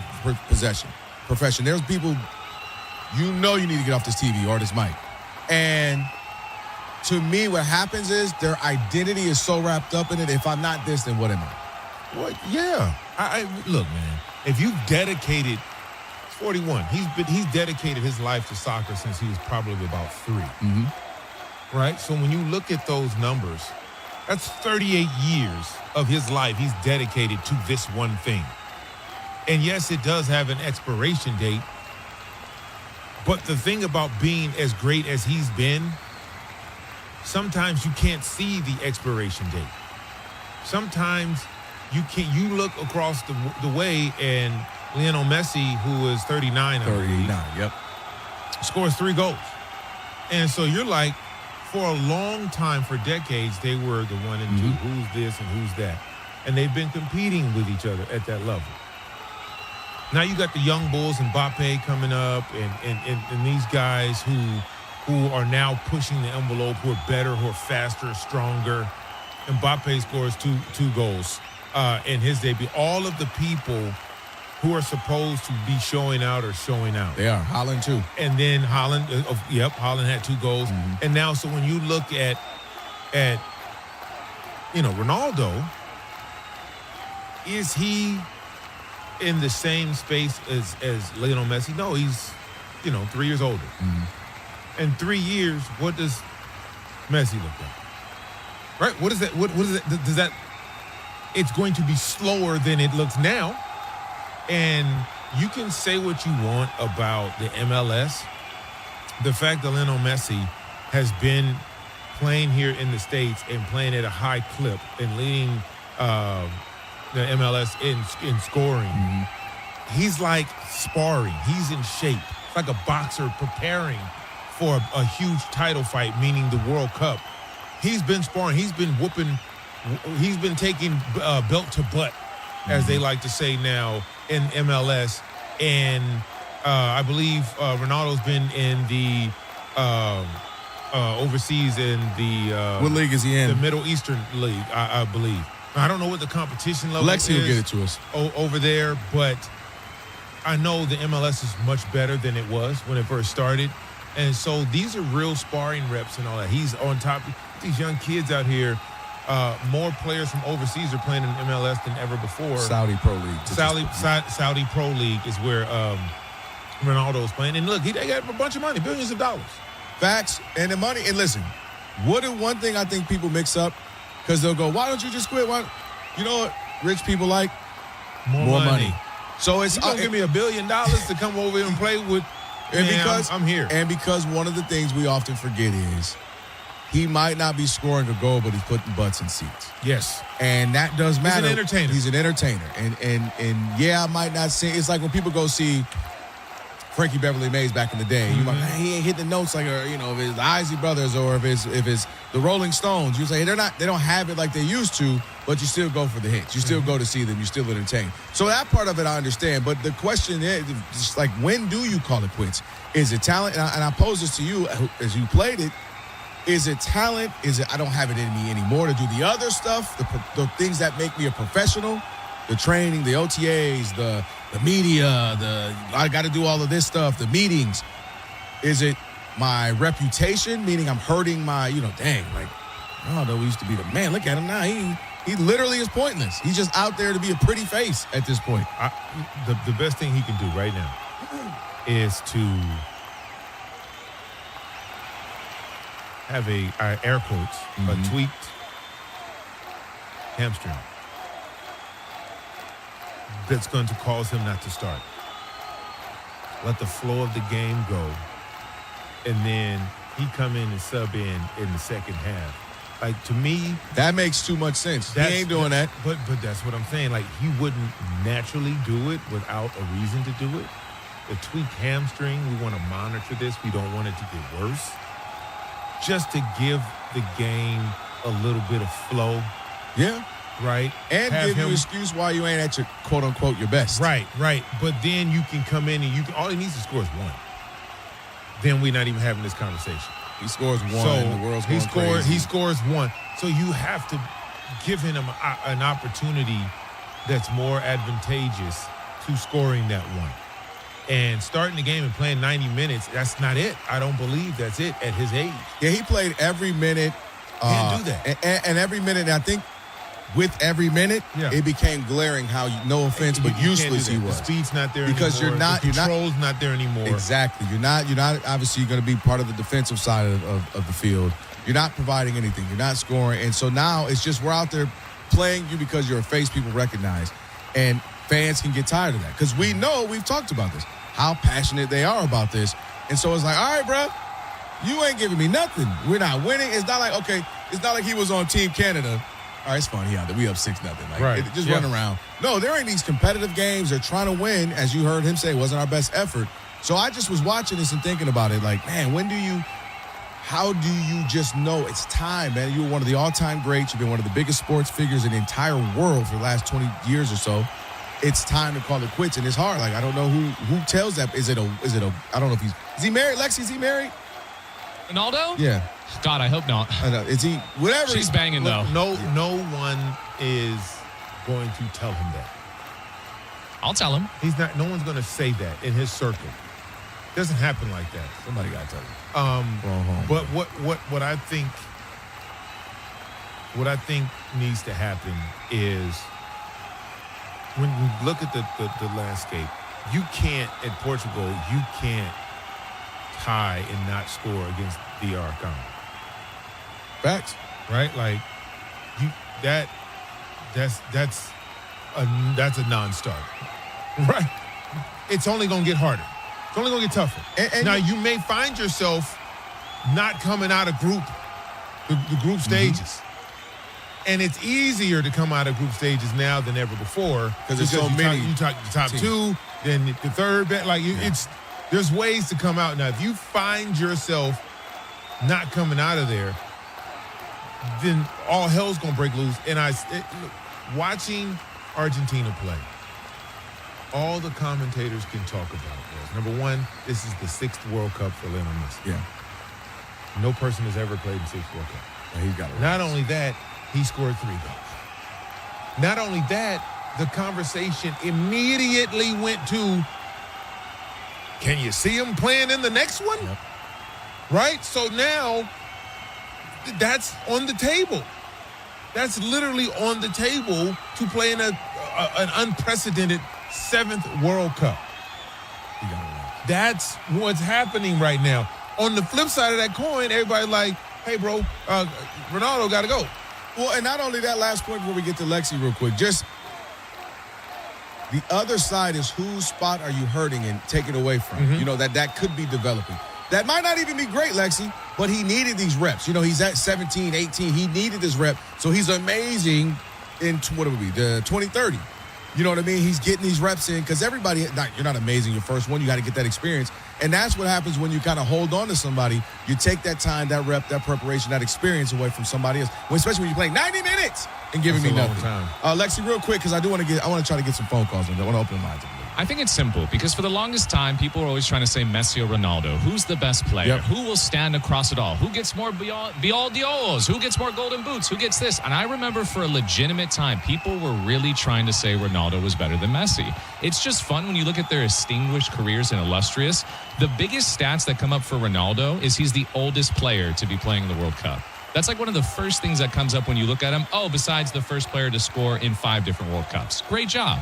But the fact is, when you said who's the next player for Portugal, how can you know if this guy takes up the energy? And that's you'll never know. You ended up handcuffing the I want to say the organization, but the country in this case, it's the true. national team, because they're feeling forced. I have to play him. Ephraim, you can't not play. I can't not play. That's why the tweak hamstring. You got to have a conversation. It's true. Somebody. That's why I said, who's the person that can come down to him? You got to take that bit.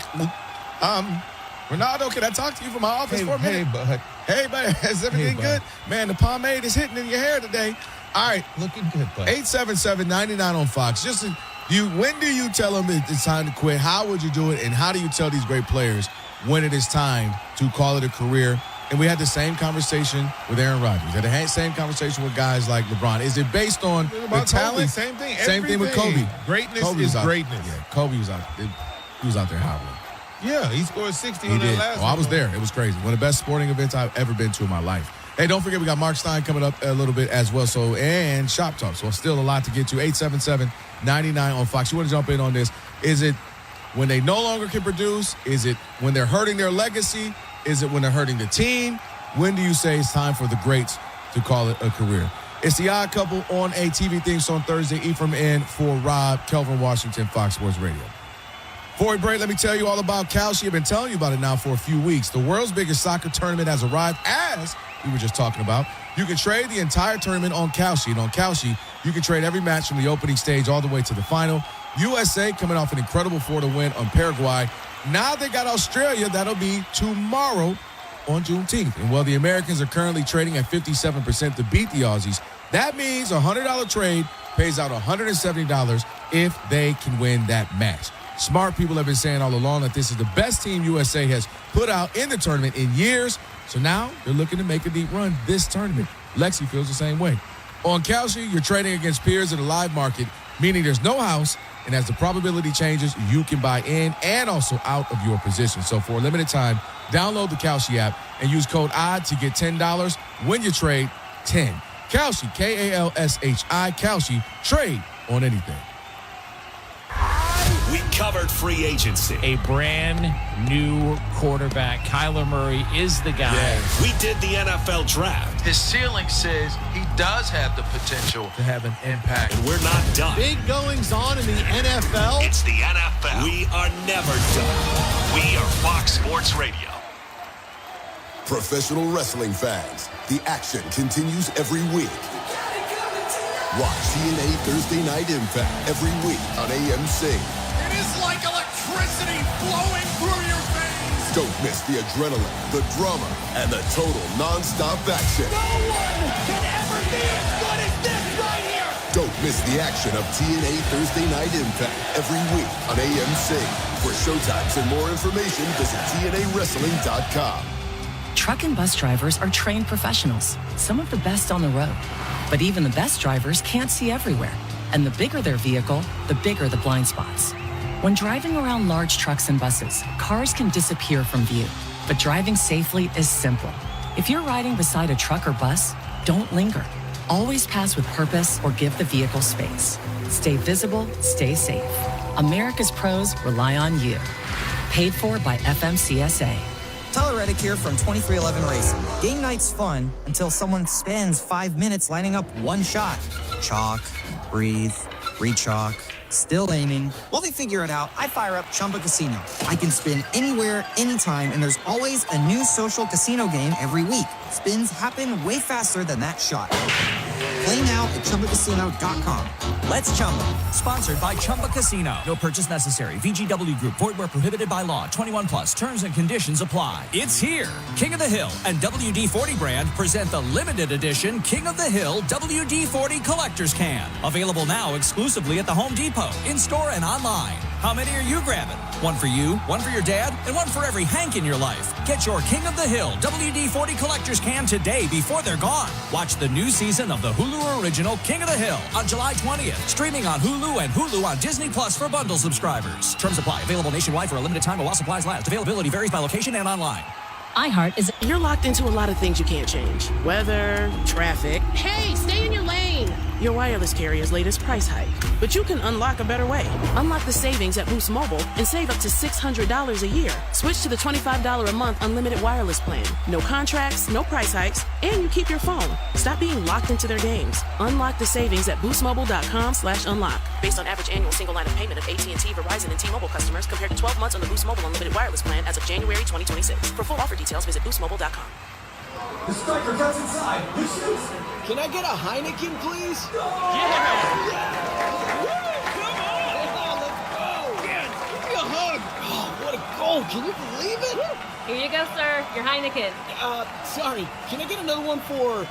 Wait, what's your name again? Tom! I'm Tom! Nice to meet you, Tom. Another Heineken for Tom, please. Heineken, official beer of soccer. Fans have more friends. Did you know not all batteries are the same? For example, only Duracell batteries are built different with Power Boost ingredients. And Duracell are the only batteries that make this sound every time you say Power Boost ingredients. See? Duracell batteries with Power Boost ingredients. You try Duracell ingredients. Told you. Duracell batteries are built different with Power Boost ingredients. And they're built right here in the USA with US and global parts. Do you know the symptoms of moderate to severe obstructive sleep apnea, or OSA, in adults with obesity? They may be happening to you without you knowing. If anyone has ever said you snore loudly, or if you spend your days fighting off excessive tiredness, irritability, and concentration issues, it may be due to OSA. OSA is a serious condition where your airway partially or completely collapses during sleep, which may cause breathing interruptions and oxygen deprivation. Learn more at don'tsleeponosa.com. This information is provided by Lilly, a medicine company. When you own your home, it's more than just a place to live. It's security for today and opportunity for future generations. Truist helps home buyers with step-by-step guidance, a variety of flexible mortgage plans, plus loan options with a low or even no down payment.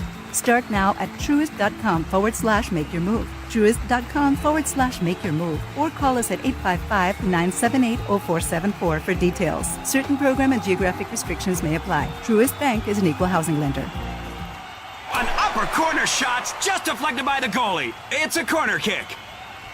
Wow! Incredible! Beautiful shot! No, that fan earned 2% cash rewards buying Pulisic merch. They're using the Active Cash Visa credit card from Wells Fargo, which scores unlimited 2% cash rewards on purchases. Scoring 2% more. Wonder what that's like. Oh, it's like... Score off the field with the Active Cash Visa credit card from Wells Fargo. Terms apply. Visit wellsfargo.com/activecash. Visa, worldwide partner of FIFA World Cup 26. Impressive. Why, hello there. You're listening all day. You're listening all night. Now you can watch us on YouTube. That's right. On Instagram and X. Watch us yell. Do it! I'm wrong! It makes me sick! Watch us sing. One shining moment. Somebody. Tacos and teas, bets and Joe Montana. Watch us dominate. I listen to you guys every day. And that's kind of a big deal. We are Fox Sports Radio. Good stuff. And that's it. FS1. From first things first in the herd to your sports teams, FS1 has what you need. To find FS1 on your television, visit foxsports.com for details.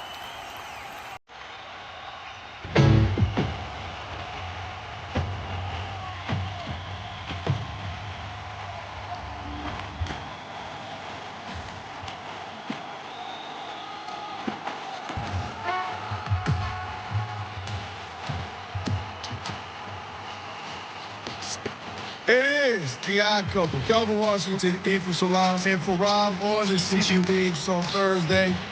Welcome back. Oh, I think it was Mace when I hear this.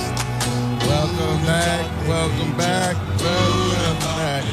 Mark Stein coming up here in just a minute after we check in with Monty in a moment. By the way, the excitement of FIFA World Cup is now streaming live on Fox 1.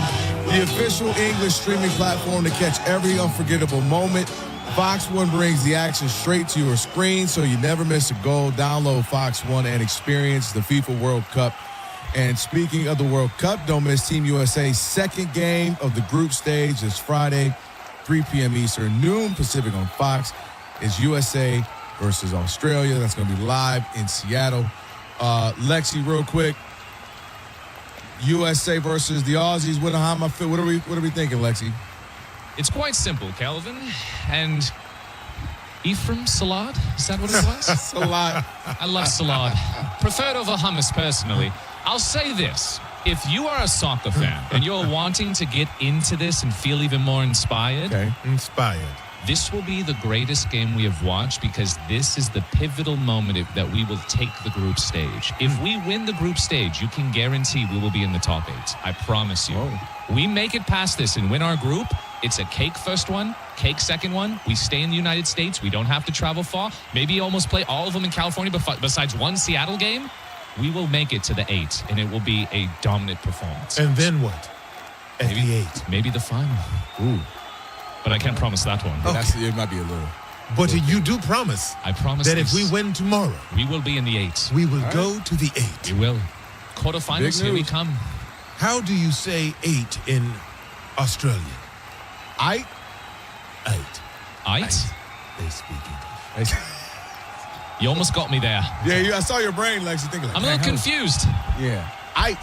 Do they really speak English there? Yes, they do. Then why are they there? Well, the ship they had left, and then ship? Yeah, they okay, sorry. In. It's kind of like, everybody always talks about like, immigrants. I'd be like, well, some of us wasn't. Good day, mate. We didn't really mean to migrate here. Crocodile Dundee. Okay. Be careful. How many D's? My dingo ate my. Such a pressure kick, and he made it look so easy. Welcome to the FIFA World Cup 2026 on iHeartRadio. iHeartRadio is proud to present today's featured match, brought to you by Fox 1, your audio home for FIFA World Cup 2026. iHeartRadio. As the first day of match day 2 continues, we start to see more and more storylines take shape as teams across the tournament begin their second match with even more at stake than before. Teams eyeing qualification for the round of 32, or in some rare cases, staving off being eliminated from knockout play. Both Mexico and South Korea won their opening matches to set up this showdown of the two top teams facing off in Guadalajara from Group A. Welcome into the 2026 FIFA World Cup on iHeartRadio. My name's Anderson Hurst. I'm joined by former Seattle Sounders captain and current Sounders play-by-play voice, Janny Jackson, as we take you all the way to kickoff in Guadalajara between Mexico and South Korea. Before we get into this game, though, Danny, I want to take a look at the games earlier today. It is the fourth of 4 games today. Earlier, we saw Czechia draw 1-1 versus South Africa. Switzerland get their first win of the tournament against Bosnia and Herzegovina with a 4-1 win, and then Canada getting their first World Cup win in their history with a dominating 6-0 win versus Qatar. What stands out to you in those first 3 games? I think teams coming back from a little bit of disappointment, some average performances for Switzerland and Canada. Switzerland, of course, getting that 1-1 tie against Qatar, where Qatar, stuck it out. They nicked the goal at the very end. Switzerland couldn't put that game away. They should have really won 3 or 4-0. They didn't. There's been a lot of noise around Xhaka and the comments he's been making, and Switzerland and their players stepped up today and they got a big win. It sets themselves up very well for the coming final game. And for Canada, yes, same thing. They went down against Bosnia and Herzegovina. They came back. Larin did not start in that game, came off the bench, got his goal. He started today. And of course, they get a dominant win up in Vancouver, 6-0, which is really the statement win they needed to make as well. They didn't look good and convincing in that first game. Some nerves potentially, some players who played below par, below the level of expectation that I think Jesse Marsh, the head coach, would expect. But they returned and they got a great win today. I think if you look at the second half of the first round of games, Anders, it was big-time players stepping up. Haaland getting his goals, Kane getting his goals, Mbappe getting his goals, Messi getting his hat-trick. And now it feels like we're getting to that second round of games. It's getting to some business now. You get some of those nerves, those jitters, getting used to the World Cup atmosphere and the environment that you're in. Now you settle into it. You're a week into it. You have a week almost between each game, so you can play the strongest team in each of these group games, which is different than other World Cups where those games are kind of jammed up a bit more together. So now you get the teams who need to step up, and today they did.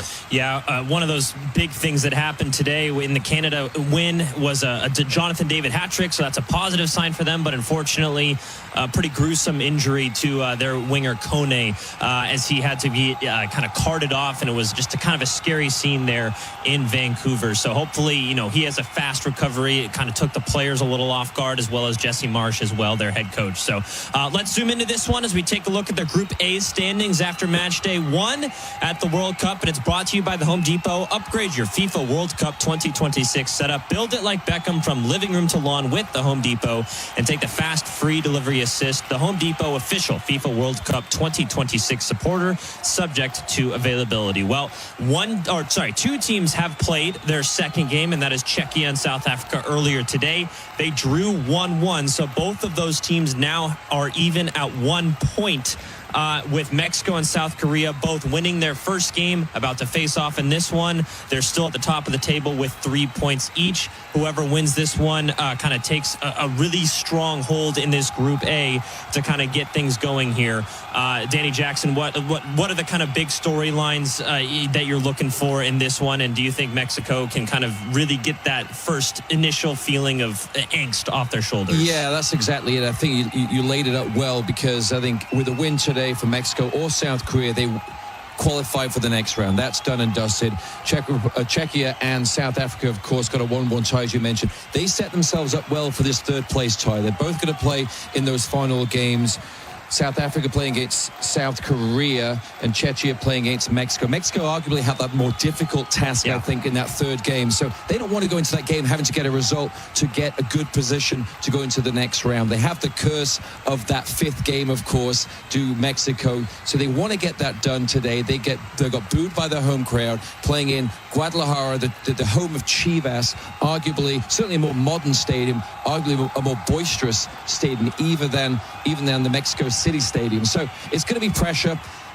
3 or 4 people who are watching TV in the country, in Mexico, for that first game, watch this particular game. Incredible statistics in terms of the atmosphere of the country in and around that particular game, that home and tournament opener. Now it's about settling in. Can you find some rhythm? Can you get a result? Can you play on the front foot? If you get ahead, can you then put your foot on the throat, so to speak, which they didn't do against South Africa? Can they find that second and third goal, which has shown it to be when teams can do that, they get good success. When they don't, they can get caught out, as Switzerland have in the past. Yeah, I think you could kind of tell from the first match day 1.5, I guess, with this group, with 2 teams having played their second game already. These 2 have yet to play, obviously, that these are the 2 best teams in the group. I think it's pretty set in stone that these 2 teams, and they are playing here.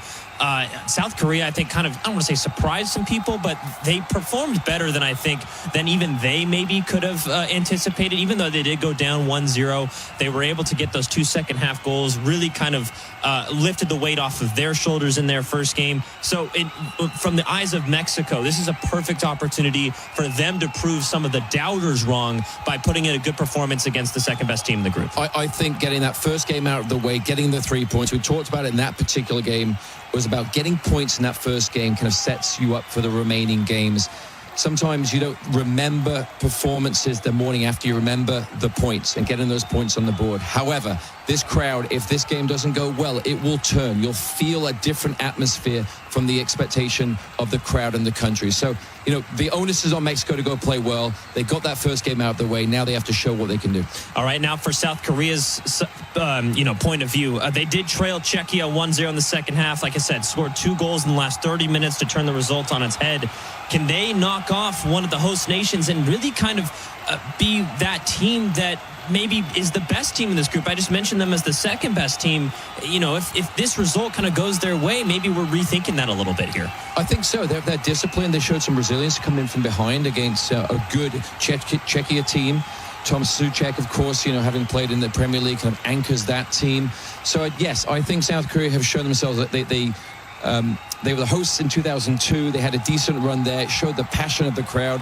They're going to be well outmatched in this stadium. It'll be 95% Mexico crowd, a Mexico pro crowd. So, you know, South Korea have to use this as motivation as well. They're going to have to go in there, absorb the pressure, absorb the noise. Can they not wither under that pressure? Can they play up to that pressure and that energy? And can they take advantage? And can they quieten the crowd? The best thing about a player in an opposition team when they go into a really, fraught environment like this is, can you make the crowd quiet, and can you turn them on their own team? Because as soon as you feel that turning where the home team's not playing well and South Korea can play well, then all of a sudden you get a bit more impetus to move forward. Yeah, and as you mentioned earlier with Mexico, if the result's all that matters, right? You get the first win, and then the second game, if you play well, all is kind of forgotten. But if that turns into a trend here, that's when it starts to be like alarm bells are ringing. Yeah, and you get that anxiety where you pick up about history past and all the lack of success they've had. You know, their most successful was the quarterfinals in the 86 World Cup and the 70 World Cup, which they hosted, by the way. So, you know, when you look at that history, you think, okay, we're hosting, or we're co-hosts of this World Cup. Maybe we can move on past that round of 16, get to the round of 8. You know, we'll have to see what they do today. One of the things that I think South Korea has going for them is I think they may have one, maybe even the 2 best players on the pitch today. Let's get our players to watch coming up next here. You're listening to iHeartRadio's coverage of the 2026 FIFA World Cup.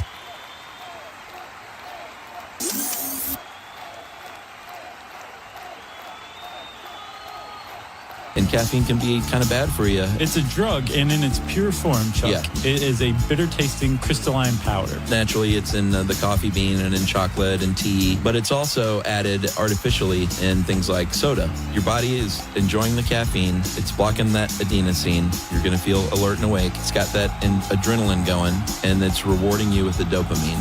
I mentioned the vicious cycle, the inevitable crash, like any stimulant drug, and you want more of it. Eventually, it's going to affect your sleep patterns. All right, how about some health benefits? They found everything from not develop Parkinson's disease to dropping your risk of various cancers. Well, coffee actually is shown to reduce your risk of diabetes. 4 cups a day, 50% less chance of mouth and throat cancer. You should eat more grapefruit because grapefruit contains something called narragin or narragin, and it actually slows the removal of caffeine from your brain. So you enjoy its effects longer. soccer. Nice. Yeah. For the entire caffeine episode and everything else in the Stuff You Should Know universe, open the free iHeart app, search Stuff, and listen now. iHeart is America's #1 podcast network. Open the free iHeart app and explore podcasts like this. Every hunter knows that the wilderness is full of surprises. Sometimes you find out there isn't an elk or a bear, it's something darker.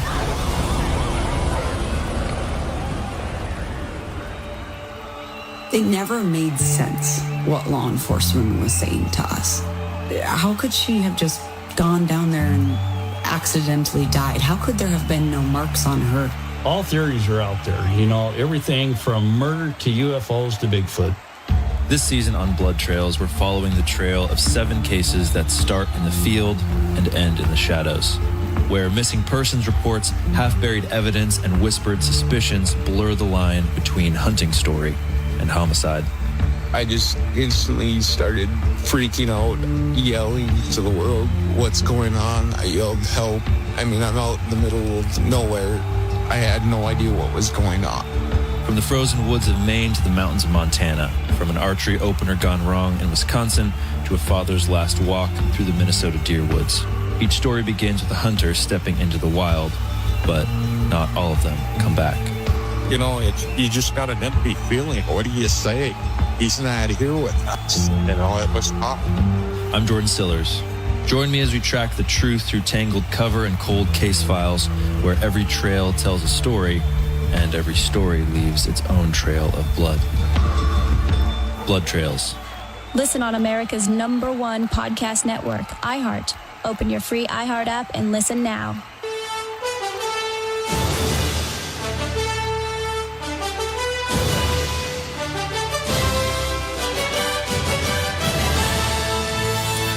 Welcome back to iHeartRadio's coverage of the 2026 FIFA World Cup. Anderson Hurst joined by Danny Jackson with you. Let's get to the lineups for these two teams as we take you all the way to kickoff between Mexico and South Korea. And the lineups are brought to you by Fox One. The excitement of the FIFA World Cup is now streaming live on Fox One, the official English streaming platform to catch every unforgettable moment. Fox One brings the action straight to your screen so you never miss a goal. Download Fox One and experience the FIFA World Cup live. Let's start with the Koreans. They have Sing-Yu Kim in goal with Gae-Hook Lee, Min Jae Kim, and Hong-Bum Lee as their back three, with Sol, Paik, Hwan, and Kim as their midfield four, Kang-in Lee, Hyunmin Son as the striker, and Jae-Sung Lee as the other number 10 sitting underneath him. So a pretty talented Korean group goes up against which Mexican team, Danny Jackson? Well, it's an interesting stat. Aguirre, the head coach of Mexico, was the head coach of Mexico in 2002 when we mentioned Korea had that incredible run when they were host nations. Well, head coach Hong was a centre-back in that particular game. Okay. So now they're on opposite ends of the dugout, which I thought was an interesting stat. Well, the 11 for Mexico, a couple of changes to highlight. Rangel comes in. Well, actually, he starts again. He started in the first game. Ochoa, the man who's going to wait for his 6th World Cup appearance, he'll be on the bench, but Rangel will start. A back four, which we think will be a back four in a 4-3-3. Sanchez, Alvarez, the captain. Number 4 comes in. Vasquez and Gallardo, Romo, Lira, Gutierrez are your midfield 3, and then Alvarado, who's a Chivas man playing at home, he'll start on the right. Jimenez got his first World Cup goal against South Africa. He'll start as your number 9, and then Quinones, who was probably the star man in that first tournament opener against South Africa, got a goal in the 9th minute. He starts on the left. Yeah, tactically, what do you think Mexico's going to line up as? There's been a little bit of a mixture of opinions going in. Maybe it's a back 4, maybe it's a back 3. Where do you think they line up? I think they may play in the back 3. I think Alvarez is lined up in the back 4 right now, but I think he'll step up. It's his typical position is to play in front of a back 4 or a back 3 to kind of hold down the line, shield that defensive unit. And I think they'll see how South Korea opens up. They may play in a 3-4-3 as well. So the question is, playing in a 3 that might drop to a 5 at times because of the way that South Korea play. They play with a lot of movement. They've got some big time players who play at big time clubs, as you mentioned, from the likes of Son, longtime Tottenham player, of course, now is playing at LAFC.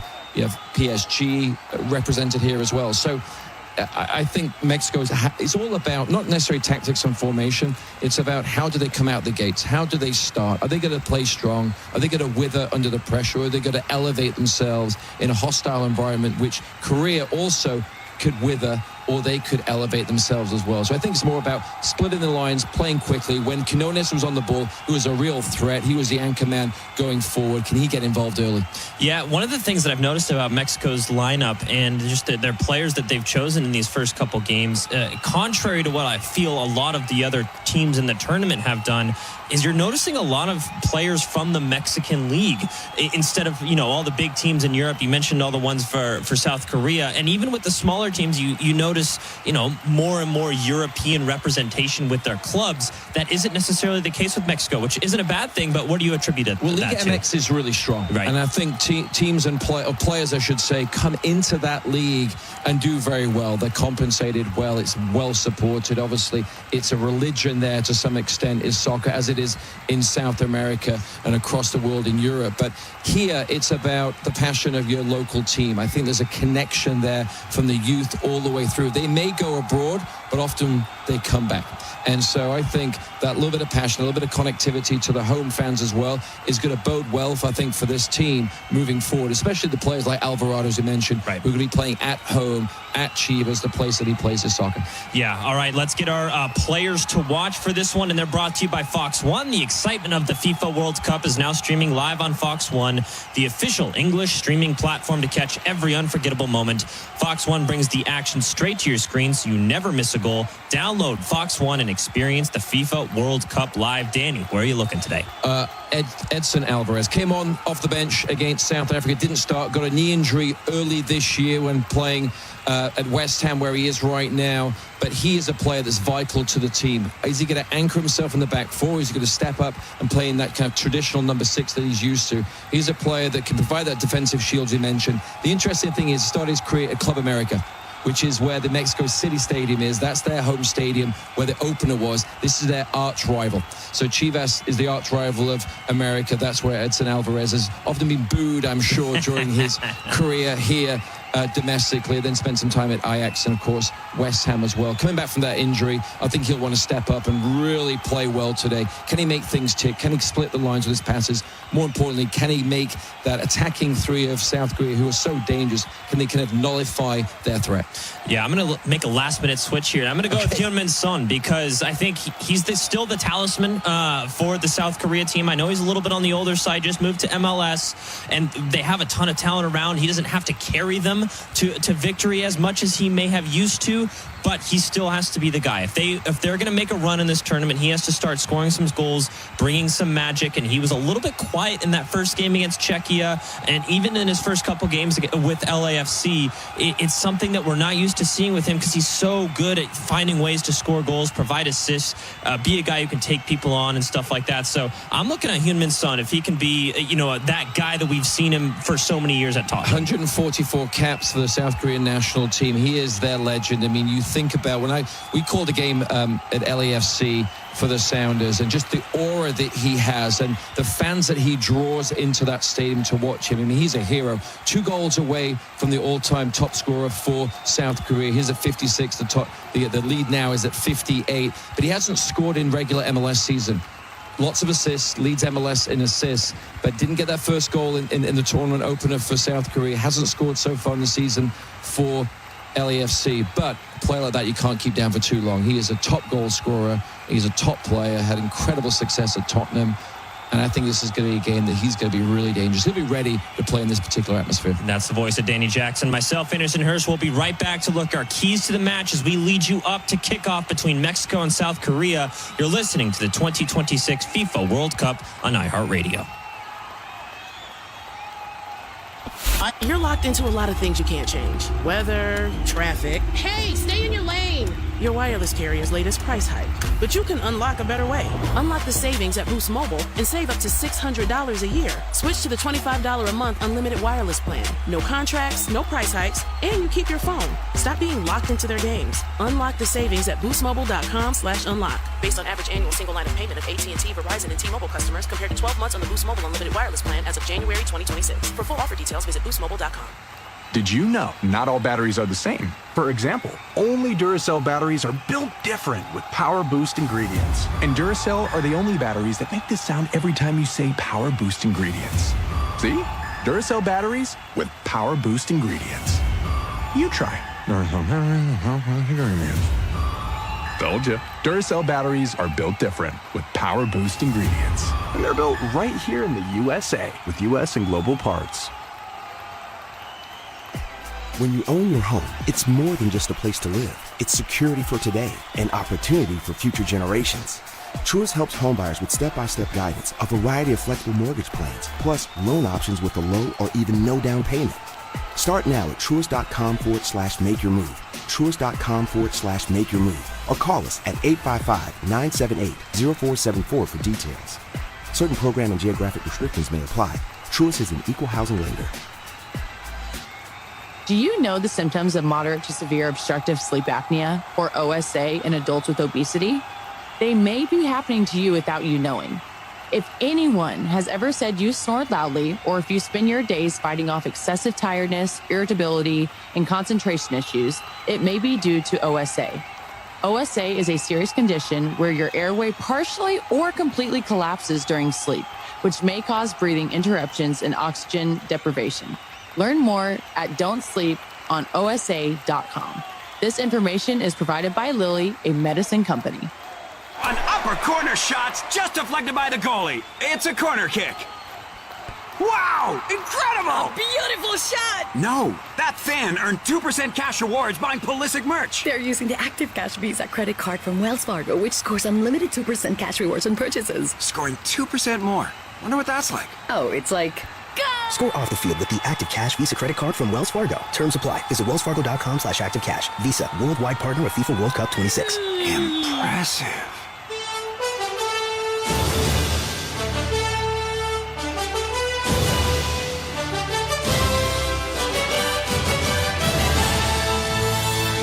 Welcome back. We are just a few moments away from Mexico taking on South Korea in Guadalajara. You're listening to the 2026 FIFA World Cup on iHeartRadio. Anderson Hurst, Danny Jackson with you. Let's get our keys to the match for this one as both teams get a win in their first game, facing off in match day number 2. Danny Jackson, what's your key to this one? Well, you're starting to get to the business part of this tournament where results really matter. Yes. Setting yourself up for the knockout round in terms of positioning is important. And more importantly for home nations, absorbing the pressure, absorbing the expectation of a country. Mexico is no different. They booed their team in their first tournament opener, their first game against South Africa, and I think for Mexico, that can they handle the pressure? We've talked about it. They started slow, well, actually they started fast, but then they backed off and they played methodically, a little bit like the pragmatism of the head coach Aguirre, but they need to play on the front foot. They need to play a little bit quicker through the lines. They can't play side to side.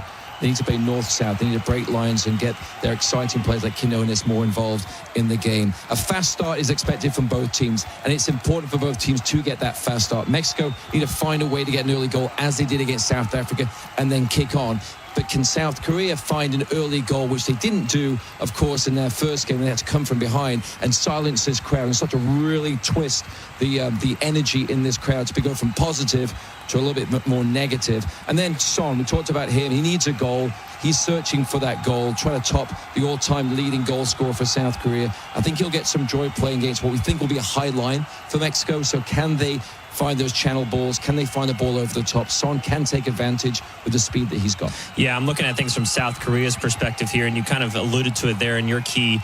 Sometimes playing at home can be a positive. It can be a good thing, and it can help you. Sometimes playing at home could put more pressure on you if you're not performing to that level, right? Especially with a country as high of expectations as Mexico has of its national team. So the longer that Korea can frustrate the Mexican national team, they'll be able to kind of take more and more and more confidence in this one. I think they have such a solid back line. They're very organized defensively. They're going to get their chances going forward, and maybe you nick a goal or two. I think keeping the clean sheet and keeping Mexico frustrated is going to be a big thing. You mentioned it. Mexico have a number of players who play domestically in Liga MX. But South Korea have players now that play in some of the best teams in the league. When you think about the monster, as it's called, Kim, the centre-back, plays at Bayern. Of course, Lee plays at PSG, Champions League winners. Didn't get many minutes, but is in that environment, in that camp. And of course, Son as well, big-time player, played all over the world. Now at the LAFC in the MLS, but of course, a Premier League superstar as well. Yeah, it's there's so much talent. It's kind of a way of doing things clash in this one, I should say, because you got the Mexican national team who are going to play at home on the front foot. They're looking to, satisfy their fans, so to speak, with a bunch of domestic players. And then you got the Korean national team who's fine not having much of the ball. They're going to be technically sound. They're going to be skilled, but also very organized defensively with a bunch of players sprinkled out throughout clubs throughout Europe. So this should be an interesting kind of battle of wills, so to speak, in this first one. I think one of the X factors to look at coming into the second half is Mora, the diminutive 17-year-old. He's got a $20 million, I think, buyout clause. The likes of Dortmund and Real Madrid, Barcelona, Chelsea are looking at him. He came off the bench and he changed the mood in the environment. There was talk about him starting today. He's not getting that start. But when you talk about the boos that happened in that tournament opener for Mexico, Mora came on, he lifted the spirit, and then Jimenez got his first goal ever in a World Cup, and it completely changed the face of that game. They have a superstar in the making in that 17-year-old. Could he come off the bench and liven things up if they need it going into the second half? Well, the moment's almost here. Coming up next, we got kickoff between Mexico and South Korea in Guadalajara. You're listening to the 2026 FIFA World Cup on iHeartRadio.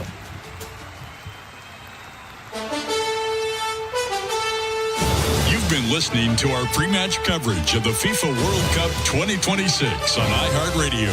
Fox's play-by-play coverage of today's match is coming up next.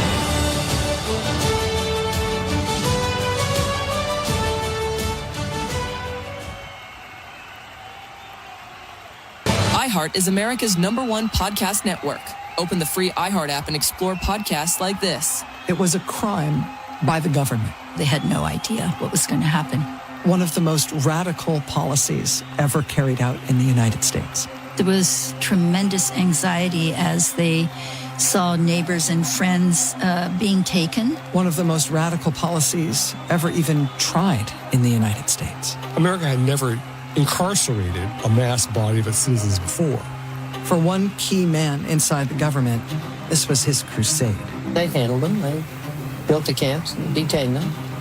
The U.S. military deployed on the streets of America. They told my father to get dressed and come with them. Whole communities targeted for removal.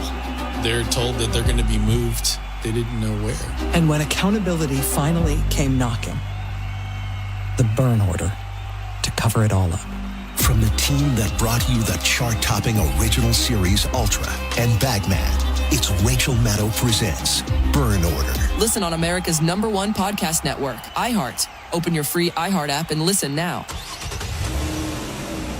Of course my kid's in the right car seat. Well, I think he is. Yeah, my kid's in a booster seat. He was ready to move up. He is ready, right? Her car seat looks like the right size. There are probably rules on when to move up to a booster seat, aren't there? Rear facing, forward facing. I think I have it right. Car crashes are a leading killer of children 1 to 13. Are your children in the right car seat for their age and size? Don't think you know. Know you know. Go to safercar.gov/the right seat. I know my child's in the right car seat, or else I wouldn't get in the driver's seat. Brought to you by the National Highway Traffic Safety Administration and the Ad Council. iHeartRadio's World Cup coverage continues as we join Fox's live play-by-play action of today's FIFA World Cup 2026 match. Follow all the exclusive World Cup action on iHeartRadio. Victory for either of them today means they will finish top of Group A. The incentive huge, particularly for Mexico, who would stay in their own country for the knockout games if they finish top. Mexico in black today, trimmed with white, red and green. And it's magenta, the kit for South Korea, who want to prove everybody wrong here in Guadalajara.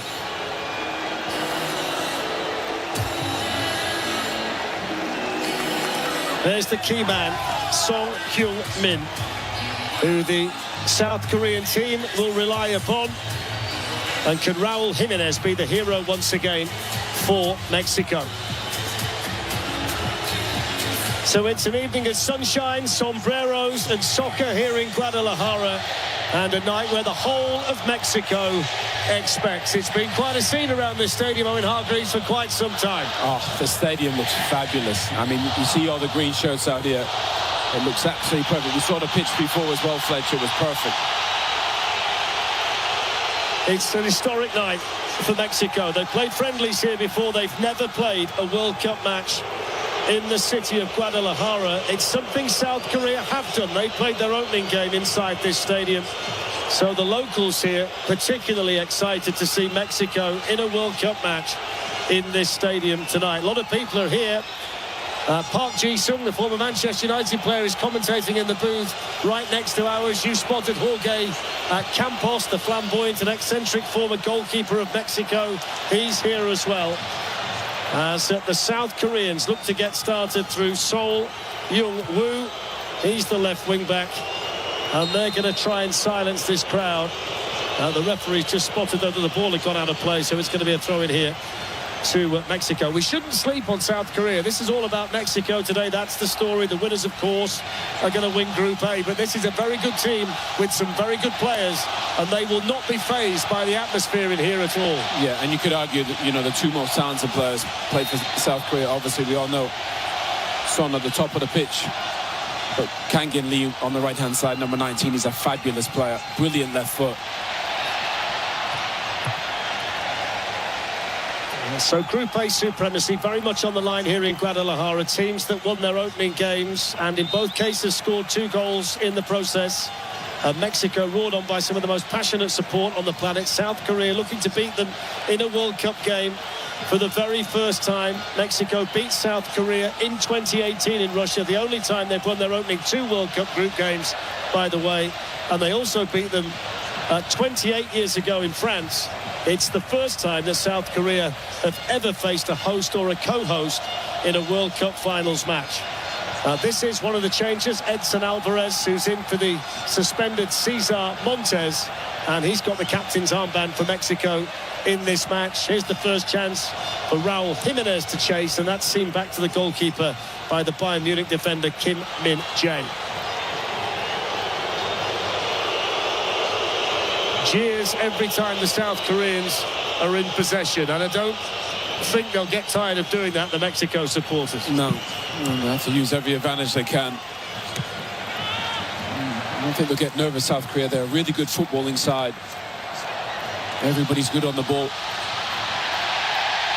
Quinones was about to lose out, but he wins the free kick, so he's happy about that.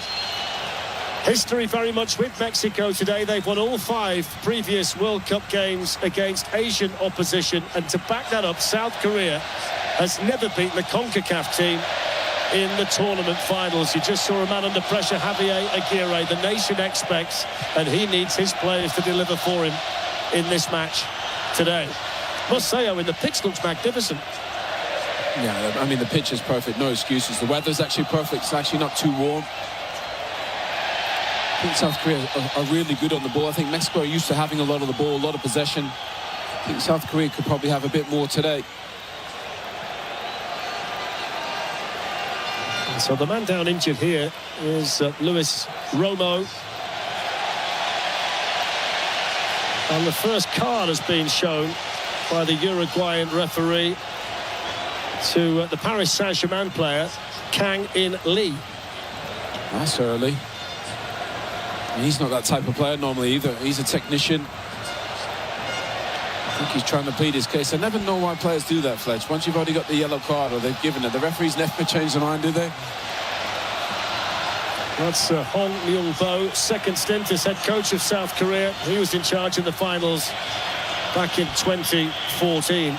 There's a lot of history, a lot of football history in this city. When you go back to maybe the most iconic World Cup team of them all, the Brazil team from 1970, they played 3 group matches in Guadalajara. They also played the semi-final here against Uruguay. So there's been some very, very important World Cup moments in this famous World Cup city. Jorge Sanchez giving chase, and that's going to roll behind for a goal kick to South Korea. It's a huge opportunity for both of them. Obviously winning their first game, can be top of the group. And Chicharito made a great point in the studio there. If you can be top of the group, then have 2 more games, 1 more group game and 2 more games here in Mexico, which would be a huge advantage for them. Well, that's not the best of clearances by Lee Gi-hyuk. Alvarez just wanted to use his body against Song Hyung-min, and that's smashed away by Roberto Alvarado. Here's Jimenez, and now Quinones. Very, very competitive in the middle of the pitch already. Both of these teams know that victory wins the group. And they're both going to give it absolutely everything you've got. They almost managed to squeeze that through to Jimenez, who scored a goal in the opening match for the Mexicans. This is Luis Romo. Quinones, Romo.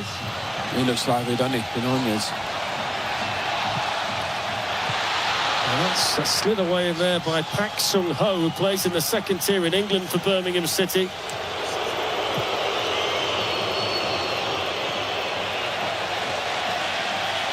And plenty of time back here for Alvarez, who's got a lot of experience. I mean, they'll miss Cesar Montes today, but Alvarez is a good player to bring in. Predominantly a midfielder. He's not blessed with a tremendous amount of pace, but he reads the game really well. No, he does. He's a really good reader of the game. You're right, Fletch, but pace is an issue.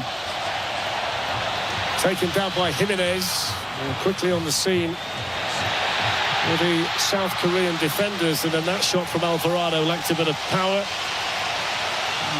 We've seen a couple times already early, Raul Jimenez just peeling off at the back, taking you on his chest. Alvarado doesn't catch that one clean. Lee Han-boon with the clearance, controlled on that side by Vasquez. And this is Eric Lira.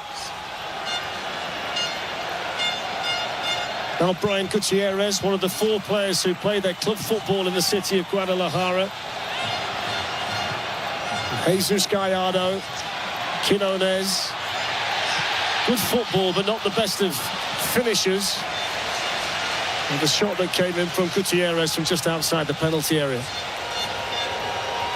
I mean, the supporters here today have been magnificent. Everybody seems to have a shirt on. The majority are the green shirt. They're playing in black tonight, but the green shirt's the popular one. They've all got that. There was a mariachi band outside when we came today, in a line entertaining the crowd. We're only 45 minutes away, I'm reliably told, from the town of Tequila, so they don't need any excuse for a party. And everybody seems to be here today to watch the Mexican national team. We've had it all. The band before the game was brilliant. I tell you what, Mexico winning this World Cup with these shirts. Got the 3 best shirts I think I've seen. Owen's certainly enjoying the kits.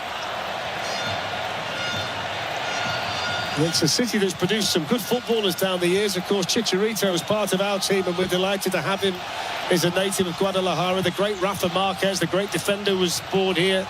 Guillermo Ochoa, who's in the squad but only on the bench, is from Guadalajara, as is Andres Guardado, who we saw a lot of in Europe. So it really is a football city through and through, and you could feel it when we arrived here last night. Yeah, I mean, they've always had some brilliant players. The history, and then you want to come next, you watch the players as you go up, and then you get the opportunity to represent your country. It's such a privilege. Such an iconic shirt as well, the Mexican shirt.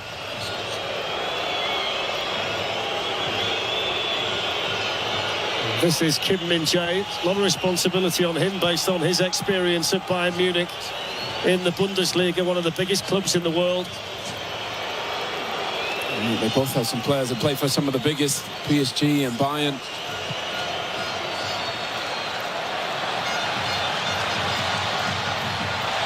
Off goes Song Young-woo down this side. He's being urged to get forward, isn't he, as often as he can, the number 22. Been very, very high so far for South Korea. It's a fabulous pass. Alvarado was just too strong.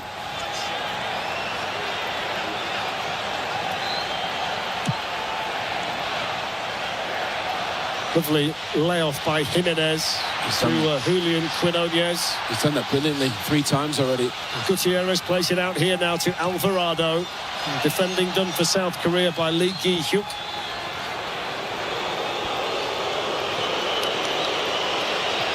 It's a strong press from Jorge Sanchez, the right back, who'd gone right up there to try and put the pressure on the South Korean player in possession. Son Heung-min tried to run in behind, and Rangel, who was a surprise choice when we saw the team sheet for the opening game, but he did well in that match. So the Guadalajara goalkeeper keeps his place in goal, leaves in the right position there. No, great positioning coming off his line. I've actually liked his distribution already. He's played 2 great balls in. I must say, this is one of the most picturesque football stadiums that I've ever been to. I mean, the rolling hills with the trees behind the arena, and then the outside walls of the stadium are all grass, which must take a lot of looking after. It's open everywhere you go, even the concourses are open. There's a bit of a SoFi feel about it in Los Angeles in that regard. It really is a really good place to come and watch a game. No, you're right, Fletch. Even on the outside it's stunning, but on the inside it's even nicer. I mean, it's absolutely immaculate. You don't see many stadiums either that's got a hedge running all the way around it. Yes. The kind of hedge you see at Wrigley Field. Amazing. Behind the goal and all the way around the arena. Yeah, I think my highlight was still the band coming in playing. It was absolutely brilliant. Captured the moment perfect. A steady beat of the drum to accompany this football match here in Group A of the World Cup. Mexico, one of the 3 co-hosts. They'll be hoping they can have a similar day that the Canadian team had earlier this afternoon, that emphatic victory against Qatar.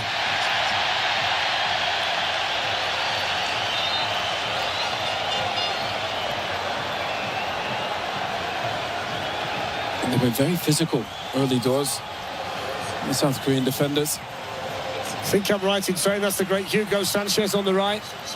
Yeah, some legends all around. The famous former Real Madrid striker. He had the bicycle kick. You called it. You said he'd be here, didn't you? Absolutely nailed on that you'll see Hugo Sanchez on a day like this. He was the key man for Mexico back in 1986. There aren't many bigger superstars in Mexico in a footballing sense than Hugo Sanchez. And that's good defending by Kim Min-jae under pressure from Raul Jimenez. Just a bit isolated there, Raul Jimenez. I think Mexico would have to get somebody to go up and support him if they're going to play those longer passes.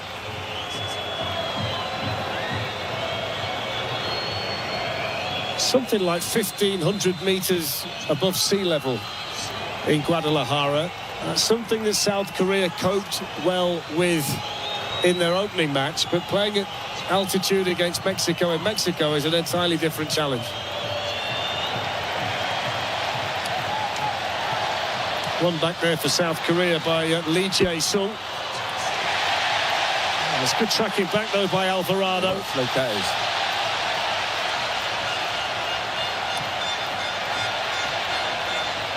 Quinones has seen a lot of the ball in the early stages here, the number 16 for Mexico. Oh, he's beautiful. Every time he touches it, something nice happens. Little flicks, little tricks.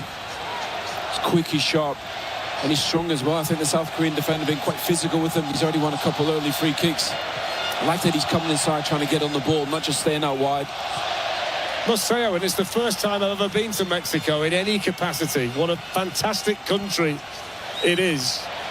We had a lunch at the hotel earlier today where we made the massive error of ordering way too much food, which I think is easy to do here. But, I mean, it's some place to watch football, this. Yeah, I mean, it's perfect. I mean, the fans, I think everything, the hospitality, it's been absolutely perfect. And don't forget that tomorrow on Fox, the US are back in action as they take on Australia in their second game of the group stage in Seattle. Coverage begins at 1 p.m. Eastern, 10 a.m. Pacific. And that's going to be another massive day of action for Mauricio Pochettino and his players.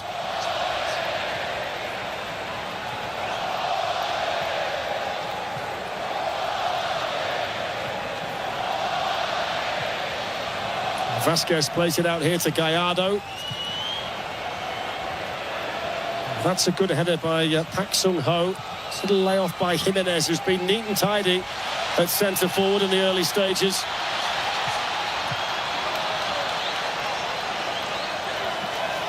Yeah, I think that's been a feature from the manager. Let's get it up to Raul Jimenez quite quickly. Chicharito said in the studio, he likes to come short, likes to link it. That's really good. But when he comes short, some people are going to have to make a run in behind, possibly.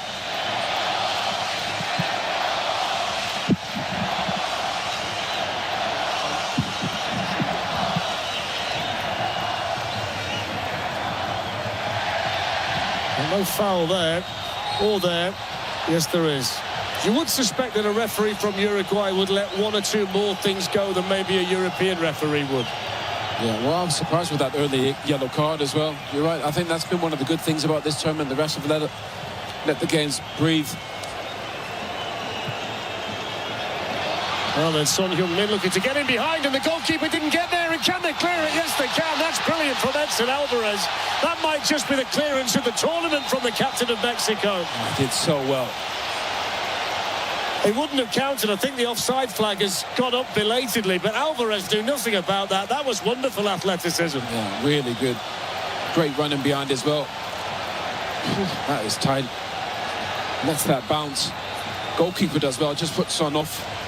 Probably has to chip it a little bit too high, but the clearance is exceptional. Oh, look at that. What a picture that is. I mean, it was the right decision. He was just offside, but Edson Alvarez didn't know that, did he? Even though he's 33, you can see he's got some pace. He can make that running behind. Great spin. South Korea just looking to settle. This is Kang In Lee. He's lost out over there. Quinones can bring the ball away. South Korean players stay down. This is Gallardo. And now Luis Romo. Let that go, the referee. I thought that was a foul.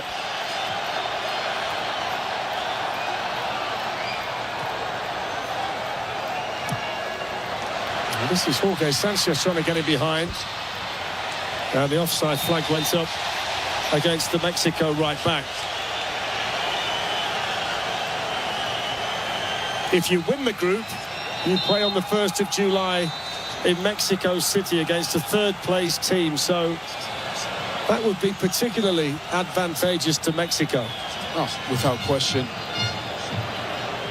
They seem quite evenly matched, both these teams as well.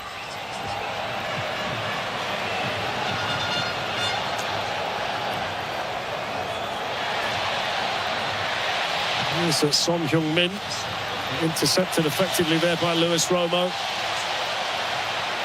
Lira.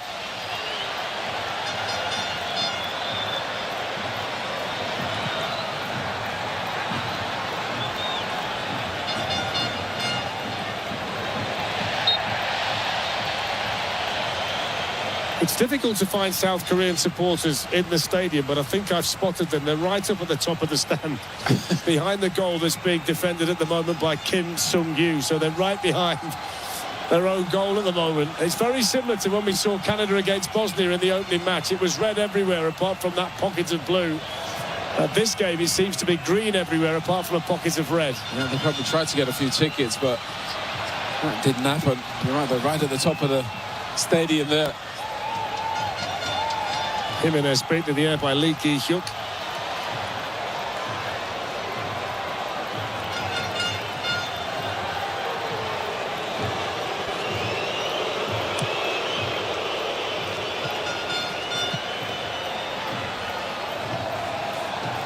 Headed down by Son Heung-min and then swept away by Lee Jae-sung, which was an interesting decision made by him. And it has caused a bit of a concern back there for South Korea. Kim Min-jae gets across ahead of Raul Jimenez, but wasn't necessarily the way they drew that up. Well, that's an important header by Hwang In-boom.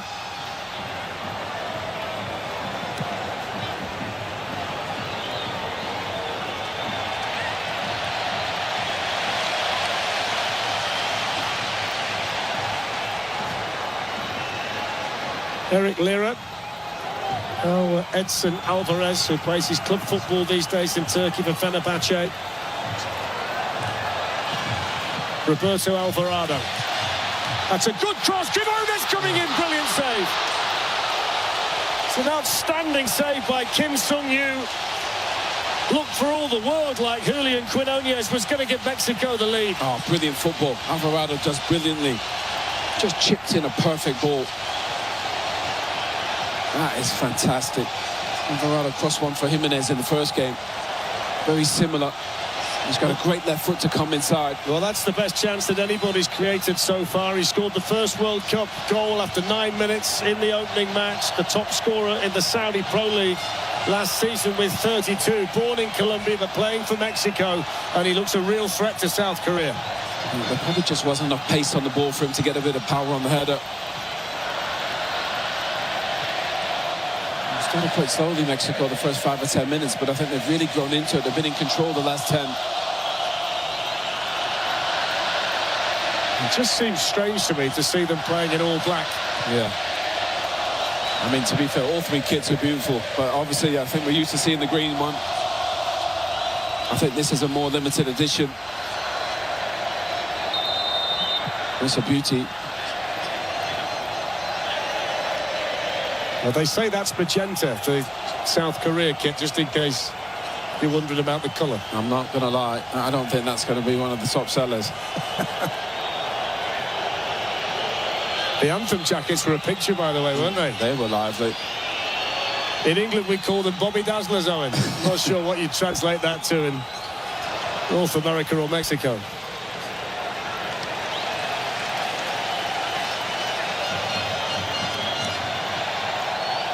It's a Mexico team that's won 4 in a row. They're unbeaten in their last 9. South Korea, a tough team to read. They're capable of really good results, but susceptible at the same time. They lost 5-0 against Brazil last October, lost to Austria and Ivory Coast in preparation games, but they've since won 3 in a row, including coming from behind against the Czechs in their first game in the group. So they are a little bit inconsistent and a bit unpredictable. And that's going to bounce through to Kim Sung-yu in the South Korea goal. Quite appropriately, we're in Mexico and we have a Mexican wave. As we should do.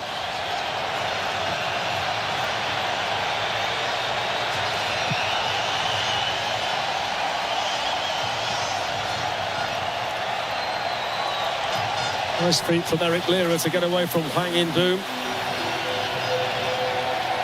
Now Johan Vasquez, who's alongside Edson Alvarez at the heart of this Mexico defence. I think of the South Korean teams in the past, I think they've been brilliant at pressing. They've been quite reserved, South Korea, here so far. Sanchez did superbly well there. Here's Quinones. Romo. Little flick now towards Sanchez, who all of a sudden popped up as a centre forward. He's the right back in this Mexico team. Aguirre's given him plenty of license to get forward whenever he can. So keep an eye on that as we go. So 0-0 here in Guadalajara. And we're going to be back in a few minutes after this short hydration break. Apple is raised.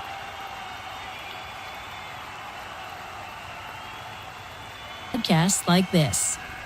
Chicago, 1989. White victim, female, pretty, wealthy. A white woman's murder shocks the city. A black man from the projects comes forward with information about the case. He says the police are his friends. But out of nowhere, he goes from star witness to prime suspect. And then that's it. They turn him. The system is hungry for a conviction. Lee Harris is sentenced to 90 years. I get 90 years for killing somebody I have never seen.